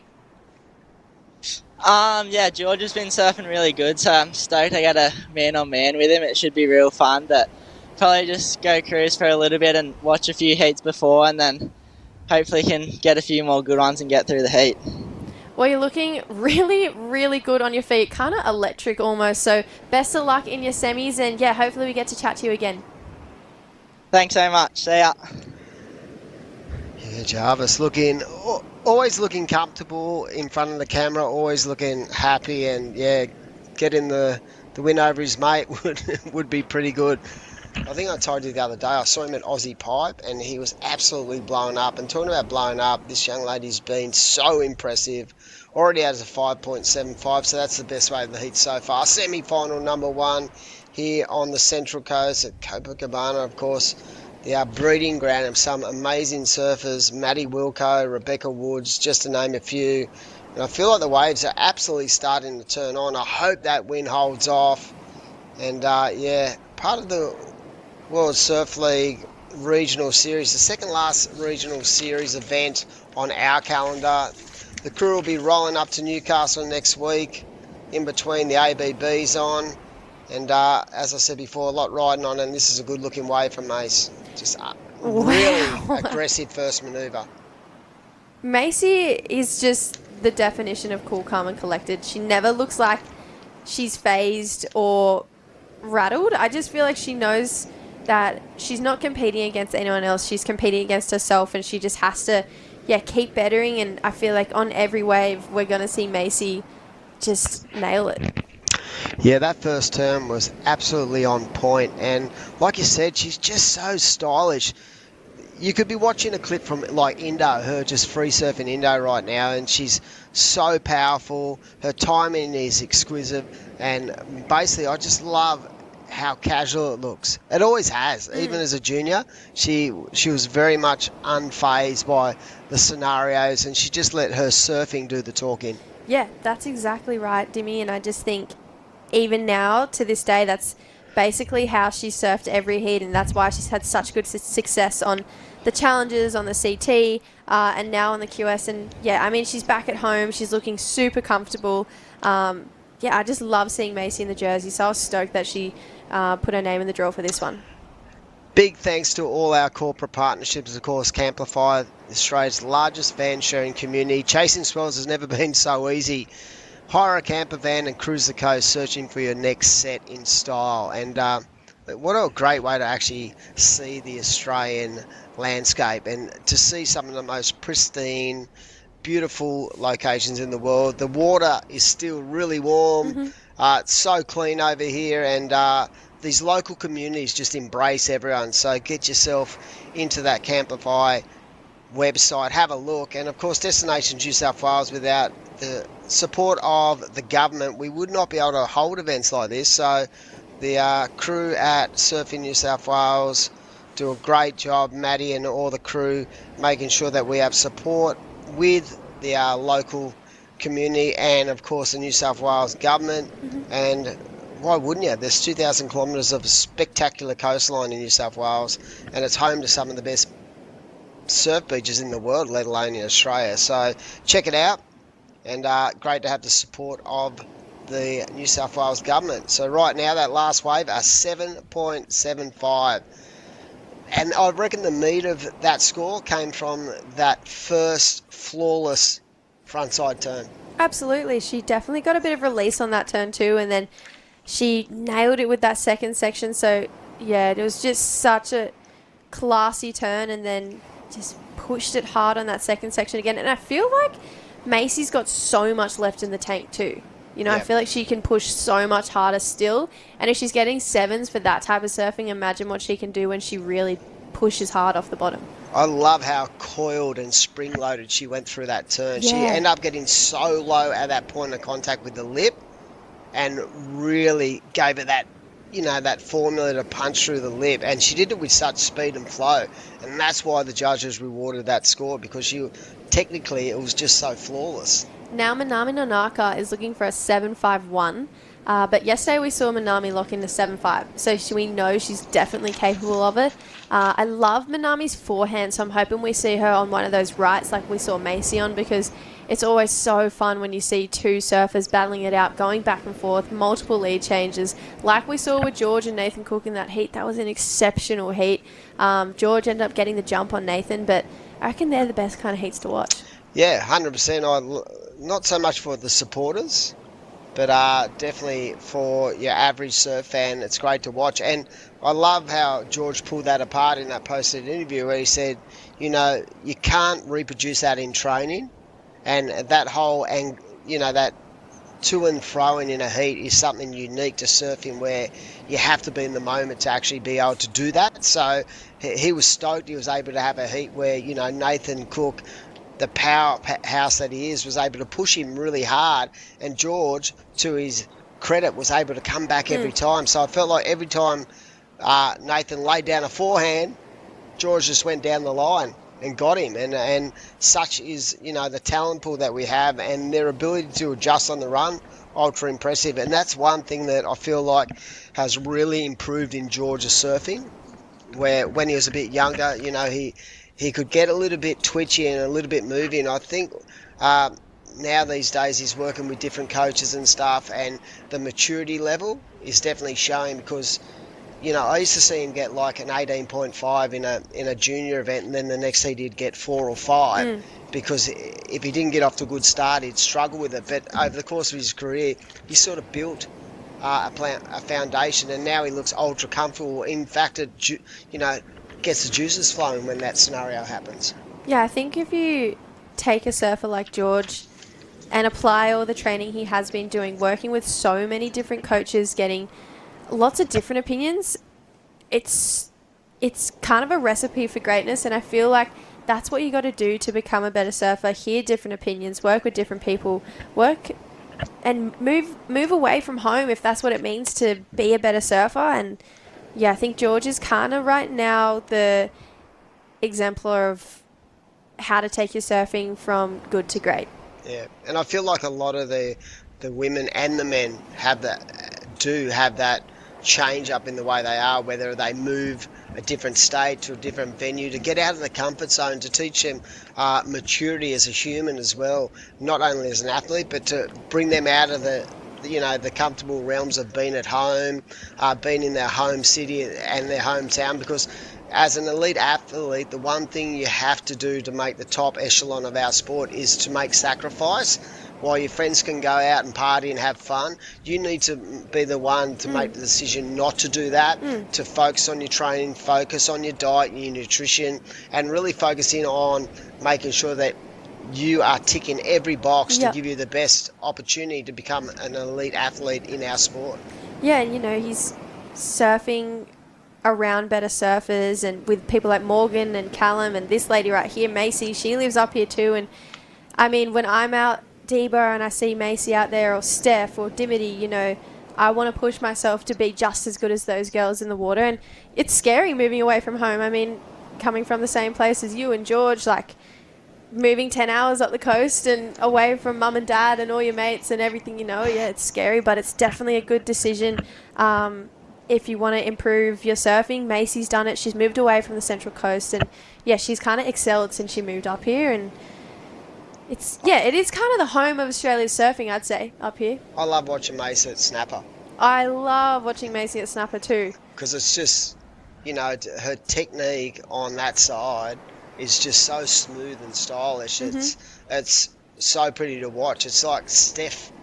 It's sort of very similar to how Steph surfs, you know what I mean? It's, their framework is basically exactly the same, but I love her style at Snapper. I don't know if you'd consider Mace a veteran now, but she's got so much experience that, she can definitely bring everything to the table. And to be honest, I consider her an elite athlete, so I'd love to see her back in the elite ranks. Right now, she's fighting hard. She's got 13.25 2-8 combination in semi-final number 1. She's keeping nice and busy on the backhand now, nice and vertical into the lip. Just pulling the trigger on a couple of waves without priority that, might venture into some kind of score. All she's trying to do now is to better that 5.5. Yeah. I feel like Macy, she's so young still. Macy's 3 years older than me, maybe. She's 23 or 24 this year, so she's still so When did she qualify? young. Maybe as an 18-year-old. Yeah, I'd say 18. She was on tour. Yeah. Very similar to, when did Molly qualify, 18 or 19? Molly wasn't last year. It was the year before. Oh, no. No, it wasn't last year. It was the year before. So, 20. I'll never forget the final 19. of this event Turning with 20. them two.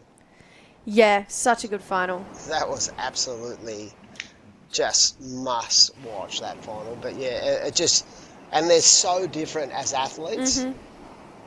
And competitors. The way they approach heats is so different too. I love that though. I love seeing different personalities take on different heats, different competitors.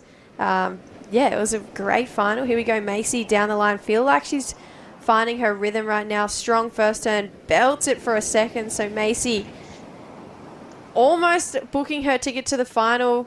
Manami can't stroke into that one. Still looking for a 7.51, but I think that score might go higher.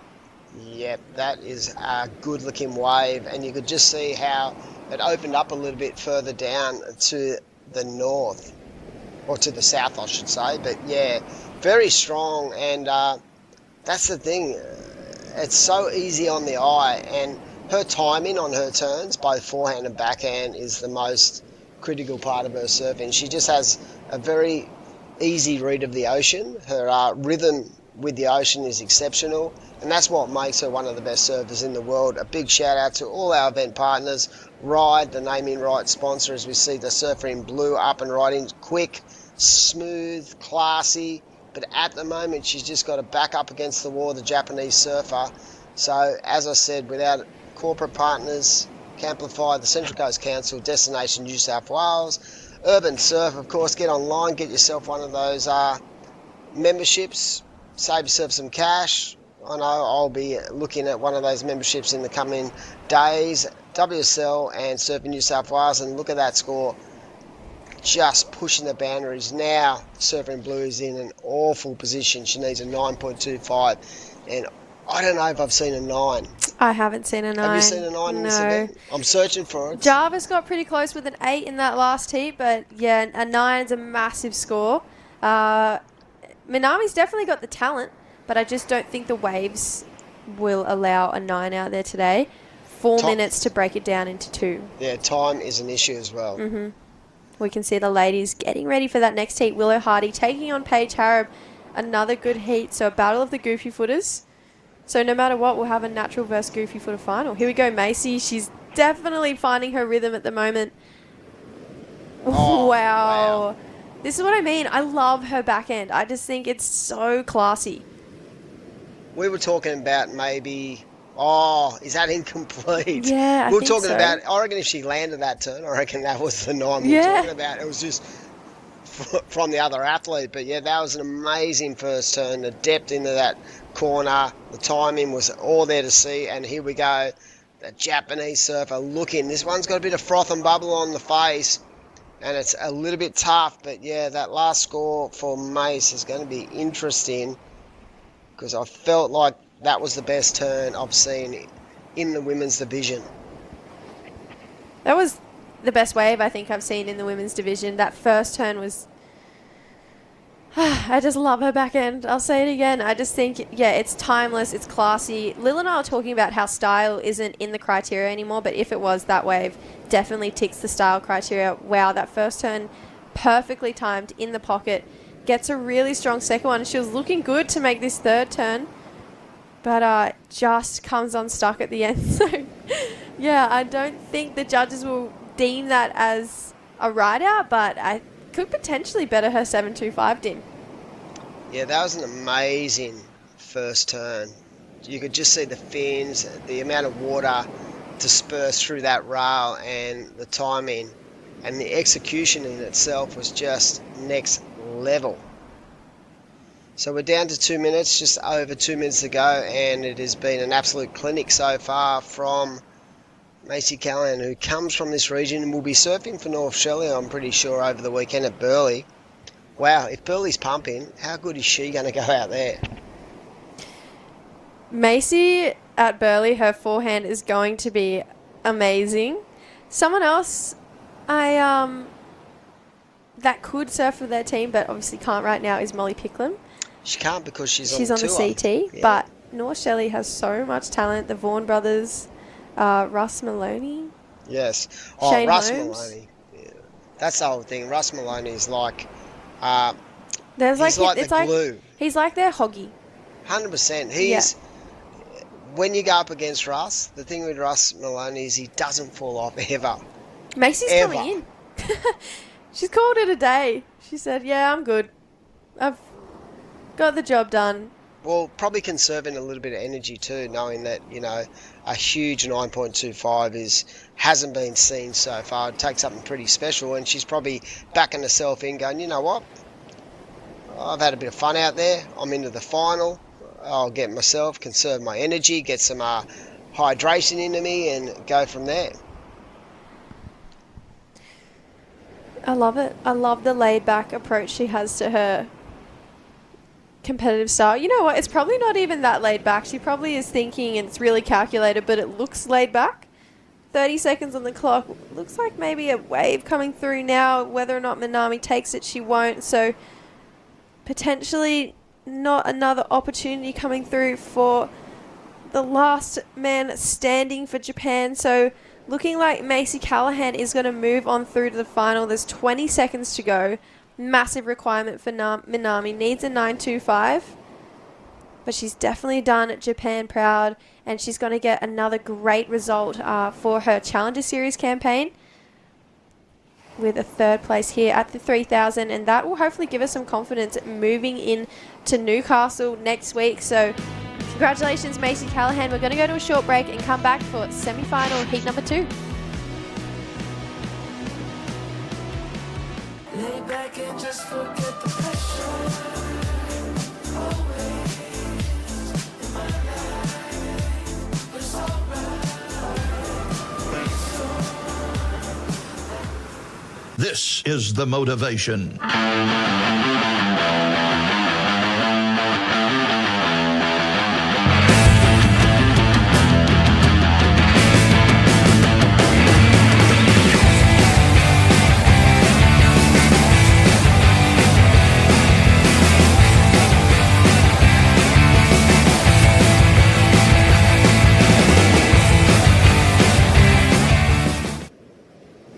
Welcome back, everyone. We are into finals day here at the Ryde Rhythm Central Coast Pro QS 3000 event. I'm in the box with Limber Young, and it is semi-final number 2. Willow Hardy taking on Paige Harris. So, bit of a Aussie-New Zealand theme going on. We've got the young gun who's been taking everyone by storm against the veteran. And what a performance she's been laying down. Right now we have Macy Callahan already into the final in the women's, but this is going to be an intriguing battle and one of consequence when it comes to qualifying for the Challenger Series. So a lot on the line for both of these surfers. Of course, Paige Harris is probably going to go to, no matter what happens in this scenario, she's going to go into the first position on the series, which she will love. And yeah, as for Willow Hardy, she needs a big result, and she's well on her way, as we see up and riding on the forehand. So they're both goofy footers in the same, hey? Yeah, good extension on that first turn. You like that? Yeah. Right in a JS, I'm pretty sure. Is that a JS under her feet? I think maybe DHD, actually. Could be wrong. Yeah, it is a DHD sticker. I know my boards. I should be in the board industry. You should be in the board. JS is got the tractor. I guess what model George was riding. Guessed what model. What was he riding? He was on a Fever. Yep. And I knew Kean was on a 2-point Pro. Good stuff. You know your boards. I know. What's your favourite board? Well, I usually ride the Fevers like George. Yep. And so I've actually done a swap on my next order, which is a CO2 Pro. My favourite all-time board was a pod. A pod? You ever rode one? No. CI? Channel Islands pod. Absolutely fun as. Yeah. Such a fun little, 1 to 2 foot onshore crappy kind of manly waves, but so much fun. Then I got on one of Georgie's boards, which is a little bit too high tech for me, as we see a replay. This first carve, this engagement of the rail, really nice extension through the body, and knowing she wanted to finish that wave off, and Paige also up and right in. And this is a nice looking start for the Kiwi. The Aussies are taking on the Kiwis at the moment in cricket. Awesome. That one. Wow, that was nice. She just actually milked that for everything it was worth. So I think Paige has definitely got experience on her side in this heat, for sure. yeah, but Willow has that, that unheralded enthusiasm of youth where she's not really rattled by anyone. She's already locked in a 5.25 and Paige a 3.75. So advantage to the Aussie at this stage. She does have first priority as well, and I feel like as that tide sort of runs out, Lily, it's going to get better and better and better. So we're looking at another 2 semi-finals of the men's. Then we're going to switch it up to the final of the men's and women's, and what we're going to do is allow another 5 minutes to make it a 30-minute final. And talking about finalists, Macy Callahan down in the interview area, and that was as smooth as anything. You look so just in rhythm out there. How'd it feel? Yeah, it felt good. Couple of nice scores, which is nice. Really happy just to be surfing some heats and be in the final. And talk about, the actual tide now. It's starting to drain out. Is it getting better, nice and wedgy? That first turn on that incomplete wave, wow, that was just on point. How does it feel with the tide draining out? Yeah, it's definitely getting a lot better compared to this morning. We were lucky to even get 2 waves this morning. So, yeah, the banks are really fun, and I'm glad that there's some size still. So I think it'll get better and better. And talking about equipment, did you make any adjustments from, say, yesterday or this morning, or are you just still riding the same board? And what are you riding? Yeah, I'm same board in every heat. Riding an old board, actually. It's an Sharp Eye that I have had for a while, but it's kind of like a magic one. So, yeah, pulled it back out for the comp, and it's going good. Well, congratulations into the final again in your home territory. I'm sure you'll have a lot of support down there, and congratulations. You just look like you're in stellar form. Thank you. Appreciate it. All the best. And yeah, Mace, into the final again. She is such a machine at this level. And how clinical is it? It's just easy on the eye. And her performance levels, when you consider her scores, it's just on point at all times. She just dominated that heat from start to finish. She started with a nice score, built house, and her execution was first class. Absolutely, and like Avoca's her home break, so she has got home advantage here too, from being from North Shelley, just around the corner. But while there's not a flurry of waves and we're waiting on scores, I'd like to thank Destination New South Wales and Central Coast Council for letting us hold the event here the past couple of days. Definitely. Without the support of the local governments and the local councils, events like this don't happen, as we see Paige Harrod without priority looking at that wave. But yeah, plenty of support, and traditionally Destination New South Wales has really got behind the New South Wales Pro Surf Series for a lot of years.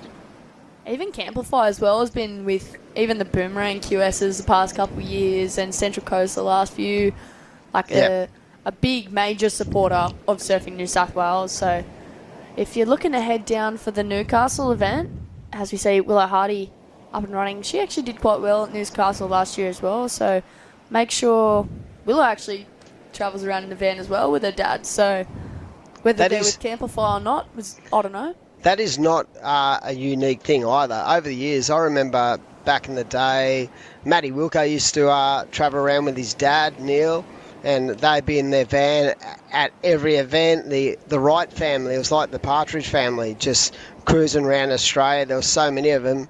One would come out of the camper van, then the next one, and the next one, and by the time they finished, there was like 5 of them. So, yeah, it's a great way to bring up your kids in a really safe and healthy environment, and to see some of the best waves and best, waves in Australia for sure, and to compete at a cheaper kind of scenario than getting hotels. As we go, Paige Harrod up and riding. Nice strong first turn, engaging the rail in the second turn. Can she finish off? No, she cannot. So that will hinder the scoring potential a little bit, but really strong on the rail those first couple of turns. Absolutely. So 17 and a half to go, so still quite a lot of time left in the heat. And, the waves are actually looking really fun. Almost as fun as Urban Surf looks. Well, I don't know. I love Urban, but yeah, I'd definitely like surfing these lefts out here. They look really fun. But it's interesting, as we've been discussing over the 2 days of the webcast, that how good the waves look. But when you speak to the athletes, a lot of them have said it's pretty tricky out there. It's hard to read, especially yesterday afternoon with that chatter on the face. A lot more cleaner today, and great extension on that second manoeuvre from Paige Harrod, the goofy footer. But yeah, I feel like today we've pulled all the right reins. We're going to be able to wrap the event up by 2 o'clock. And what that will do is hopefully hold the wind out. And we want to see clean conditions, producing big turns, big airs, and big scores. Absolutely. So 16 and a half to go. Still waiting on that last score for Paige to come through. So looking for a 6.0 to go to first position. I believe Willow Hardy's about 16, maybe 17. Maybe she's not even travelling with her dad this year. If she's 17, would have just gotten her licence and stuff. So, well, I'll tell you what she is. She's 11th on the ratings right now, and she's going to have a big chunk of points if she can, make a final and win the event. But even a semi-final is going to put her in such a better position. She's dropping to 480 points, so she's definitely going to better her situation by at least 1,000 points at least. So that's going to really help her, as she's going to need a result probably down at Newey.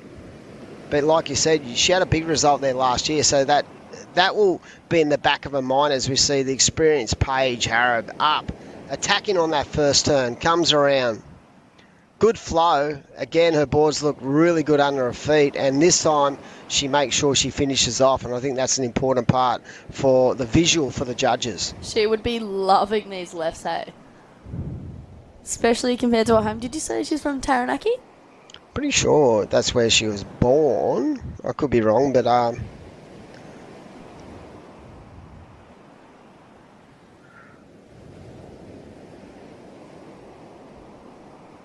So here we go. There's the replay there. Nice flow to that section here.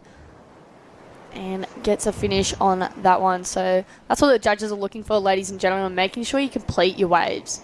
So that last turn is quite crucial. We've seen that in the past couple of heats. If they need a score, they really need to be finishing that last turn. So Paige Harab now looking for a 4.25. Her last wave, a 5.5. Yep, she cut her teeth in the surfing bends beautifully around the base of Mount Taranaki. Love Taranaki. Have you been there? Yeah, I actually did a trip, I think, when I was about 12, and we'd just go to New Plymouth, go to Raglan, go surf around. How good's Raglan? Oh. Wow. You ever been to Mount Maunganui? Yeah. I've got a pretty hectic story from there. But, yeah, we were just, like, camping around there. We had a camper van and went skating everywhere, and, oh, it's so much fun. It's very similar to it reminds me of sort of Australia's Manly Beach. Yeah. And you know what? There's so many Kiwis from Mount Maunganui who live in Manly. I play in a band with 3 guys who are all from the Mount, and it felt like every time I met a Kiwi, I'd say, "Where you from, mate?" And they go, "Oh, I'm from the Mount, bro." Yeah. So yeah, beautiful place, very rich in good waves and stuff. So New Zealand, another great place to go and sort of sample. And it's only like 3-4 hours away from here, so the waves are on tap. Absolutely. So 13.5 to go. Paige Harab out in front. Willow Hardy looking for a 4.56. And coming up next, we've got another exciting heat. Yeah, it's going to be a big heat, semi-final number 1. For the boys. And I was even just saying to Jesse before, that heat with George Peter and Nathan Cook could have been a semi-final heat. Kean Martin taking on Jordi Lawler. As we see someone out the back, and it is the surfer in red. Good looking left. Look at this wave. Opens up on the forehand. Nice engagement of the rail. Again, slapping that second turn right into the pocket, extending through the body. And that was really well surfed. 3 turns. You could see it was starting to lose a little bit of power as it went along. But I felt like that first turn, and I feel like she may have just retaken the lead. She needs a 4.56. Are you calling that a 4.56? I might need to see the replay because I was looking at who was coming up next. But yeah, that's going to be exciting to see when that comes through. And speaking of exciting, that heat coming next, Jordi Lawler and Kean Martin. 2 different styles, but very much capable in the air, and that's what we want to see. We want to see these go hammer and tong. And Kean Martin was talking about it, how important the event for him is, because in his region, he's in the Asian region. Here we go, Paige up and riding strong. Wow. So it's hammer and tong again for this semi-final number 2, just as you'd expect. But yeah, Kean said that it's so important. He's feeling the vibes of Avoca. He's loving the region, and he's just having an absolute ball. And he was trying to bottle it up. He said, "I just want to continue the run and continue that flow." And he's had some really, really tough heats in this event, and he's had to really punch on through against some really top class surfers, as we see some really nice turns being laid down by both Paige and Willow. Wow. That was a great combination of turns there from Paige. Here's Willow Hardy's replay. Swoops that one back to the phone. This is the money turn here. Cracks it off the top. And real low center of gravity, I think, Dimmy. Yeah, I feel like she really identifies the targets on each wave and really able to belt every section. And it's going to be interesting to see how the judges sort of pull this apart. She just got a 6.25.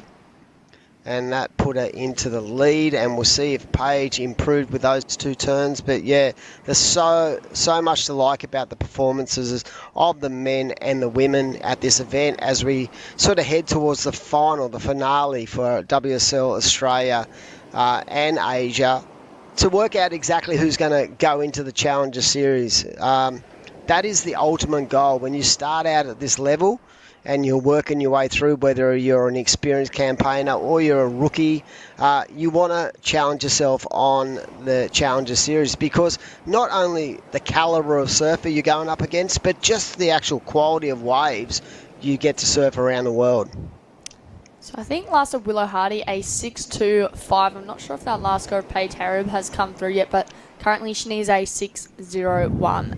as there is 10 minutes remaining. And look at that beautiful shot of Copacabana Beach. Not Cool Cabana, Copacabana. You feel like you need like a sun deck, a little umbrella. Cool Cabana, Copacabana. And Maddie Wilco sitting there feeding you a margarita. Yeah.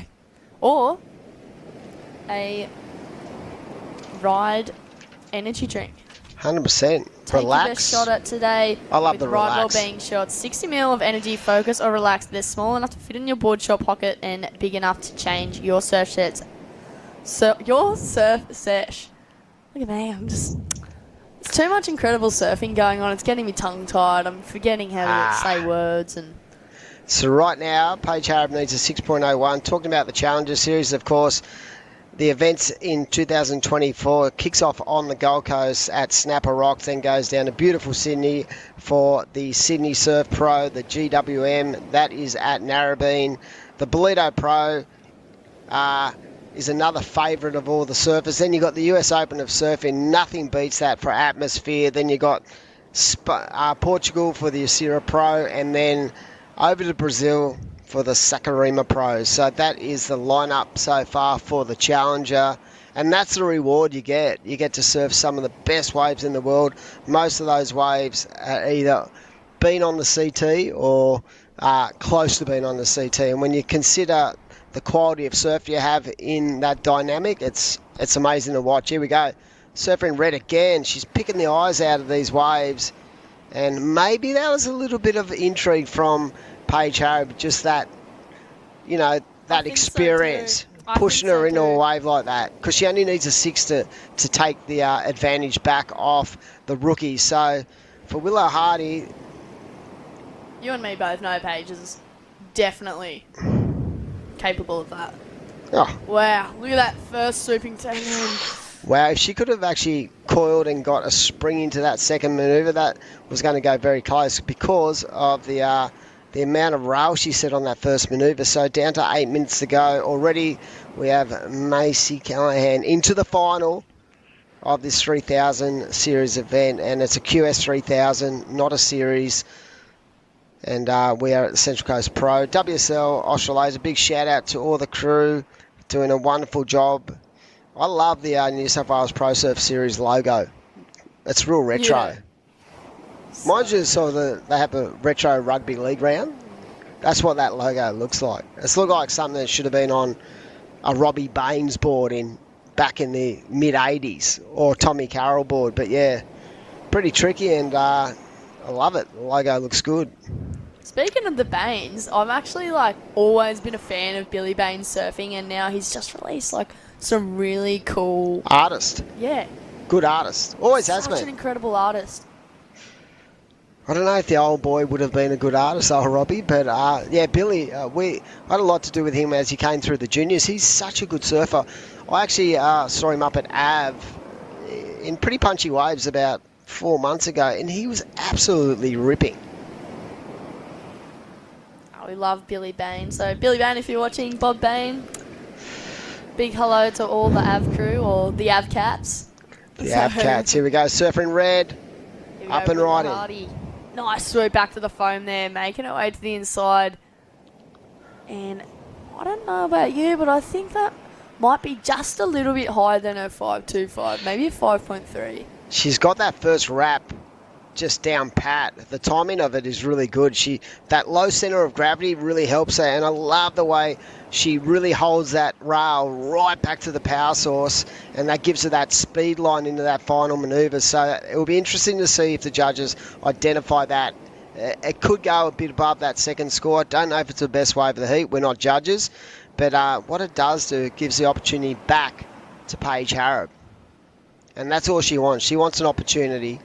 Willow's just trying to build house to put a little bit more pressure on finals day. It's so exciting to see, the changes. There's been a certain change in the rhythm, the pace of these heats today, because we're down to 2 surfer athletes, and the format has changed. It's gone from the 4 surfers in the water to the 2 surfers. So a lot more strategy in trying to identify exactly what wave you want to give you the best opportunity to get the best score. So at this stage, it's been great to watch. So 5 minutes remaining. Yeah, it'll be interesting to see what that last one came through for Willow Hardy. So Paige looking for a 6:01 at the moment. 4:45 to go. Make sure you stick around for the next heat. Kean Martin and Jordi Lawler. That is going to be an incredible heat. Two very different surfers. Different styles. I feel like Kean's more of an aerialist and Jordi does his airs as well, but his turns are just so buttery smooth as well. Yeah, definitely. I feel like they've got both sides of the spectrum down pat. Like their air game's really strong. Their rail game, probably Jordi has the upper hand in rail technique. But yeah, Kean Martin has just been, every time you think he's behind the 8 ball, he just comes back and electrifies everyone. So that's a great semi. And that semi-final number 2, George Pitter against Jarvis Earl, that is an absolute doozy as we see the surfer in blue up and right in. I said I wanted to see that yesterday, I think. Pretty sure you identified that and went, that'd be a good semi. So you're on? Maybe I'm a guru. I'm in the... Telepathic. I knew that was coming, guys. Zen. You had your Zen on. So we're down to just under 4 minutes. Semi-final number 2 of the women's here at the Ryde Your Rhythm Central Coast Pro WSL QS 3000. Shout out to all their partners, including WSL and Surfing New South Wales. They do a lot of work behind the scenes to give the opportunities to the surfers, and you've got to take your hat off because it's not an easy task bringing these events. And all the staff on the beach, Renato and all their crew, who have done a wonderful job in the last 5 days. It's rapid fire when it comes to events when the tour rolls into town, and it's only a couple of days before these athletes have to get back on the wagon, back into that mental state, back into that framework, and go again, because they are going to hit Newcastle for Surf Fest. Warren Smith's Carnival of Courage, I call it. It's like it's an amazing event. Every year something spectacular happens. So and you normally, on the webcast for that one? No, I'm going home. I'm going to go home and sit back and watch it. I thought you'd be watching the ABB this weekend. I'll definitely be watching the ABB. Actually, let's be honest, I don't watch the ABB when North Stain is surfing. I've normally got my head in a brown paper bag going, oh, relax, because I get too nervous when our club surfs, let me tell you. So he's in your team, so I know Sol Grentling's going. George Pitter, Axel Crotter, Dayan Neve, Izzy Hicks, and Sol Gronlin. So it's a good team. But I mean, incredible team. What about Snapper's team? They've got Steph and Parko. They got Steph and Parko. Yeah, that's what I've heard. That's the word on the street. Willow Hardy. Who's she surf for? Is she at Muggies? Yeah, she's at Margarilla. Margarilla, so yeah. Maybe Yellingup. Yeah, they've got a side in it, so she could be up there as well. It's going to be an amazing couple of days. And Berry as well. Yeah. So they'd have a pretty sharp. What about the out west? They're starting to produce. I mean, Jack Robbo is sort of leading the charge, but they've got some amazing surfers. Even the women's, Bronte, Macaulay, looking very, very strong. Just missed out on a spot for the Elite Tour, but back on the Challenger. She only missed by one spot to Isabella Nichols. And right now we're down to the final minute, and it's all about whether Paige Harrop can get that 6.01. It's been a little slow in the dying stages of this heat, And so but that last one, a Willow, didn't go into a top two either. So Paige looking for a 6.01, and there's a little set out the back there. I'm not sure if you saw that. well, I think Willow's just had to have a crack at that, but that has left the door open. Is this wave going to open up? No, the 40 right. seconds to go. That's a great insight into her experience, because most people would have taken that thinking I've got to go something. And there it is, Paige Harrop. I don't think that's going to be the score. And it looks like the young gun, Willow Hardy. Willow Hardy, into the final against Macy Callahan. That is an amazing achievement. And when you consider what's up for grabs, it's going to be a great final. We're going to throw off to a break. Be back very shortly. Don't go.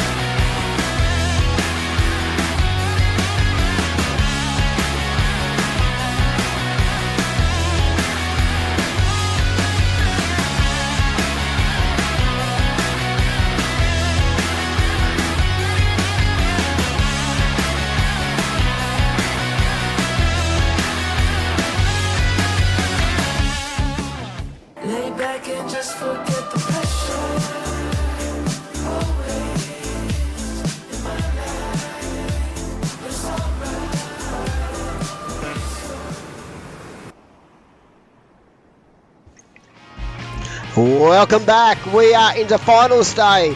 We're excited, and we hope you in Webland are also excited. WSL, the Ryde Rhythm Central Coast Pro WSL QS 3000 event. We're into the semi-finals of the men, and it is Kean Martin in the red taking on Jordi Lawler. What a matchup. Very, very strong aerialists, both of these surfers, but also the rail game has been ultra impressive from the surfer from Sweden. It feels weird to say that, but surfing in the Asian region, Jordi Lawler, this is a real big event for him because he's looking to, qualify for the Challenger, and he's looking to consolidate on what he's already done this year. He's been feeling great, in good form, and it's just going to be an awesome matchup. 25 minutes, these semi-finals. Then once we hit the finals of both men's and women, we're going to throw that out to a 30-minute final to give a little bit more opportunity. The tide is dropping. I'm in the box with Lillian B. Young, and it's been exciting already this morning, but the intensity level's about to raise just that little bit more. Absolutely. So still early stages of the heat here, so no waves caught just as of yet. Jordi looking pretty comfortable. I think he'd be pretty stoked if coming off that win at Port Stephens, and if he goes into another final on the Central Coast. Actually going back to back. Oh. I think Nixie did that. Didn't she last year? Yeah, so Boomerang and then Avoca, won the both. And then even at that last one. Wow. So she won the Burleigh and then won Port Stephens and then bowed out early in this one.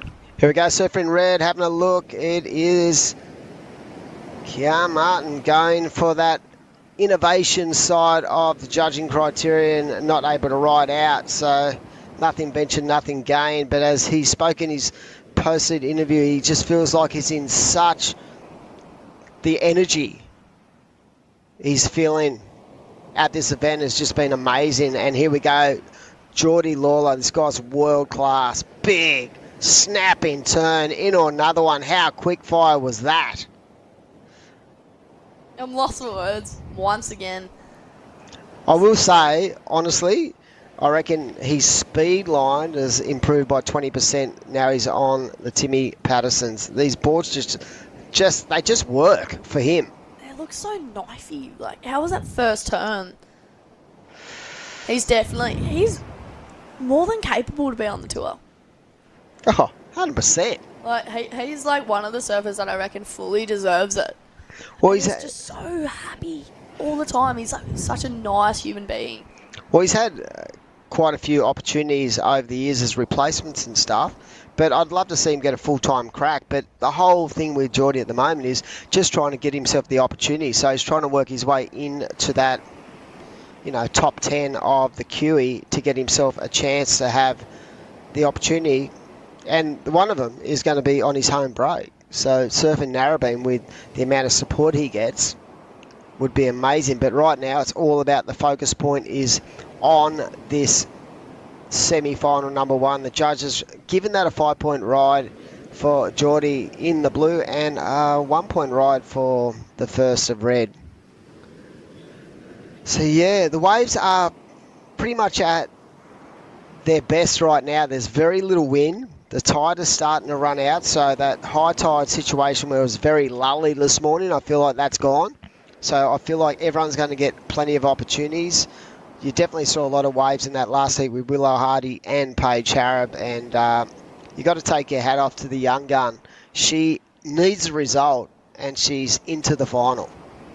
It's massive for her. There you go. So I think you said before she was in 11, so that probably might even jump her up into just outside of Challenger qualifying, because it's 4 women make it, 1 wild card. So I bet she's going to put herself in such a strong position going into Newcastle. 100%. 100%. It's 3,000 points on offer. Yeah. So here we go. Jordi Lawler up and riding on the back end. Nice first turn there. Looking so comfortable. Comfortable in his own skin. So unfortunate that he just fell off that last turn there. That is what the judges, they want to see everybody completing those last turns. That's been quite crucial for a lot of people getting through today. Yeah, Jordi comes in ranked 11th on the men's ratings too. So there's quite a few. How many spots are for the men? So I believe it's 9 and 9 one and wild 1 card. Yeah, so 10 all up. I hope they expand the women's more in a couple of years' time. The talent pool's definitely there to do that.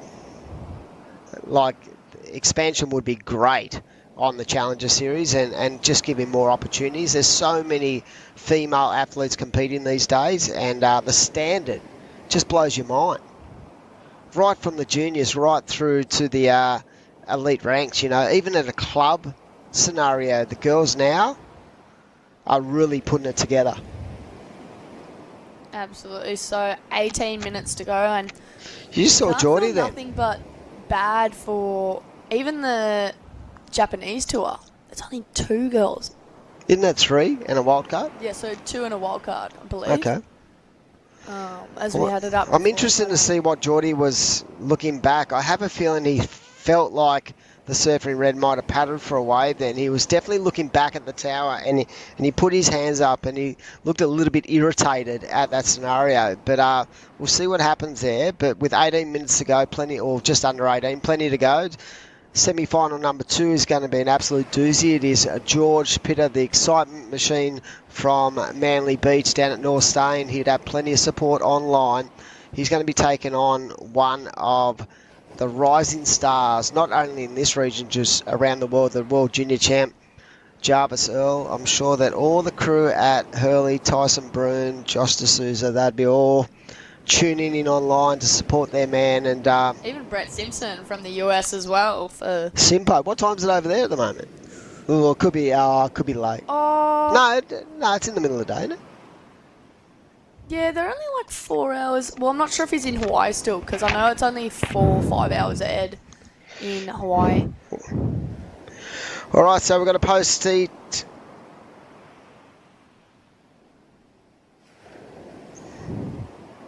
So a little bit slow at the start, so we've got a post-seed interview with Willow Hardy after semi-final number 2 of the women's. What a performance. That was clutch. You must be absolutely delighted. How's it feel to make the final?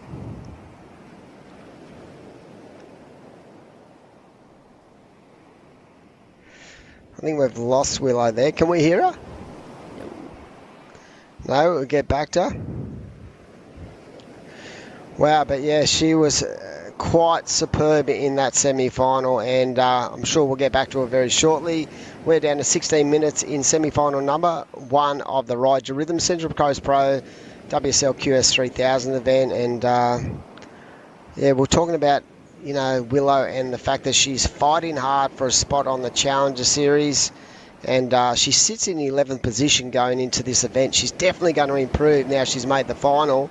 In fact, I reckon she might go up close to 5th or 6th at the completion, whether she gets 1st or 2nd. So it'd be good to see her have that opportunity going into Newcastle, because if she can get another big result there, she is well on her way at her young age of making the Challenger.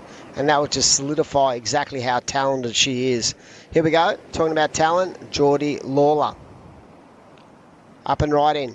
Flying down the line, you can see what he wants, and that wave just did not offer enough opportunity for him to use that as a ramp. So a little bit slow, so that will definitely increase the anxiety levels for these athletes.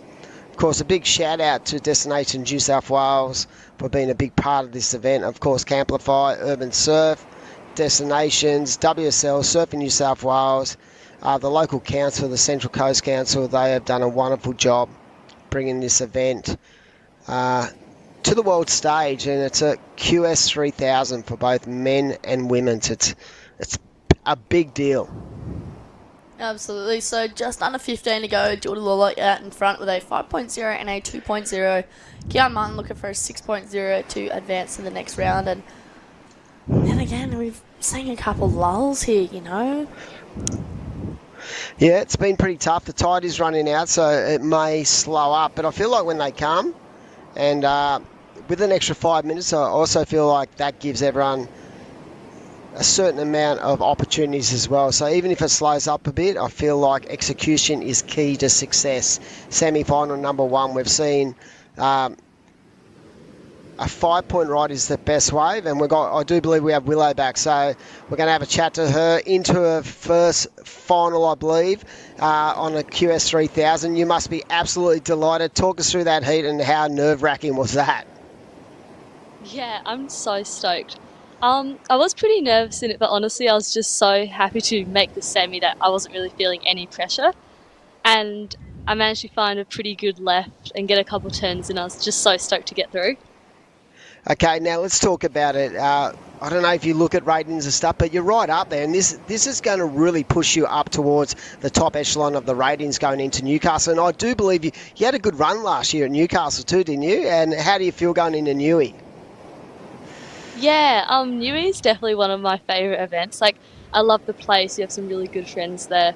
So I'm super excited for that. And then I have the ABB before that, so it's definitely going to be a pretty busy week for me.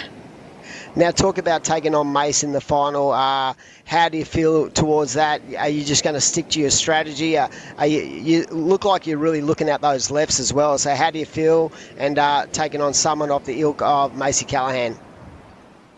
Yeah, well, it's obviously crazy to verse Macy because I've always looked up to her and I love her surfing so much. So I'm a bit nervous, but hopefully I'll find a couple lefts, maybe a right, we'll see. Now, talk about anyone at home you'd like to send a shout out. I'm sure you got so much support at home. They'd be so proud of your achievements so far in this event. Anyone at home you want to send a shout out to? Yeah, just my mum, my sister, all my sponsors, all my friends, everyone who's been messaging me, thank you so much. Well, congratulations. Go get some water, go hydrate and get yourself ready because you fully deserve to be in that final. We look forward to seeing you taking on Macy Callahan. Congratulations, Willow Hardy. Thank you so much. Calm. Would you be that calm? Deep down, she's absolutely frothing. You can see the bubble, but it depends. If I was making a semi-final, I remember last year when I was in this event and I even made it to the round of 16 and I was like, wow, that's a pretty You were good ripping result last for week. me. What's that? Yeah, you were ripping last year. Yeah. I got that one good one, but I was just And then I think they cut off the webcast at that point, so I didn't get to see an interview. I've never sat at a WSL interview before. Oh, really? I actually remember that heat because you took on Dimity. Yeah. How was that? Was that an experience in itself? That was actually one of the situations where it was the heats changed to 25 minutes. Yep. And then I just felt like if it was 20, I would have gotten through, and then it was just but... That happens, but doesn't it? Oh, 100%. I'm always that person that, sits out there. Even last year versus Willow at Newcastle, as we see Kean Martin racing down the line here, looking for an air section. There he goes, and just coming off the back of that one. But, yeah, just looking at my watch going, please, come on, the heat has to be over now. Longest 5 minutes of your life. And again, we've seen an incomplete aerial manoeuvre from both these guys in this heat. So it is getting a little bit tricky out there. We're down to 10.5 minutes to go. I'm sure both Jarvis and George Pitt are watching intently to try to identify what is the best peak to sit on.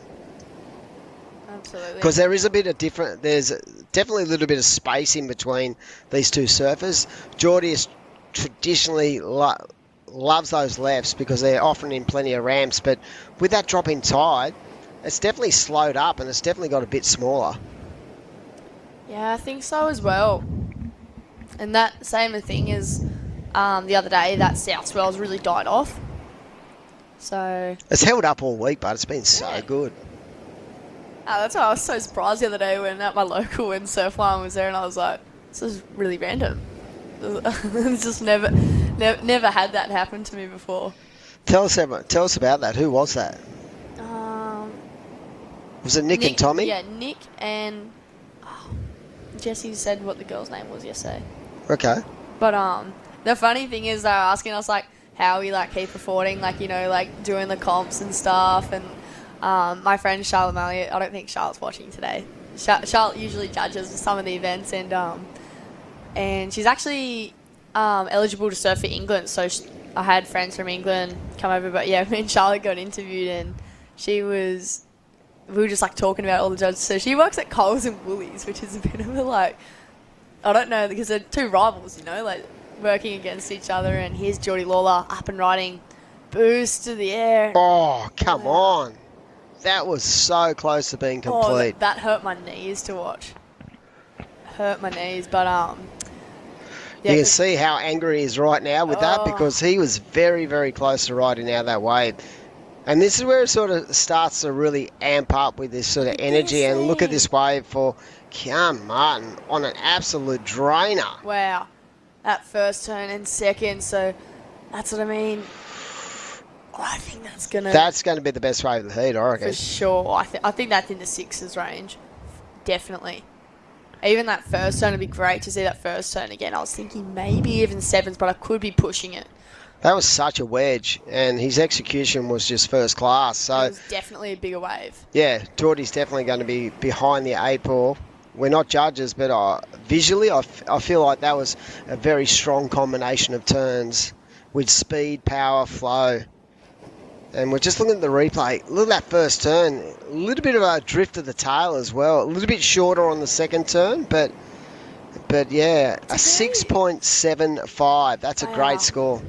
And that's a very vintage style of surfing. Now I'm trying to think of who that reminded me of. But it's a very different approach to what you see usual most contest surfers take these days, whether it's the equipment he's riding today, but it just looked really smooth under his feet. You got to take your hat off. He's just, every time he's been in a heat, he's just brought his A game. And you're looking at a guy who, had to make some decisions on whether he'd go to the ISA to try to qualify for the Olympics or compete in that event. He chose, because of the actual timing of that, not to go and to focus in on this event. And so far, he's in a semi-final, so the minimum he's going to get is an equal third. And at the moment, he's actually in the lead of this heat with a 6.75 and a 1.90. And he's just taking everyone by storm. He's probably been the underdog in about 4 of his heats, just because we don't see a lot of him. Yeah. But his surfing is absolutely on point. 100%. And I was saying to Jesse, he comes to the Central Coast contest every year, as we see Jordi Lawler up and riding. Nice first turn there. Looking for a second, so Jordi This is better. looking way more comfortable. Wow. 6 minutes to go. He liked the sound that. of Yeah. The feel of that last turn would have felt really good under his board, because the timing and the connection with each and every turn just got better and better. That first turn was on point. The second turn, really well timed, nice and deep off the bottom. And this third turn was just that point of difference where he held the tail and really threw a lot of water through the lip line there to finish off nice and sweet. So 3 turns. Are we calling that the best wave of the heat? I reckon it's close. Yeah, I think so. 8.25. There you have it, ladies and gentlemen. Heard it here first. 5 minutes, 35 remaining.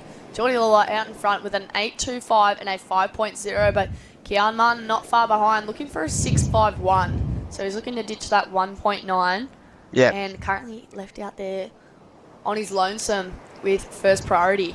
So there was a 1.5 difference between the two rides, and what I loved about Jordi's ride was the power increase as he went down the line. It sort of didn't taper off. It got bigger, better, and the opportunity to really tag that final section was the key. But even the depth, the timing on the second turn was critical to elevate that speed line into that final manoeuvre, and he just executed perfectly. For sure. Absolutely. So here's the heat replay. Nice This is that first wave. turn here. This board looks incredible under his feet, but this is the turn where you just like, yeah. But see how patient he was after that first turn? There was a section that sort of broke in front of him where, you could have actually attacked that section, but what he did, he just waited for that turn, waited for the opportunity to do the turn, and the placement of that second manoeuvre chip-shotted him into that third turn, which netted him an 8.25. That's his favourite score. He's had a couple of them. Now he's got this thing out wide again, so he's in a perfect spot. He's just trying to seal the deal. He's in a strong position. Again, that Timmy Patterson. You've got to love what those boards are doing for his surfing. Hey, I think they're probably going through the roof on sales now. I think Jordi's definitely selling them quite well. Well, he's got to offload a 5-point ride. There's 4 minutes to go, and I'd love to see what Kean Martin did on that wave as well. He went to his forehand, Did he go to the air? He did go to the air, and he didn't ride out. And then really good technique for Jordi off the bottom. I almost thought he was going to nosedive on that first turn. And that he's just so fast and hit that flat section. But yeah, it'd be good to see what Kean Martin does to answer back to Jordi Lawler. 3 minutes 30 remaining. Yep, Jordi Lawler, coached by Matty Cattle. And he's worked exclusively with him for a long time now. And like he said, he just feels like 2024, it's a new era, it's a new year. And he's looking ultra strong. These scores, he's continually getting scores into the good to excellent range. And he's been up against it because this man from Sweden, he's an absolute power machine. And a semi-final, he's still in it. He only needs a 6.61, and he has first priority. So this is not a done deal. You can see Jordi sort of trying to work out whether he wants to move up the peak. And here we go, Red. Opportunity presents itself for the surfer in red. He goes to the air and kicks the tail, but cannot ride out. So, as a surfer with 2 minutes 40 on the clock, would you now make the move and get right in his grill? You can see he's disappointed with those airs. So if I was Jordi, I'd move in and just getting into his headspace, getting into his grill and making sure he knows where you are, because you hold all the aces when it comes to priority. And with an 8.25 and that last wave, that two-turner, a 5.10, was enough to improve by the slightest of margin. But you can see it, the games have begun. Jordi Lawler is very experienced. He knows the game. He's now going to make sure that whatever wave presents itself, if he thinks that's going to be the score, he's going to absolutely take it, because that's priority. That's the whole game. And that's what makes it such an intriguing battle, because the surfer in red's going to definitely try to sell him on one. And here we go. There's that sold opportunity there. And we've seen that happen a couple of times, you know, when they go to try and sell and then they go anyway, and it's just like, but I don't think that's going to be the I don't think that's incomplete. I think it's incomplete in itself. So Jordi Lawler looking fantastic. He's got 1:20 on the clock to get himself into a back-to-back finals with the opportunity of maybe taking back-to-back wins. The North Narrabeen crew would be absolutely loving this, and they'd be having one eye on the final if he makes it, and then going, what about his form line going into the ABB? Sweet indeed. Massive shout out to Nathan Hedge if you're out there watching. Haven't seen Hog on this series of events, but one of the most inspiring humans to put on a Rashi for sure. And he's part of that North Narrabeen team as well. So right now, 40 seconds to go. It's been an intriguing matchup, and similar in the air, but very different in their styles when it comes to rail game. And Jordi Lawler with that 8.25 really set the cat amongst the pigeons when it comes to identifying the big score and what the judges want to see. Here we go. It looks like the surfer in red, last roll of the dice. This looks like a powder puff, this wave. Oh. Pretty stylish, but you've got to like that. Oh, he gives it. Oh, that's really... He's been so fun to watch. His energy levels, just his froth meter has been on point, and congratulations to Jordi Lawler. He's into the final. He's got another wave, just nice and square, but comes unstuck. But again, for Kean Martin, a semi-final finish. That's going to improve his position on the ratings. We're going to throw up to a break, back very shortly for semi-final number 2 of the men's. Don't go anywhere. Ba-da-ba-da. Ba-da-ba-da.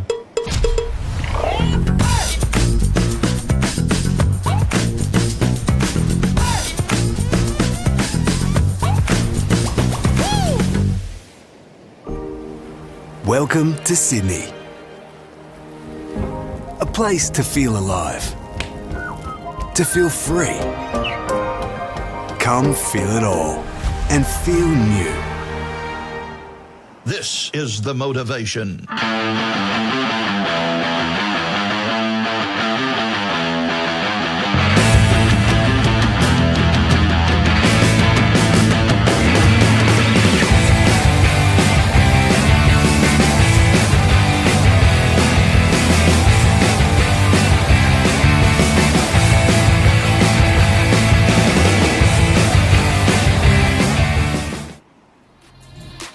Welcome back to the Ryde Central Coast Pro QS 3000. We're into semi-final heat number 2 of the men's.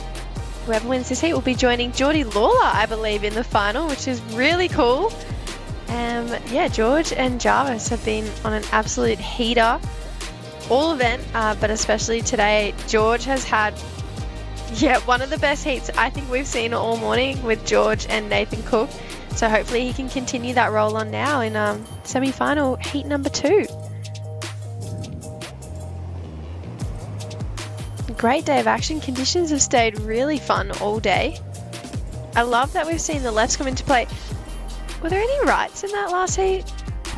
Well, We definitely did see Kean Martin go for a couple right-hand ramps, but just unable to finish a couple of them. It was definitely more lefts, especially, and we all know Jordi Lawler to always strike for a left. Oh yeah, I think he he's from only ever Manami. went left that heat, for sure. I'm excited. 2 back-to-back finals for Jordi.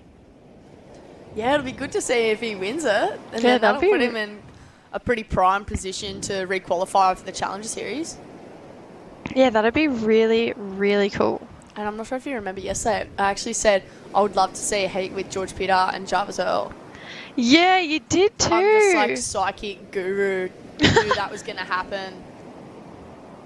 Yeah, hopefully they get plenty of waves in this heat and we get to see them both kind of open up. As much as we saw George and open up in that Nathan-George heat, that was just so good. I said to Dimmy, I said I think that definitely could have been a semi-final heat for sure. Yeah, absolutely. But now we have the real semi-final heat.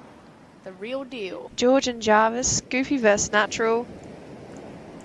It was Goofy versus Natural in that last heat too. Daiki is a natural footer, I believe. Daiki Tanaka. Ooh. Yeah, he is, yeah. Yeah. He actually had a Amazing. really good backhand though. Yeah, His yeah. backhand reminds me a lot of Connor O'Leary. Oh, really? That's Yeah. a massive compliment. So, yeah, big shout out to the Hurley Oz crew, Tyson Brun and Josh D'Souza, who would be watching Jarvis Earl in this heat. Brett Simpson as well, if he's awake. Not sure in America what the time is. But yeah, they'd definitely be cheering for Jarvis, the World Junior Champion. Here we go, George Pitter, first wave of the semi-final. Wow, love the attack. Couldn't pull that one off, but I hope he, I hope he keeps that up for the rest of the heat. That was fun to watch. Maybe it's an air final. George Pitter v Jarvis Earl. Yeah, that'd be cool. That'd be cool if they both went to the air or semi. I'm not sure if you remember the Puntorama. That contest. Puntorama, where was that? Because I used to hold it at Diva, and I remember everyone used to like just turn in clips to get invited and stuff like that. And I used to see it in like surfing magazines all the time, like enter into the Puntorama. I don't know if I ever just did do the airs. Puntorama. Ah. I think it was more of like an up this way kind of comp. Yeah. There wasn't something like that in Sydney. Well, it Or was maybe we didn't hear more about of a it. blokes event. There was like a lot of guys entering into it, but even I used to live around the block from Partia Light, and she used to go into them in France, I believe she went, and it was like an Air Asia. Oh, And she cool. won like the Air Award for it. That's something we don't see in events anymore, is expression sessions. Yeah. You know? Yeah, it was an expression session, that's it. Yeah. Do you remember at the ABB a few years ago, they were trying to air into the blip to grab the key for the Hyundai car? Do you remember that? No way. Someone got it. I can't remember who it was. It might have even been Jordi. I can't remember, but someone got it. But they got it before the heat started. So then they didn't No. actually get the car. Something like that happened. To win a car? Are you kidding me? Like, Yeah. that's- oh my god. Here we go. George up and riding. Strong first turn there. And again for a second. So finishes his first wave. That's going to be a pretty nice score. He was flying down the line. I think he mentioned he was on his fevers. Yeah, that feet was looking super good under his feet. So actually 2 onboard store and Channel Island surfers in this heat. So big shout out to Mel Hayho, Luca Elder, Uncle Ben. Uncle Ben. All the boys, Saxon. Yeah, everyone. So Tell me more about the fever, because I don't know if I ever rode that. I usually always get mine in an epoxy, and I feel like it is the lightest it's super light and it's got so much twang. Like every time you do a turn, I would ride it in all conditions. Like if it were me out there today, I would be riding my Fever Spine Tech. So but yeah, it's just such an incredible all-round board. Like I brought it to Hawaii as well, like, for the small days, and yeah, it was unreal. Like just so much spark. Yeah. Every turn you go up for, the fins release every turn. So it's not just a small wave board, it's kind of an all-round board. Or I wouldn't ride it in anything over like probably 5 foot. Anything over 4 to 5 foot, then I'd probably change to my PU. And I've been pretty naughty. I've only just started riding PU again because I really ride that board all the time. And like everyone, when I was like at this local contest, was like, you need to start riding PUs again. Okay. So, the actual surfboards. But George just going down. That was going to be 0 for his first one. He was going to back it up nicely if he had landed that second turn. So still looking really sharp, George. I'm excited to see what Jarvis can do once he gets to his feet. But yeah, George is really setting the tone for kind of his determination to get a win here. And yeah, like he said in his heat interview, his post-heat interview, after his quarterfinals, he didn't actually have to do these events. He's already re-qualified for the Challenger Series, so this is just practice for him. And well, even Jarvis as well is still re-qualified for the Challenger, I think. I don't think so. Oh, okay. No. Could be wrong, but Jarvis is definitely playing patient Cobra right now, just ready to strike, but just waiting. Yeah. Waiting for that wave to come through. I think it's a really cool experience for the guys who have re-qualified for the Challenger Series, like George, who are in this event, because even George mentioned it in his post-heat. It recreates, you know, those pressure situations that you just can't really manufacture in free surfs or training sessions. So, yeah, I think it's cool to see these guys so dedicated to making sure that they're getting a better approach to their competition strategy, even on the off season. So yeah, George putting in the time, and from what we've seen, if he brings this kind of attack into the Challenger Series, I'm calling good things for George. Totally.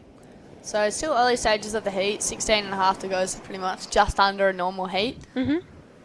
But as we saw earlier, Jarvis and Lennox actually had a heat restart, so hopefully Jarvis can get some waves in this one, and like he did last one, he really got busy in the second heat.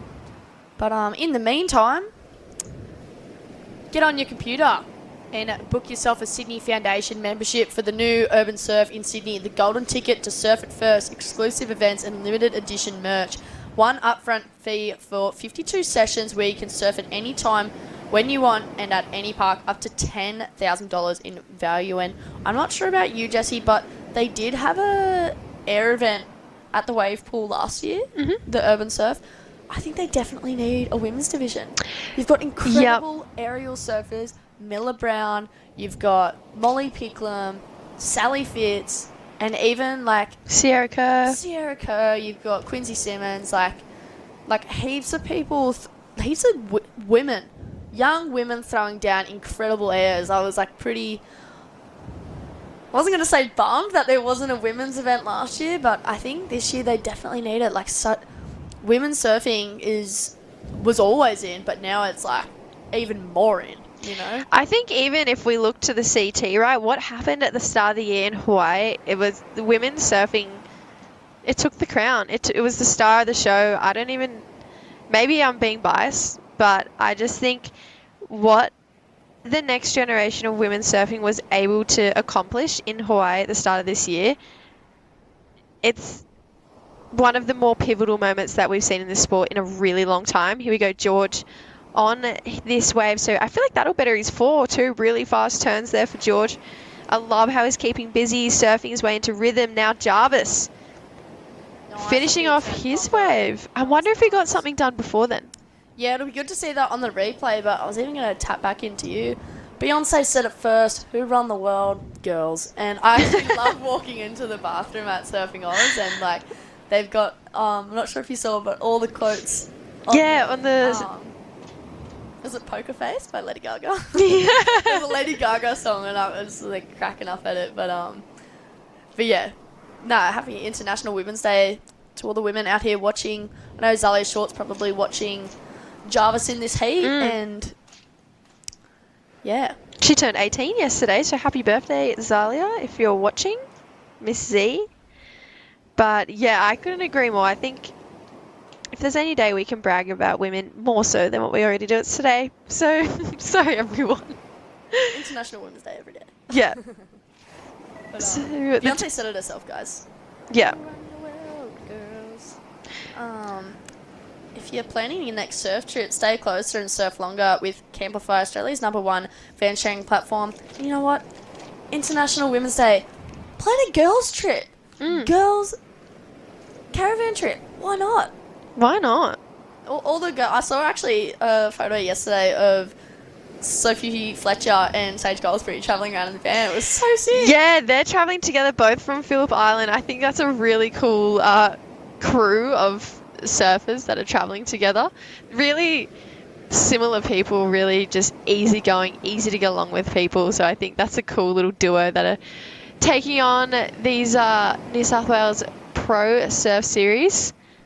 But George backing up his 6, actually bettering it, so 6-5 on that last wave, and then Jarvis opening up with a 7-1. So we've got a heat on our hands, Lil. Jarvis is going to swing again, needing a 5-4 on this one. Dang. Wow, that first turn there, ladies and gentlemen. Oh, it was an almost. Thanks for coming. So that last turn is crucial. We've seen people not actually get through today, and they just needed to land that last turn to get that extra point and a half. Yeah, that was definitely a score gone begging there for Jarvis. That was the 5-4 every day of the week, but kind of buried the nose there. I feel like he looked a little bit surprised when he was trying to get back on his board at the end of that wave. He was like, oh, did that just happen? But that's It going to... actually just fell off. Yeah. Yeah, that's so uncharacteristic of me. I know, that's kind of what it looked like. Like, he kind of shocked himself a little bit. So it's going to better his 0.5. It's not a 5-4 based off that first turn. I mean, it could be. Don't quote me. I could be wrong. But I think he's going to be chasing another wave. But these guys, I have a feeling, are just going to keep going back and forth. Absolutely. Jarvis only has a 5.4. So, definitely the situation is going to keep changing for sure. I just wanted to give a massive shout out to Central Coast Council, Destination New South Wales, and even Surfing New South Wales as well. We've got an incredible team for these WSL QS events. Like Corey Ross, Renato, Jesse Starling, Jimmy, we've got Tazza McKenna, we've got Logan Dalton, we've got the boys upstairs, Chris, massive thank you, Mish, massive thanks guys, all the judges, everyone's doing a fantastic job, and yeah, just thanks for making this event happen. I'm stoked I get to commentate my first, now my second QS event. So hell yeah, we love working with you. Jarvis just finished off a very, very good looking wave. I'm looking at Dimmy trying to give him the nod that George is going to need another wave after this one. He floats down that first section, carves back, but it's this end turn, Lil. Wow. Super solid surfing there from Jarvis, and yeah, that's better from him. Little watch claim, I'll just check the time after that one, kind of claim from Jarvis. So 3-2-3 for the one prior to that last wave. But yeah, I definitely in probably the 6 range. I think it's definitely tops of 5.4. But floats are back in. Floaters are back in. How long was that floater that Jarvis did? That was I was looking at my watch going, wow, he's actually been on top of the lip for a long time now. He's still projecting down the line. Yeah, no, I think Jarvis he just looks like he has so much fun in his heats. I don't think he takes it too seriously. Well, he probably does, but from an outsider looking in, he just looks like he has the best time just surfing heats and having fun. And even when he gets knocked, I swear he never looks annoyed. He's just always smiling. That's what I mean. That's probably what I'd be scared about if he was competing on the CT. Imagine being John and just Jarvis is just paddling out and smiling. He's just what are you smiling at? Yeah, are you smiling? You're about to suffer heat with me. Yeah, why are you what's smiling? Going on? And then, yeah, I feel like that would throw a lot of people off. Yeah, definitely. A smiling assassin. I have a feeling we're going to see a big score locked in for Jarvis. I'm going to throw a crazy number out there. I think it could go in the 7s. I could be so wrong, though. I've actually been wrong multiple times today, so let's actually not quote me on it. But, yeah, I have a feeling this is going to definitely change the situation. And it's already 8 minutes, 50 seconds to go. So George has been sitting for quite some time. This is definitely the least amount of waves we've seen him catch in any of his heats. Absolutely, playing it very strategically well, Mm. I'm going to say. So, yes, judges really trying to figure out if that was better than his 7.1 or if it was better than George's 6.5. So, look, I just love this so, like, the way the camera's filming, you can just see how far apart they're sitting. And there you go, Yes. 7.1. 7.5. Oh, 7.5. There you go. Jesse, right I on the called money. it. So George Pitter looking for an 8.1 to go to first position. Yeah, that's a really healthy looking score lineup for Jarvis. 7.5 and a 7.1, 8 minutes on the clock. George, though, he's got 2 6s, and I feel like he hasn't really opened up yet. He's got 2 6s for some excellent surfing, yeah, but I feel like a guy with George's talent, I can definitely see him pushing so much harder. So I feel like if we could see him on one of those more open face waves that we've seen Jarvis get, that 8.1 is well within his capability. And I definitely think we might even see a few more lead changes before the end of this heat because both these guys really want the win here. 100%, Jesse. I couldn't agree with you more on that one. And I was just going to ask, if you're in this situation, so you're George Pitter, you've just heard that you need an 8.1. What are you doing? Because me, I'd be freaking out. I'd be like, oh, an 8. Like, well, I'm just Come on. I'm just, like, unable to get that. I'm just like, at this point. What would I be doing? Okay, I feel like I'd go, okay, well, if I need an 8, I need 14 points is basically what I need. So I need 2 7s. But I feel like when you say that, it actually sounds harder than, oh, okay, I need an 8. Sounds very complex. It sounds like a lot of maths is involved. I would just go, oh, screw it, and just give it my all in the next wave. And if I got the score, I did. And if I didn't, oh, well, you know, I gave it my all. But I don't know. You got priority too. Yeah. I hate being in that position, but we're going to have a bit of a recap from what we've seen so far in this heat, which has been pretty excellent if you ask me. George opened up with 2 6s. He just seems so fast and lively on those boards. And then again here with his second 6, so just so fast, Lil. You can't even... Both their... I'm not sure if you see that too, but both their front side styles are so familiar. Here we go, Jarvis. Similar. Yeah. Super similar. This 7.5, this end turn, that's where all the bulk of the points came, I reckon, that end turn. He shocked himself, his mouth wide open going... I love the little watch check claim. Like, oh, I'll just check the time on that one, guys. It was, yeah, there was... It's a no claim. Yeah, exactly. So, coming down to just under 6 minutes, Lil, it's kind of getting nerve-wracking. 8-1, but you know what? George has been so on point all event. I really do feel like an 8-1 is achievable. And you know what? Both of them, just as much as each other, deserve to be in that final. Oh, yeah, definitely. Definitely. So, like, Jarvis really needs to try and find a spot into the final so he can make it onto the Challenger. So, yeah, George is already there. So this, not that this result is irrelevant for him, because I'm sure it definitely is. He just wants to surf more heats, get time in the Rashi. But Jarvis is definitely banking on these points. But Jarvis has had a really good season. I think Jarvis is sitting in 3rd. Well, the points will roll into next year's rankings anyway, doesn't it?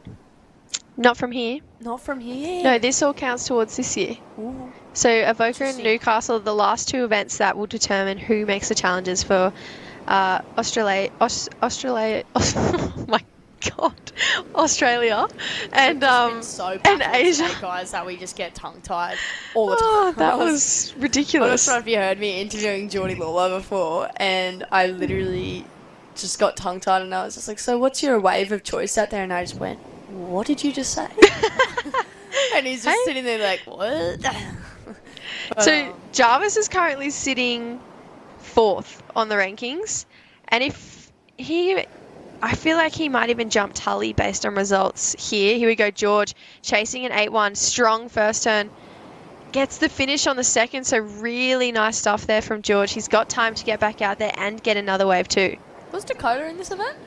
No. No. Interesting, and Dakota's sitting up the top. So there you go. But here we go. Replay of George Pitter. Nice first wrap there.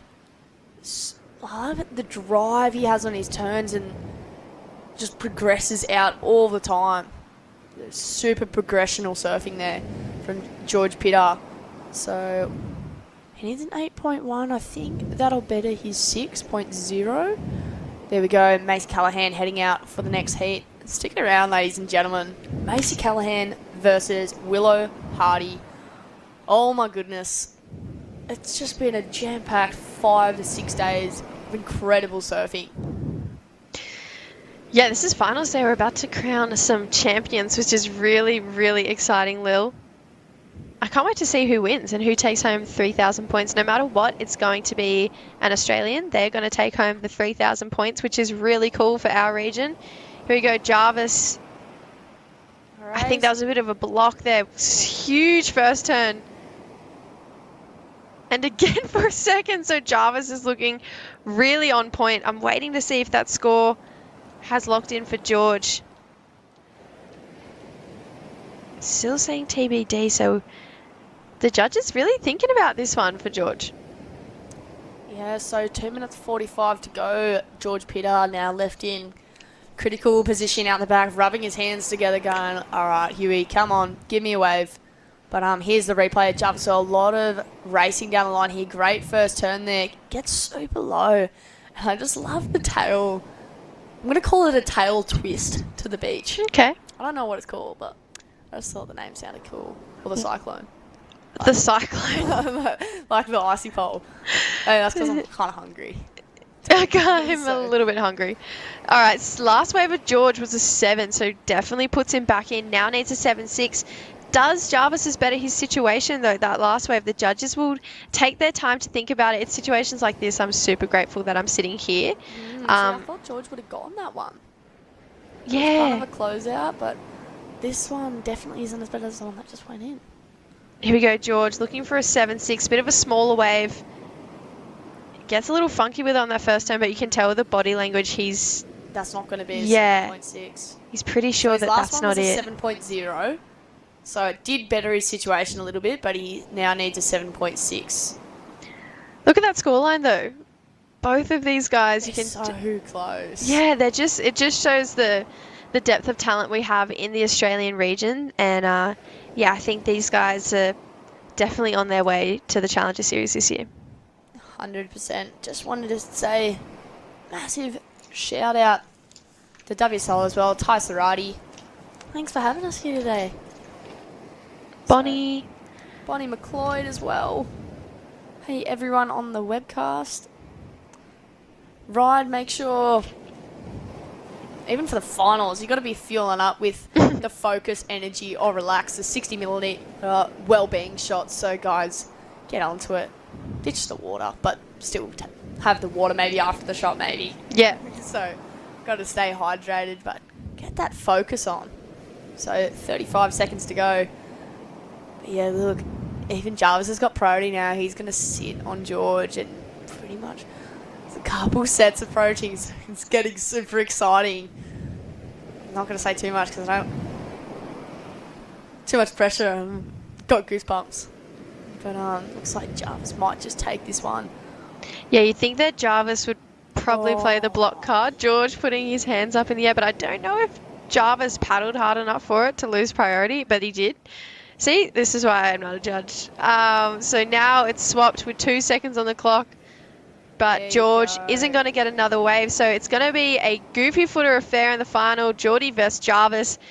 Congratulations to George for an amazing campaign. Look at the sportsmanship. I love to see that. I actually think that's the first one I've seen the whole event.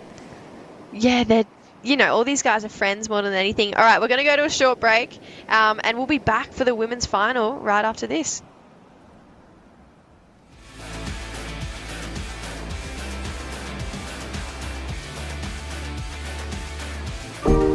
Welcome to Sydney. Upbeat. Downbeat. Feel its heartbeat. Open spaces. Open arms. A place to feel alive. To feel free. Come feel it all and feel new.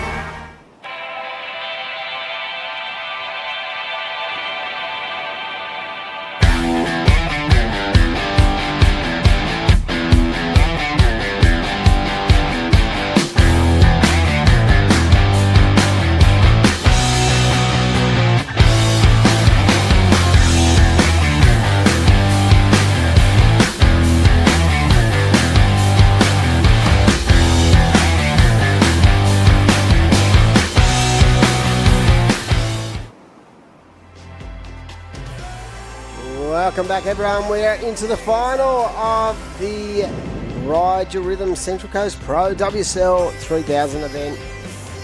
And it's a QS 3000, and it is Macy Callahan taking on Willow Hardy. So the master and the apprentice. This is going to be an intense battle, 30-minute final. I'm here in the booth with Jess Starling, and the men's semis were exciting, but wow, what a lineup for both the men's and women's finals. Yeah, I think there's actually more goofy footers in the finals than there are natural footers, which is really cool. Go the goofies.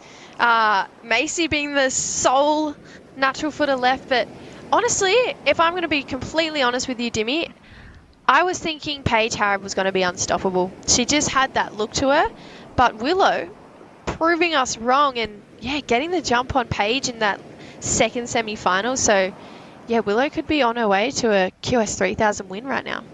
Never know. And what I say about that is under pressure, she's actually performed so well.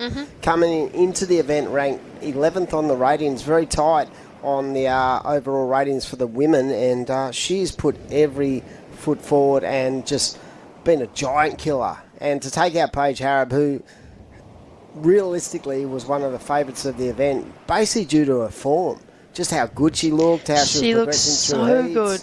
You know, so hats off. But now she's going to have to take on one former World Tour surfer and now another one. So if she can get a win here, that's an incredible achievement.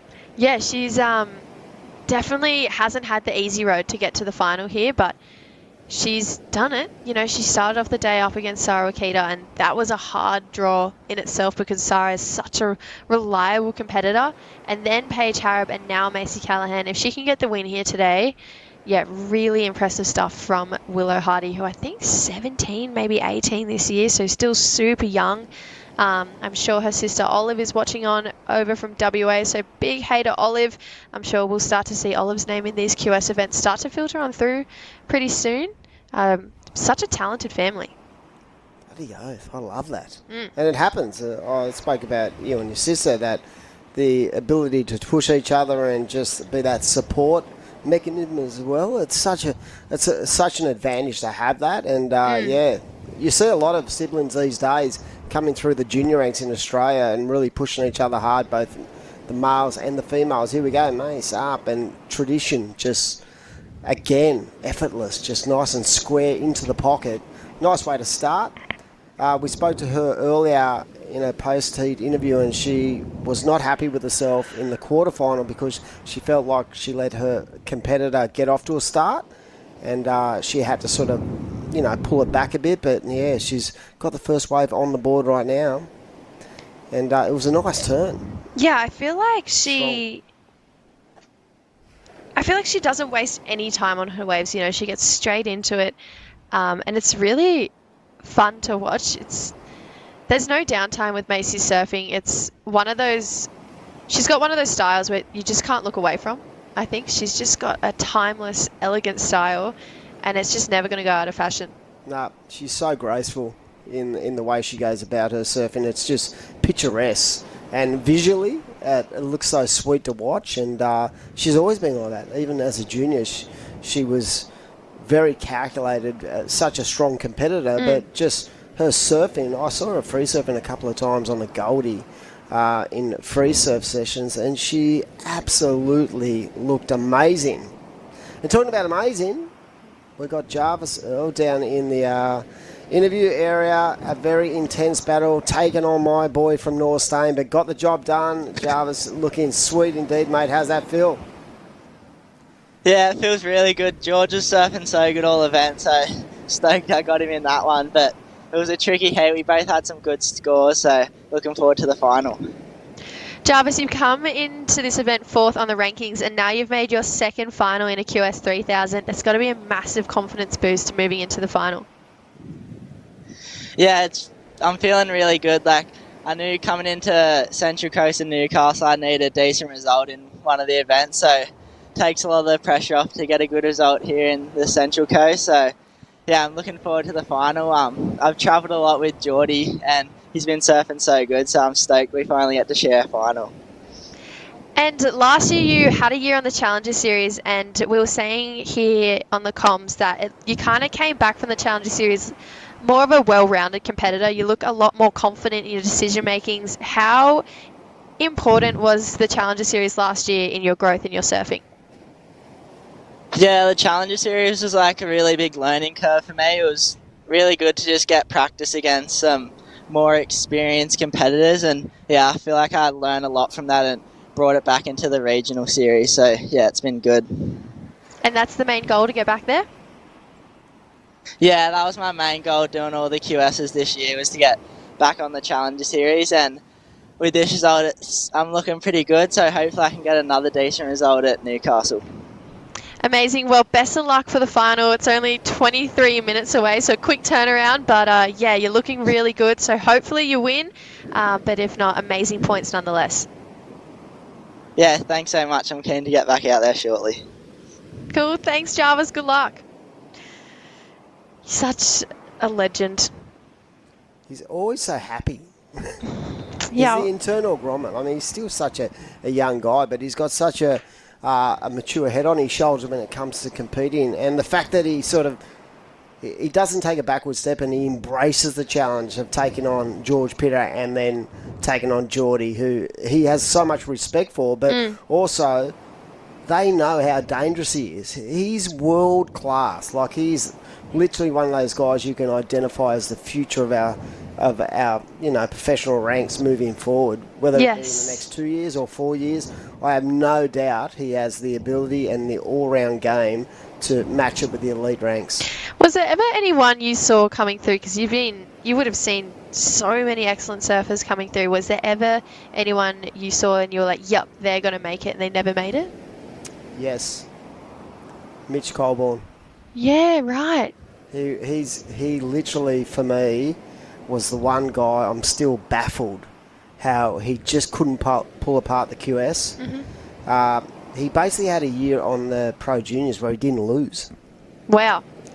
And very similar to Marlon, but he was such a powerhouse, and he got close a couple of times on the QS, but I don't know what happened to Mitch. I just felt like if there was anyone ever going to make the World Championship tour and not deserved, because you got to get there, but who was always going to make it was probably Mitch. Yeah, it was like, it wasn't sad because he had such a great career and he was sponsored by Vulcan, but yeah, he was definitely the one guy. Very much. I feel the same way about Philippa.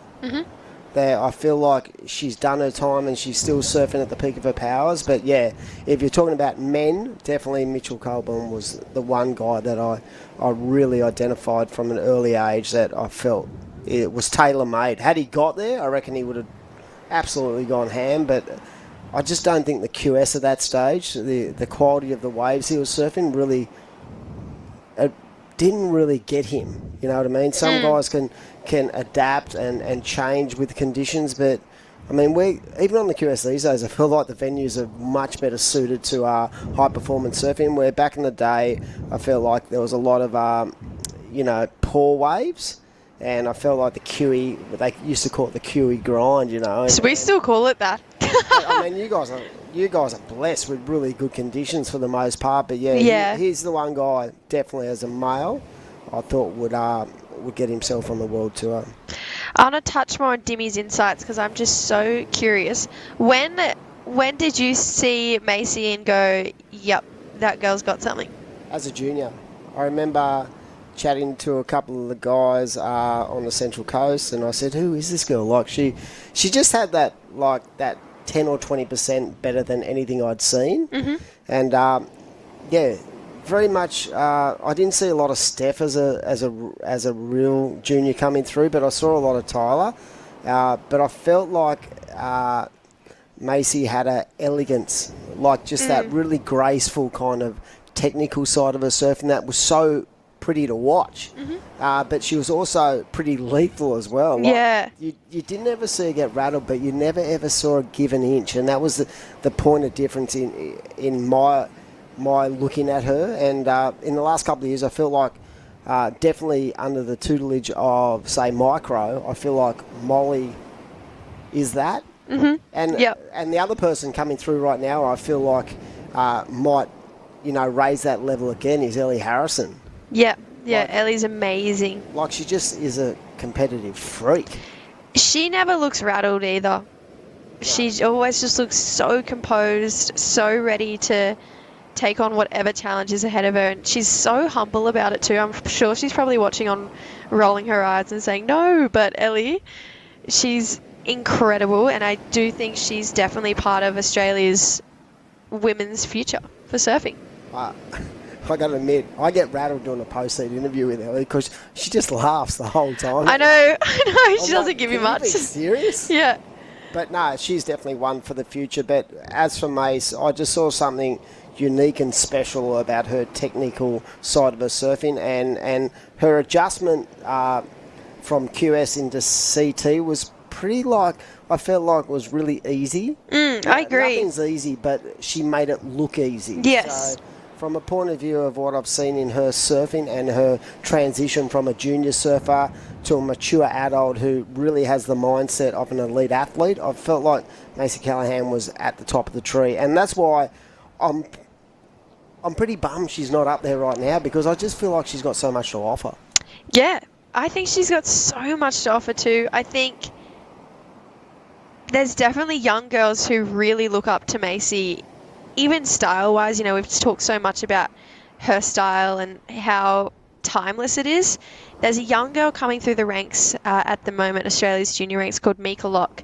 And every time I see her surf, all I see is Macy. So I think Macy is already impacting the next generation of Australian female surfers, even male surfers coming through, which I think is such a feather in her cap, and hopefully a bit of a confidence booster for her going back onto the Challenger Series, that there's so many young girls who want to be Macy, Yeah, that's a great thing. And I feel like in the women ranks, someone like Sarah Kerr, she has that point of difference as well. And to have someone like, Kersey as her dad, who's a former World Tour surfer, he was, always thought as one of the best aerialists in the world coming through. And to have that dynamic, she just looks like she absolutely loves to compete. And so I feel like that generation is coming through and really fearless. But I felt like when Mace came through, she was in that sort of vein of there was some girls in that top echelon who, definitely looked up to the elite surfers, where I felt like Mace just, it was more about her own performance than anyone else. And I've always loved her style. I've always loved the way she's gone about it, and she definitely deserves to have a long career, because look at her at the moment. In this event, she's just been laying down big score after big score, and even when she's been behind the eight ball, nothing's rattled her. She's just shown her class. Yeah, I think... Yeah, I couldn't agree more. That's what I think. And then the young gun. Willow is just such the ultimate performer under pressure for someone of her stature and age. She's the next generation. She's gonna be around for a long, long time. And like she said, she really idolises Mace, but she knows that she has an opportunity here.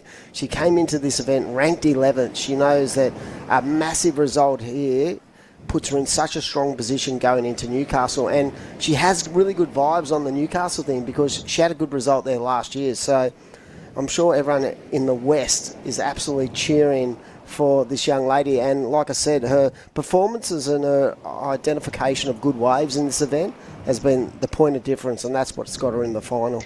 Yeah, she's had really good rhythm with the ocean out there too, I feel like, in every heat. Obviously, this has been a bit of a slow heat, 14 minutes, 40 seconds to go. And Willow, unfortunately, hasn't had a first wave yet, but Macy's, wow. Finding rhythm down the line. That was a really strong one turn, Dim, but yeah, Macy has to watch her back because Willow has had a great connection with this wave out here, and I feel like although there's been a lull, when opportunity comes, Willow capitalises. Yeah, but the thing is, you do not want to give opportunity to someone of the standard of Mace. And without priority there, she's just jagged another score. And she's the complete professional at building and putting pressure on her opponent. So she's had two waves with 2-1 turns, but the class of the turns itself, you spoke about it before, it's quality over quantity. So look at that, a 6.25 one turn. That is amazing. And some people might go, hold on, I saw like a 6 before with 3 turns, but it's not. For the novice, you don't understand the technical side of it and just the absolute flawless nature of that turn, netted that 6.25. Yeah, I've said it before, I'll say it again. I love Macy's backhand. It's just so good. I feel like I'd love to see Macy out pumping Narrabeen. Just see her just tee off on a few of those lefts. I just love to see her on a left point. Her backhand is so good. Yeah, Narrabeen's going to be intriguing, and it was a really weird year last year. It was such a weird year last year. The waves were pumping, but to be honest, it was such a weird angle. It's not typical Narrabeen. Last year's Challenger Series, I was watching it going, this is so bizarre. Here we go. Surfer in, blew up and right in. Very nice connection on that first turn, and these waves are getting tricky. You can see that they're really quick fire, running across that bank really quickly. So yeah, last year's Narrabeen event, even though I had so much fun because I had Isabella staying at my house, the vibe was amazing. Wow. Look at that turn from Mace. I reckon that is nearly better than the turn before. That is better than the turn before, in my opinion. That was incredible. This is what you said, Dimmy. You can't give people like Macy space and opportunity. Yeah, I think the space issue, Willow needs to sort of cut down the amount of space between the two of them, because Mace has actually had just ample opportunity. And look at the turn here, just vertical into the lip. You're right, I reckon that might go in the 7-point range. I think that might go in the 7-point range too. Yeah, so back to Narrabeen. Last year, yeah, it was strange. I mean, car park rides is fun, and it's definitely an asset to Narrabeen. But the week before I was down there, and I'm not even kidding, 3-foot perfect Narrabeen lefts. And then the next week, it was 4 to 6 foot car park rides. I was like, what? Some of the chews, but... Oh, incredible. Oh, you kidding? Incredible. But it was... I saw Davey get one in a freezer. Yeah, Davey's so good out there. So good, but yeah. It was such a peculiar event, because that's just not what I was expecting. And the funniest thing, when you spoke to the athletes too, they were going, it's pumping, but it's bizarre because it's not traditional. It's not traditional pumping Narrabeen, no, because I'm sure like any of those guys who haven't surfed Narrabeen before and came into the event have done their research. They were going, sweet, we're going left. No, you're not. Just jokes. You're going right. Talking about going left, look at that score. Jess Starling, a 7.50, and this is the danger of giving someone of Macy's class just that little bit of space. You want to stick right near her and make sure you're putting pressure on her and you're identifying anything that you feel is going to be a big score. So now the young gun, she's in combo land, and we're talking about just basically 3 single turns that have netted some huge scores. Wow. That turn, that is CT level. That's why she's been on the tour. Yeah. Willow Hardy now needs a 13.75 combination. She has priority, and this looks like a good wave coming in, but I don't think she's going to get there. So Macy in really great sync down here at Copacabana. Amazing. How good is it being at home, being able to, hang with your friends, hang with your family, and just have that natural kind of rhythm of being at home for an event. It's pretty unique because they travel right around the world, and Mace has had some good results. I'll never forget that final with Molly and how special that was, and she's had she's been in sync with this event since day one, and it's incredible to see her just go about her business in such an elite fashion. She's an absolute contest machine, and already that 7.5 and a 6.25 is based on 2 turns. So she's got a 13.75 2-wave combination. This is the final of the Ride to Rhythm Central Coast Pro WSL QS 3000 event, and we've had the best 2 days of just looking into an insight into the future, but also identifying some of the world's best surfers who have competed along with Mace. I felt like Paige Harrop has made a statement moving forward, but right now in this final, the young gun who has been taking everyone by storm has got a back against the wall. She's going to have to pull out something big, and I feel like her next opportunity is going to be critical to see if she can turn the heat on its head. And you know what? The scoreline that Willow has right now, it's not a testament to her surfing. It's a testament to that it's just been a slow heat. And Macy's been in good rhythm. I feel like if Willow hadn't been on the waves that Macy was on, we would have seen Willow, post score similar, because she's got so much talent. She just hasn't been able to find her feet out there, I guess, and find the bank. You can see they've pretty much swapped. So Macy now sitting where Willow was, and Willow now sitting down where Macy was. But it might just be that it's swapping again. Sets might come to Macy. You know, it's just one of those heats where I feel like you can be out of rhythm. So I'm hoping in the next 8.5 minutes, Willow just finds her feet and puts on a show and showcases what she can actually do, because there's so much talent once Willow gets to her feet. 100%. I'd love to see her put the pressure back on. That's what we want to see in a final. Yep. And so, as I said, I feel like the next lot of sets and that next kind of identifying what she wants is going to be really important, because we saw Mace on some bigger waves on that left. So you can see there's been a transformation on where they sit on the peak. But the young gun, she'd be stoked to be in this final, but she also would be absolutely desperate to showcase just how talented she is. You know what's so funny is yesterday we saw so many right rip bowls. I swear we haven't seen that many rights today. It's all been lefts. And the swell is basically the same angle, isn't it? Yeah. It feels like a different beach. Interesting. And what about the difference between yesterday morning and yesterday arvo? The guys... I know, wow. Boys were, like the men were talking about it, going, it doesn't even feel like the same venue. But I feel like the waves have just been absolutely pumping, and moving it over to this venue compared to where it normally sits at Avoca, it's been a masterstroke by everyone at Surfing New South Wales who's seen Macy up and right in. This wave not offering a lot of scoring potential, so pulls out. But 7 minutes to go, so it's been 23 minutes of domination from the former Championship Tour surfer, the local surfer from North Shelley Board Rise. I'm sure she is going to be frothing if she gets a victory up there. Imagine the confidence level going into the Australian Board Rise Battle Final. Here we go, Mace turning and going on another wave. Board looks good too. Yeah, she's on a sharp high, I believe. Yep, I spoke to her about that after. She said it's an old favourite. Is it? The Old Faithful? Oh, the old favourite. Do you have one of them where you just... I do. Yeah, 100. I do. I actually have two.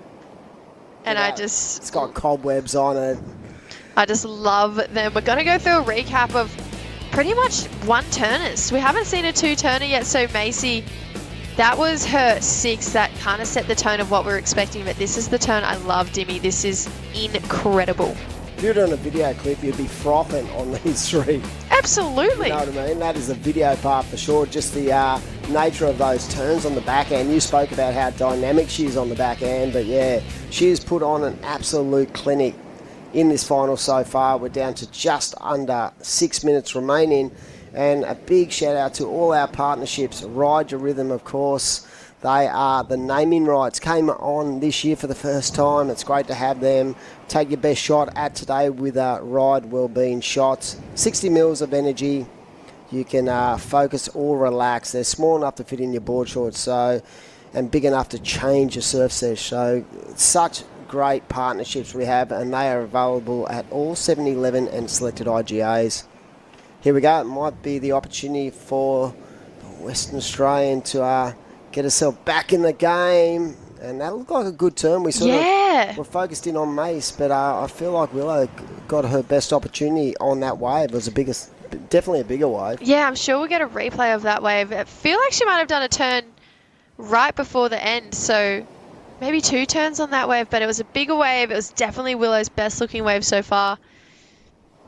Here's the replay. So gets a nice snap in to start and then floats that end section. And that was a pretty hard section to make. And this is what I mean. Once she's on her feet, so much talent from the West Australian.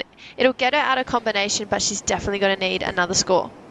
Yep, she's going to need something in the excellent range to pull it out of the bag. And the problem now is you've got Mace out there with priority. So Macy Callahan has priority, and Willow Hardy, it's been a very slow road through this final. That extra 5 minutes is definitely going to help her because it's going to give her an opportunity. But when you consider this is a 30-minute final, there's been a sudden lack of energy in the ocean. Yeah, absolutely. There hasn't been as much action as I'm sure we've wanted in this heat.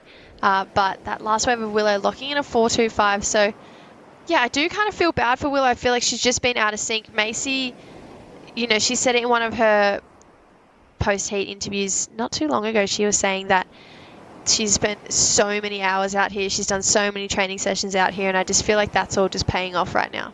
100%. Having a real connection with the venue is so important, as we see the surfer in blue up and riding on the forehand, the young gun from WA. Nice first turn, staying solid to the power source, but again, it was more about opportunity. So she's trying to build house. She's not giving up the ghost right now. She needs a 9.5. Will that better that 3.5? I just don't know. But at this stage, a 7.5 and a 6.25 leads the way in the Ryde Your Rhythm Central Coast Pro, the WSL QS3000 event. And as I said, 2 days of just spectacular surfing from the men and the women. And here we go, Macy Callahan up and riding. She's got a nice little corner to work with, Jess. Yeah, beautiful first turn. Gets it up there for a second. Kind of gets eaten at the end of that turn. That wave kind of came from nowhere. I was wondering if Macy might kick her feet up for the next 2 minutes, 40 seconds, but that wave was too good not to go, and that first turn, yes, so beautiful. No chance. Look at this wedge.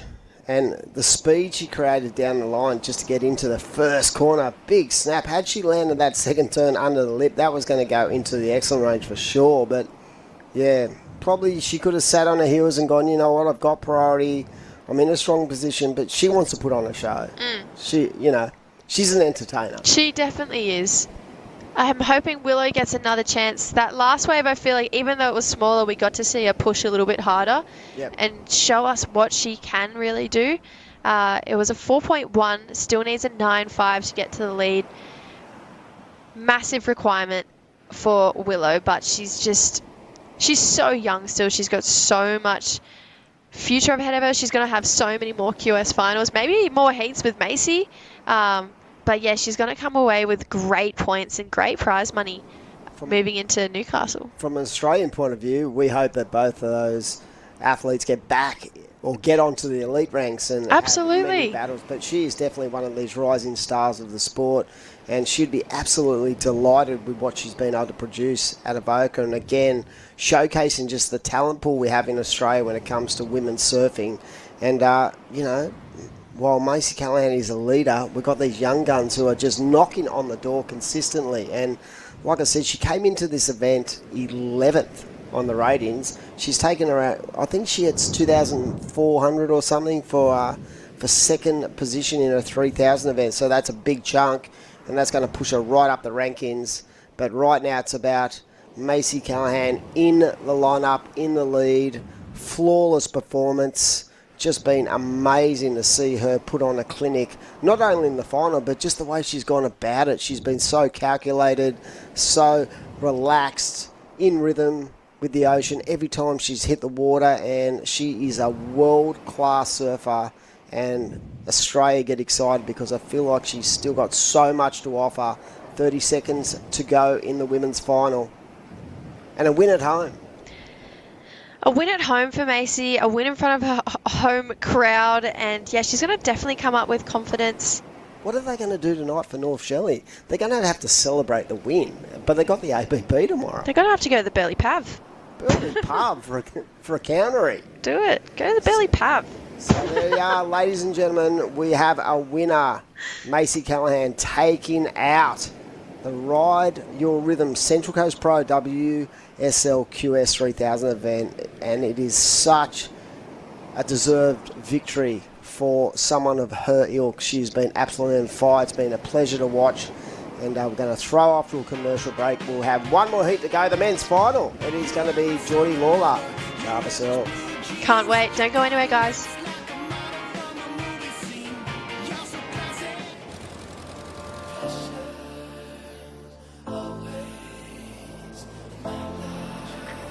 Lay back and just forget the pressure. Always in my life, it's alright.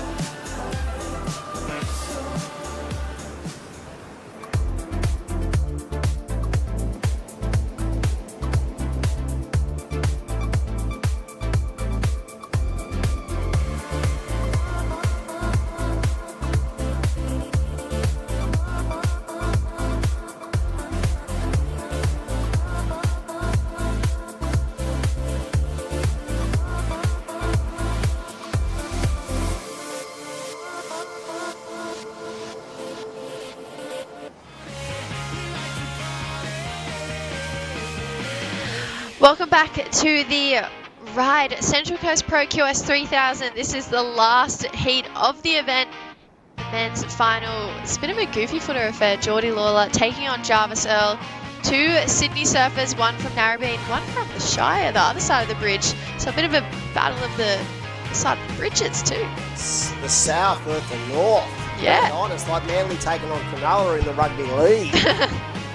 Here we go, looks like Jarvis having a look, but yeah, we were just looking at it before. What a great performance. Macy Callahan take that off.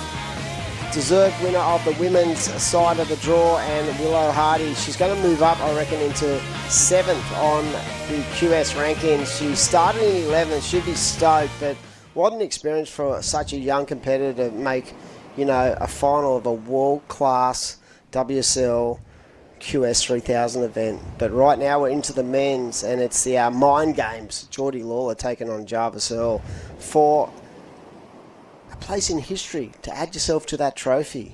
Jordi looking for back-to-back wins on the QS. Jarvis Earl, the smiling assassin. Nothing rattles him. He just rolls on through the draw, and he's so good at calculating exactly, what waves he wants, and his average score lines, I reckon, would be right up there with the best on the QS. Absolutely. He's consistently getting great scores in every heat. Jarvis opening up this heat. Wow. Really, really beautifully. He's surfing so good, Dimmy. He's looking electric. He's unbelievable. He's an absolute machine. He does it with a smile on his face too. And he's already had a 3,000 win, hasn't he? Yeah, he won at Urban. Yep. Jordi, this is his second final back-to-back. Was that a punt fest in the final? You know what? He was only doing about 1 air per wave, surprisingly. What? I know. Come on. I know. But it was his surfing on his backhand that was, honestly, was star of the show. Just his traditional surfing, it was incredible. Yeah, he's so quick. That whole event was like speed dating for surfing, because there were so many waves coming through, and it was just non-stop action, to be honest. And look how quick.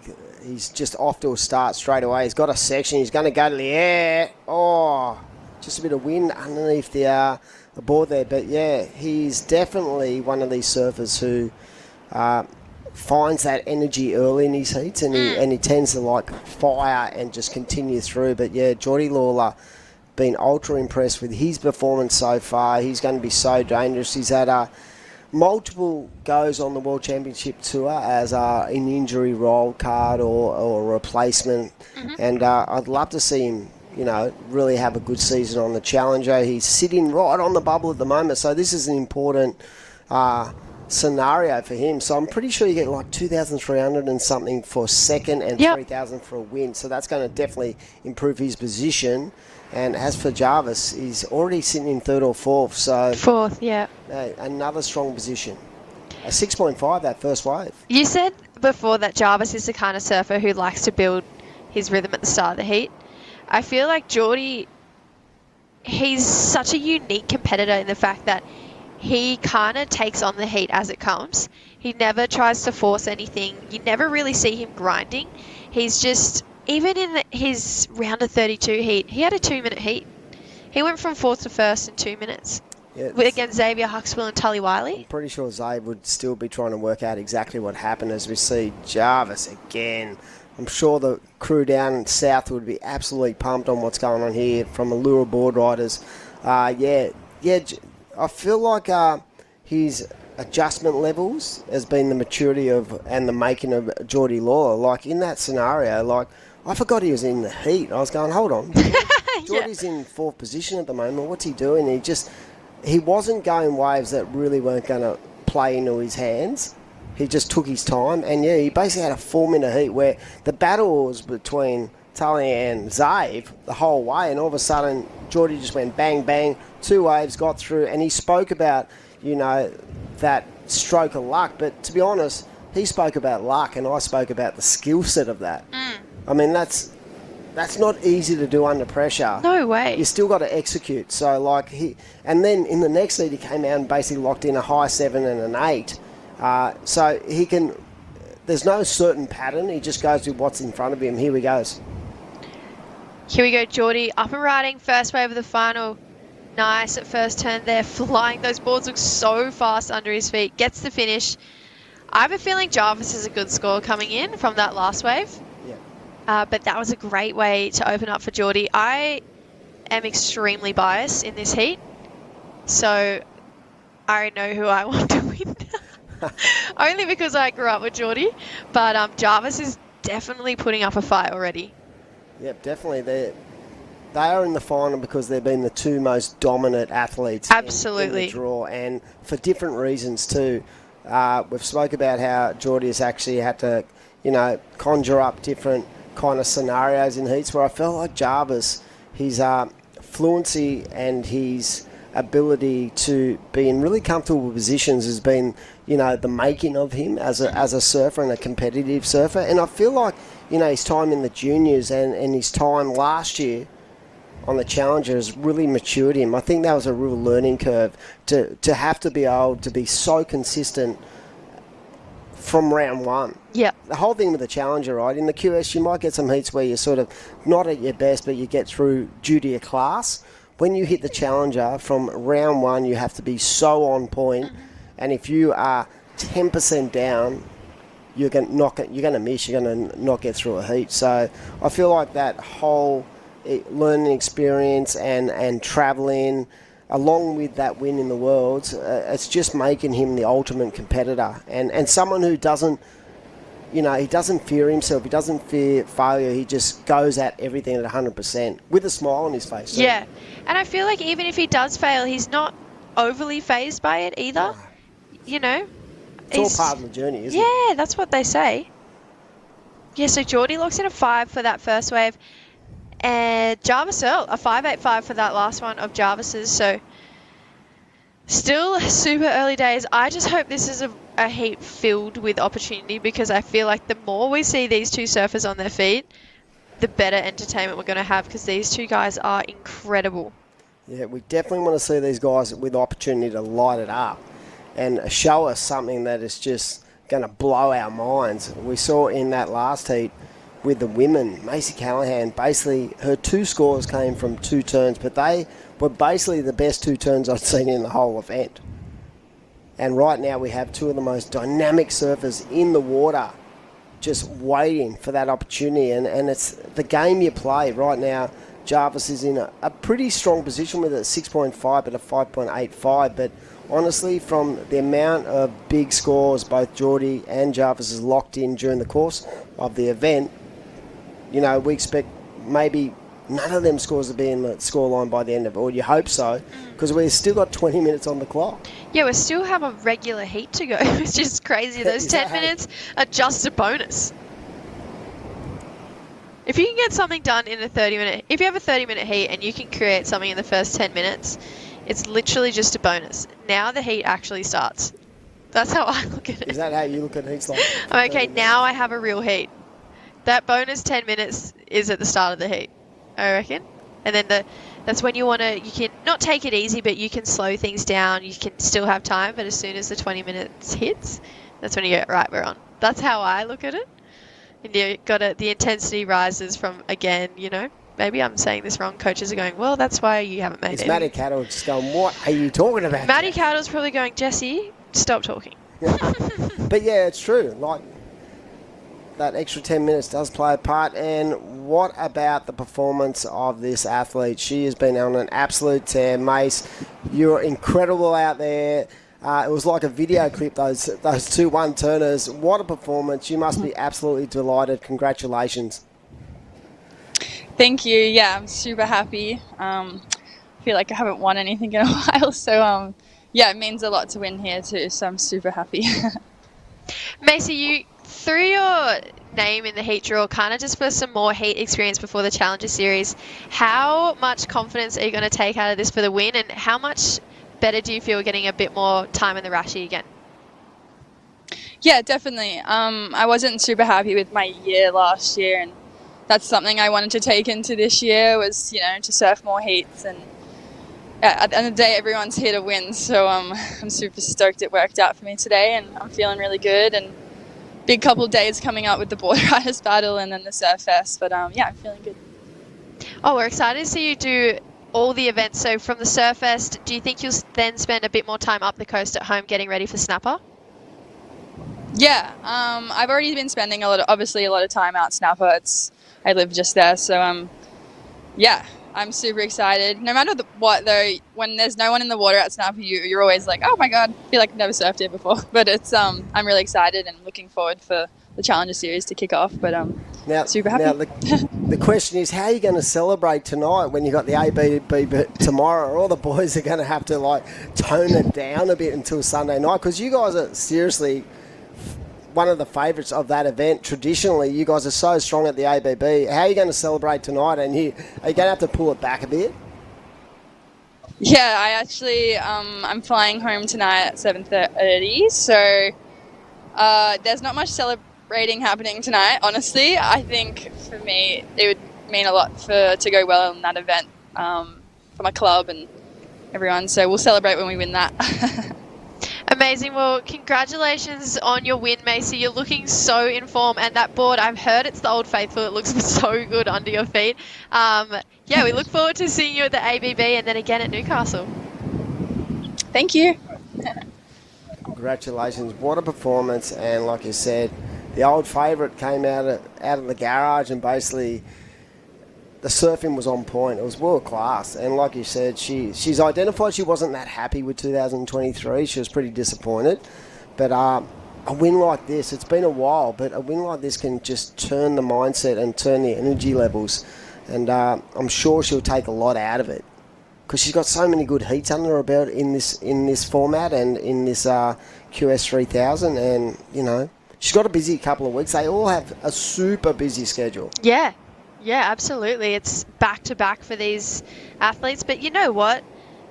That's the way it should be. If you want to be a professional, you have to be able to do those long stints. You know, we've seen even those CT guys spend months in Hawaii preparing, then the Vans Pipe Masters, then the actual Pipe Masters, then Sunset, then a lot of them went to Puerto Rico, and now they're back in Portugal surfing, different climates, different waves, and then after that they've got to come back to Australia. It's non-stop, so I feel like it's really gearing everyone up for what tour life would actually be like.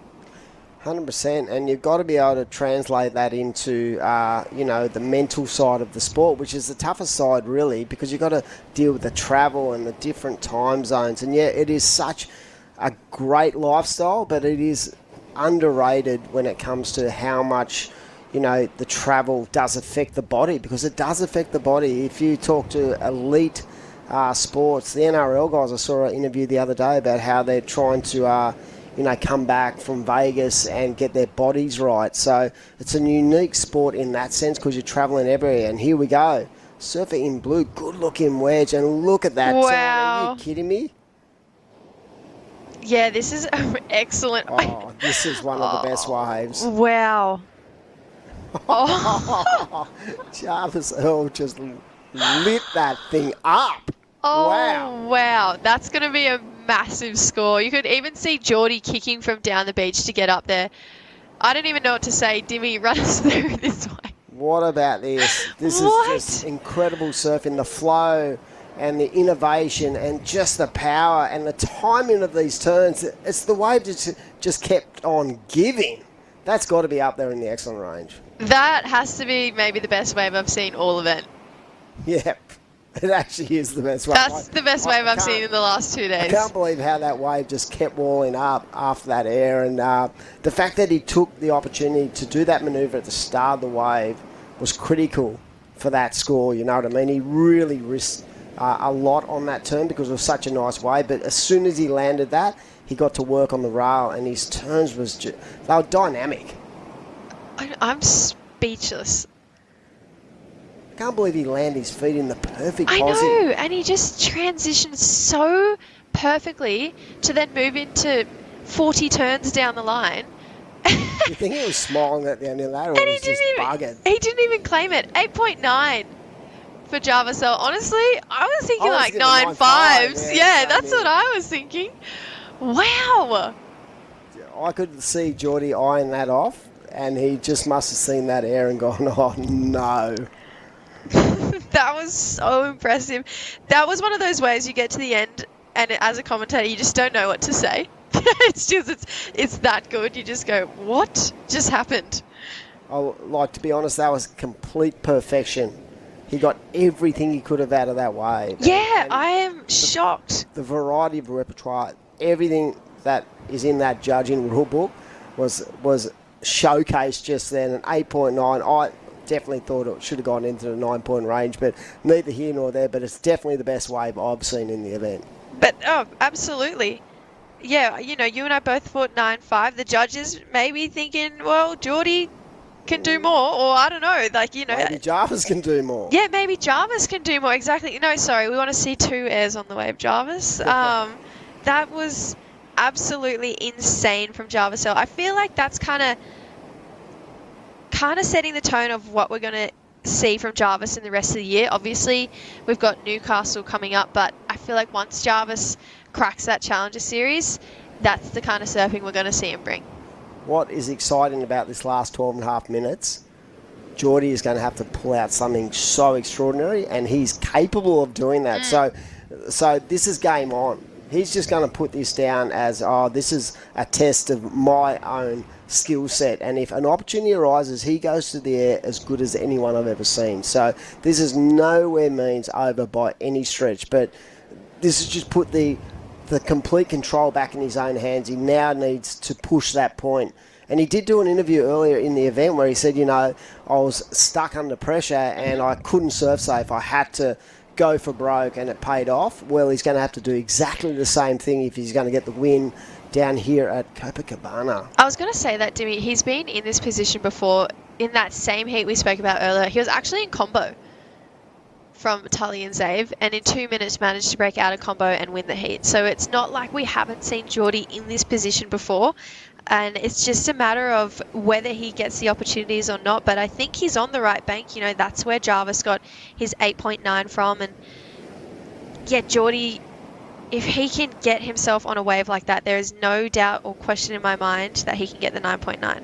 Yep, you're definitely right in that sense, and it's been an amazing ride. The last 2 days of the webcast, we've seen some dramatic changes from some of the younger crew who have really shown their maturity level, but we've also seen the class rise to the front and rise to the fore as we see. What? I'd like to see the start of that air. I think What's going on? The camera missed it. It was going that quick. But yeah, it's just been so good to watch as a sports fan, as a surf fan. I get excited just to see what these younger guys are bringing to the table, and this guy is one of the best in the world. He's incredible. It's like a free surf now. He never looks like he's surfing the heat like a heat. I know that sounds weird to say. It always just looks like he's just having fun. It never looks like he's out there going, okay, I need to be on the first wave. I need to get the inside, da-da-da. He just looks like he's going out there completely backing in surfing and making it happen from there. Yep, definitely has that mindset and that visual of not being ever rattled. And I think his energy levels hold him in good stead, because I feel like he just surfs what's in front of him instead of trying to, manipulate something out of nothing. He just, whatever's being brought to him, he just attacks every section. And when you talk to younger kids and you're trying to coach kids, you're telling them to attack the target. And you only have to look at that 8.9. There was no downtime. He just went from one turn into transition, into another turn, bottom hand turn into complete control through the lip. So it was a great insight into how to surf a contest wave. In fact, if you could surf a free surfing wave like that, you'd be absolutely stoked. Oh, that's going in the edit for sure. Absolutely. If you got a wave like that in the free surf, you go, sweet, there's a clip. Perfect. That could be the opener for my next edit. Yeah. Perfect. All those kids that I actually coach, that's what I'm talking about when I talk about just focusing on what's in front of you and just attacking every section for what it is. And that 8.9, and this guy's so young too. He's got so many more years to mature as a competitor. And what he's thrown out now just showcases how strong our region is. And right now, Jordi Lawler, I can see him moving this could be the opportunity. Jess Starling, take it away. What is going to happen with this wave? Is he too deep? I think so. It looks like Jarvis is going to get it down the line. So Jarvis looking to make Jordi's life harder. Drop that 6.5. Beautiful second turn there. He's feeling it. Drops the hammer on two turns. So if Jarvis gets a 6.6, then Jordi needs a 10. But if Jarvis gets a 6.61, then Jordi's in combination with 8 minutes, 20 seconds to go. Yeah, it's going to be interesting because I felt like they were two strong turns. I love the amount of control and drift on these first turns. Wow, he is so good in the lip. What? I'm sure the crew at Hurley are online watching and they'd just be frothing right now to see their boy doing so well, as were the whole of the Shire. I think that was a last-minute mistake from Jordi because you could see he was paddling to the left and then last minute swung to the right, where the left definitely had potential down the line, but it wasn't like that 8-9 we saw of Jarvis's. It didn't have that long extended wall in front of it. So I still think good decision not pulling the trigger, but unfortunately he's now in combination because Jarvis's last wave was a 7. So 15.9 total in 7.5 minutes, Dimmy, in not a very consistent lineup. Yeah, it is a tough position to be in, but that was definitely well surfed. Even though there was only 2 turns in it, the dynamics of the actual turn itself and the variation of the turn, I think, netted that 7-point ride. But like you said, he's just in absolute perfect rhythm with the ocean at the moment. He's 8.9 and a 7 has put Jordi in a position where he's now in combo land. And that's a tough thing to say for someone of the ilk of Jordi Lawler. Like, you don't see Jordi in combo a lot. You see him putting others in combo. Yeah, he's not one of those guys that you usually see on the back foot, but I feel like Jordi has that really calm approach to heats where he does fully just trust the fact that if he gets the opportunity, he can make it happen, and if he doesn't, then it just wasn't his day. I feel like he's just that kind of competitor. He can shake it off, regroup, and get ready for the next one. Exactly. So we're going to have a quick recap of this heat. And it has been Jarvis Earl. Here's Jordi. Straight up. Nice first connection with the lip. Nice and deep into the corner. Just so solid. His foundation to be surfing is just amazing. But this kid... exceptional. I could watch that wave over and over again and just froth out. But you think it's finished here, but this end turn, he gets so much pop off it. And then this wave again, Dimmy, he just absolutely pushes the limits. There's no end to this guy's talent. It's incredible. Yep, speed, power, flow. That is what it says in the judging criteria, and that's exactly how he's executed this final. And right now, Jordi Lawler is in combo land, but we've seen that in this event. I've seen him in exactly the same position, and he's going to have to pull out 2 scores in the excellent range to basically get himself back in the game. But it's all about opportunity, and no matter what happens, he's put himself in such a strong position. He's going to climb the rankings, moving into Newcastle. So he knows exactly what's in front of him. He knows exactly what he needs to do. He's a stats guy. He knows what's the job, but he'd be stoked with how he's performed here because I feel like there's been a power shift in the fact he looks like he's sort of reset himself and regenerated. Yeah, you know, definitely. He looks refreshed. That'd be the best word for me to say because I feel like the new boards really work well for him, and I feel like Jordi now is in a position where he's feeling confident again. Yeah, I feel like, you know, the boards that he was on prior to these Timmy Pattersons, they looked amazing under his feet. But potentially being on that board brand for so long, you might start to sit in your comfort zone. Yep. And it might start to feel a little bit repetitive, a little bit... stale. Yeah, stale. I'm just used to it. And so now I really feel like this change of boards, loss of major sponsor, it's pushed Jordi so far out of his comfort zone that he's kind of had to relight the spark, and I feel like he looks really reinvigorated for not just free surfing but comp surfing as well.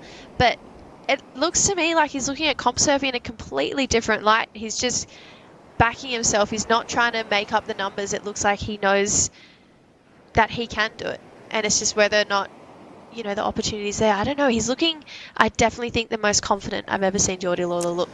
And that is dangerous for everyone else if he gets himself on the Challenger Series. But I'll tell you who's going to get himself on the Challenger Series is this kid, Jarvis Earl from Allura Board Riders. The Shire would be absolutely going off right now because this guy is so good. Like, for a guy his age, the amount of tricks he has in his little kit bag and his ability to execute those tricks in really high, pressure performance levels is just such an important part of his growth and development. And you've got to take your hat off to him because, it's easy to be a top junior, but to actually bring that into the fray of the QS ranks, that's another level. And I truly believe he's just going through the gears. And I think the insight, I think you spoke to him earlier about that experience of 2023 where he had a crack at the Challenger Series. And, it didn't go his way to the best of, what a lot of people thought. But, there's growth and there's development in that too. And those experiences overseas against the top surfers will hold him in good stead moving forward because he looks like a different beast. Most of the time you have to go through those hard challenges, those heat losses, those kind of wake-up calls like, wow, okay, there's actually a lot of really talented guys across the world. We look at our top men in Australia, we think, they should easily smash, the Challenger Series, and then they come up against guys like Cole Houshman was a beast last year. So I think the Challenger Series, as much as I think both these guys can make the tour, I think the Challenger Series has been really humbling for both of them, and it's almost made them come back, work harder, be better, and just, excel in every different area they have to excel at. And I don't want to be cliche and say, those 1%ers, but I feel like they really do tune into those 1%ers so much more after their first year on the Challenger Series because no one qualifies on their first year on the Challenger Series unless you Molly pick them. There you go. But a massive shout out to all the crew at WSL, Surfing New South Wales for bringing this event to us, our naming rights partner, Ryde, and to all the judges too. The judges have a really tough job to do, and we have such a great array of judges in our region, and they work so hard. And I feel like at the two events that we've commentated, I haven't looked at one score and gone, and I can be a bit of a whinger in that scenario, but I feel like they've got every decision right. And there's been no controversy with the judging. I think it's been on point. So Ty and all the crew, well done. Here we go. Jarvis up and right in, really freeing the fins on that first turn and again going for broke. But shout out to everyone who are the staff on the beach doing the hard yards. We got the easy job in the booth. But everyone who's involved in this New South Wales Pro Surf Series. But I do take my hat off because it's so hard being a judge because they watch so many waves, and I just feel like they probably don't get as much credit as they're due. Here we go. Jordi isn't going to have time to break combo, but let's see what he can do. Strong first turn. Those Timmy Pattersons looking amazing under his feet. Takes to the air. Just couldn't bring it back around. So 30 seconds on the clock, but I think it's pretty safe to say Jarvis Earl is going to be your Ryde Central Coast Pro QS 3000 winner. 100% fully deserving. An 8.9 and a 7-point ride for the gun from the Shire. He is absolutely on an absolute heater in 2024, and we are so looking forward to what he's going to bring in the future on the Challenger, and definitely a star in the making. As you see the boys, kudos to both those guys. Jordi Lawler, I'm excited to see what the future brings for him as well. These two have been an amazing performances during the course of the last 2 days that we've been a part of it, and the man who takes the victory is the man who deserves it the most with that 8.9 and a 7-point ride. Congratulations, Jarvis Earl. You are the champion of the Ride to Rhythm Central Coast Pro QS 3000 for the men. And, he might even take top spot. He could go to number one. Yeah. That would be very cool. I'm pretty sure. Who was number one prior? Dakota. But Dakota wasn't in this event. Interesting. Alistair's in second. Just depends on whether Alistair improves on his points or not. It's top 9 and a wild card, isn't it, for the men from our region? Is it 9 or 7? I could be wrong. I'll have to do my... I've got it. I've got you covered. Don't worry. Thank you, mate. It's 7 plus 1 wild card for the men and 4 plus 1 for the women. Wow. So there's a lot of crew looking for a spot. I know that Jordi's definitely going to move up. Jarvis is going to put himself in an ultra-strong position. And, boys, a bit of a victory lap for both of them because they've fully deserved to be in the final. And we've been excited. Destination New South Wales doing a fantastic job supporting the regional events and Ryde the Rhythm, the major sponsors. You've got to take your hat off to them for forking out the cash to bring this event back to the Central Coast. And it is such an amazing landscape. Waves have been on point. The surfing has been world class. It's been a pleasure to be a part of it. It's just been an absolutely amazing event. I love this event. It's such a prestigious event. It's one of the best ones to come to every year. You can see both Jordi and Jarvis making their way back up the beach. But yeah, these two guys, they definitely both belong on the Challenger Series, but even that championship tour as well.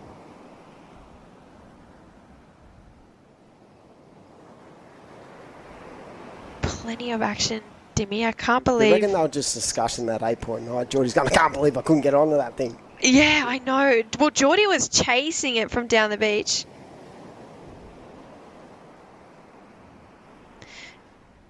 It looks like Matty Cattle down the beach, second place, super coach. Done a lot of work with Jordi over the years, and girlfriend Serena of Jordi, I'm sure Zali is watching. There we go. Smiling Assassin, up close and personal, the winner of this event. There's the man, Jarvis Earl, World Junior Champ. That board looks incredible under his arm. We're going to go to a quick ad break, so don't go anywhere, guys. We'll be right back.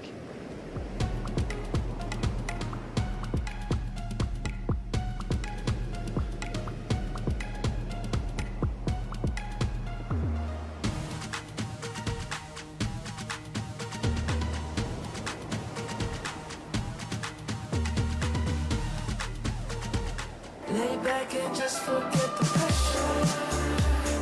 Always in my life, it's alright. This is the motivation.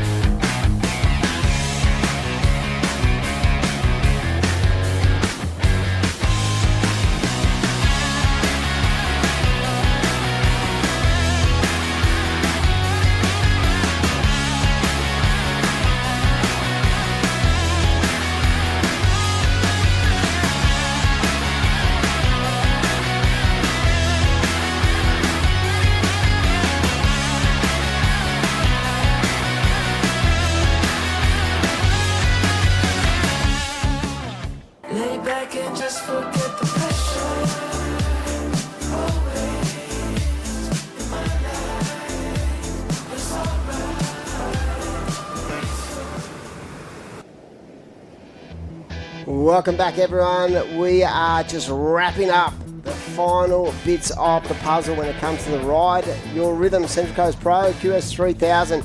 Jarvis Earl taking victory in spectacular fashion. I'm here with Jess Starling, and I was just thinking about, we're talking about where he'll place on the QS ratings, and I did my little calculations. I reckon he's going to go up to third. Oh, amazing. Okay, yeah, so he's going to go up to third. I'm pretty sure Dakota will stay where he is. Alistair Reginato will stay where he is. And Jarvis will move up to third with just over 9,000 points. But talking about the final, and really the critical part of that final was that epic ride he got on the left, the 8.9. It was spectacular. It was world class. And for two novices like myself and you, we thought that was going to go into the 9-point range. But wow, the execution of that wave in itself was just absolute flawless. Yeah, this was one of those waves that just left you speechless, and even every time I watch it, I just can't believe how much work he got done. Just 5, 6 really excellent turns, and then he backs it up with this wave, which honestly, I don't know how or where that surfing came from, but Jarvis is looking the best I've ever seen him. I love the amount of drift he got on that first manoeuvre, and the speed and control he carried through that turn was just extraordinary. So, wow, I'm blown away. I'm stoked for Jordi. I'm stoked for his crew, Matty Cattle, his coach, everyone who's been supporting Jordi. I think that this will really give him a lot of confidence going into Newcastle. But Jarvis Earl, it was next level. It was absolutely amazing. I think Jordi will definitely move up the rankings as well and give himself more of an opportunity to be in that Challenger Series contention.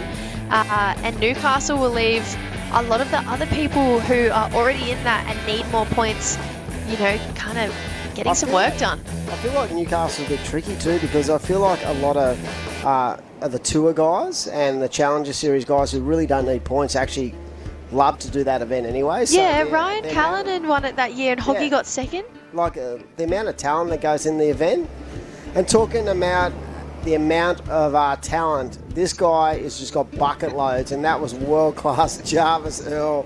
You just lit that final up, dude. Yeah, I was so stoked. I kind of saved my best till last and got 2 real good ones in the final. So yeah, it was a real good win for me. Jarvis, we can't stop talking about that 8.9.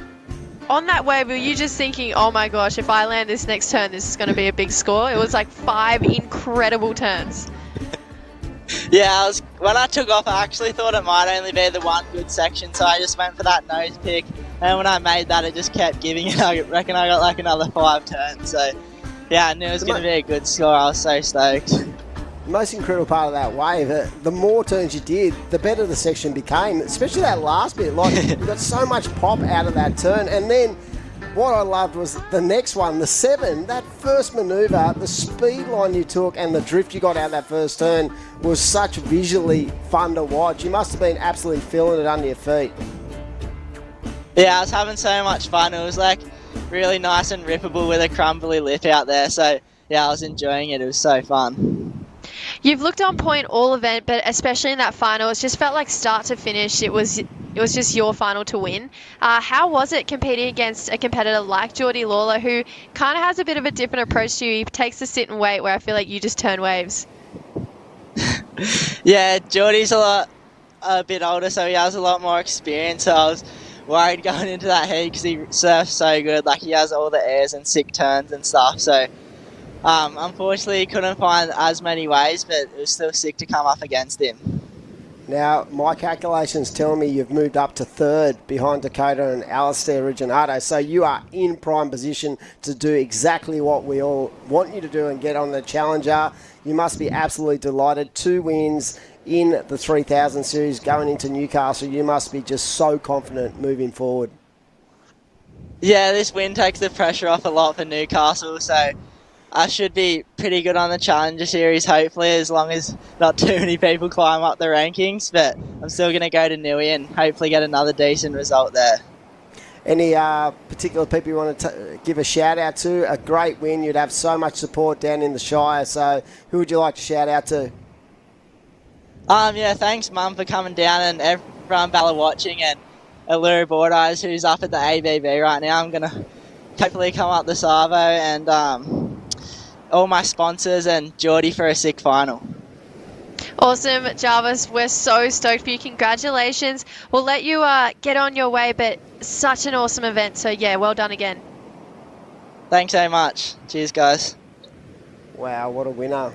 And Jess Starling, it's been a pleasure to be in the commentary box with you again, showcasing just the talent we have. We'd like to thank everyone online. We're going to throw to our highlights package, but we've enjoyed the ride, and we'll see you again very shortly. Yeah, thanks, guys. Tune in to Surfers. Starts on Monday.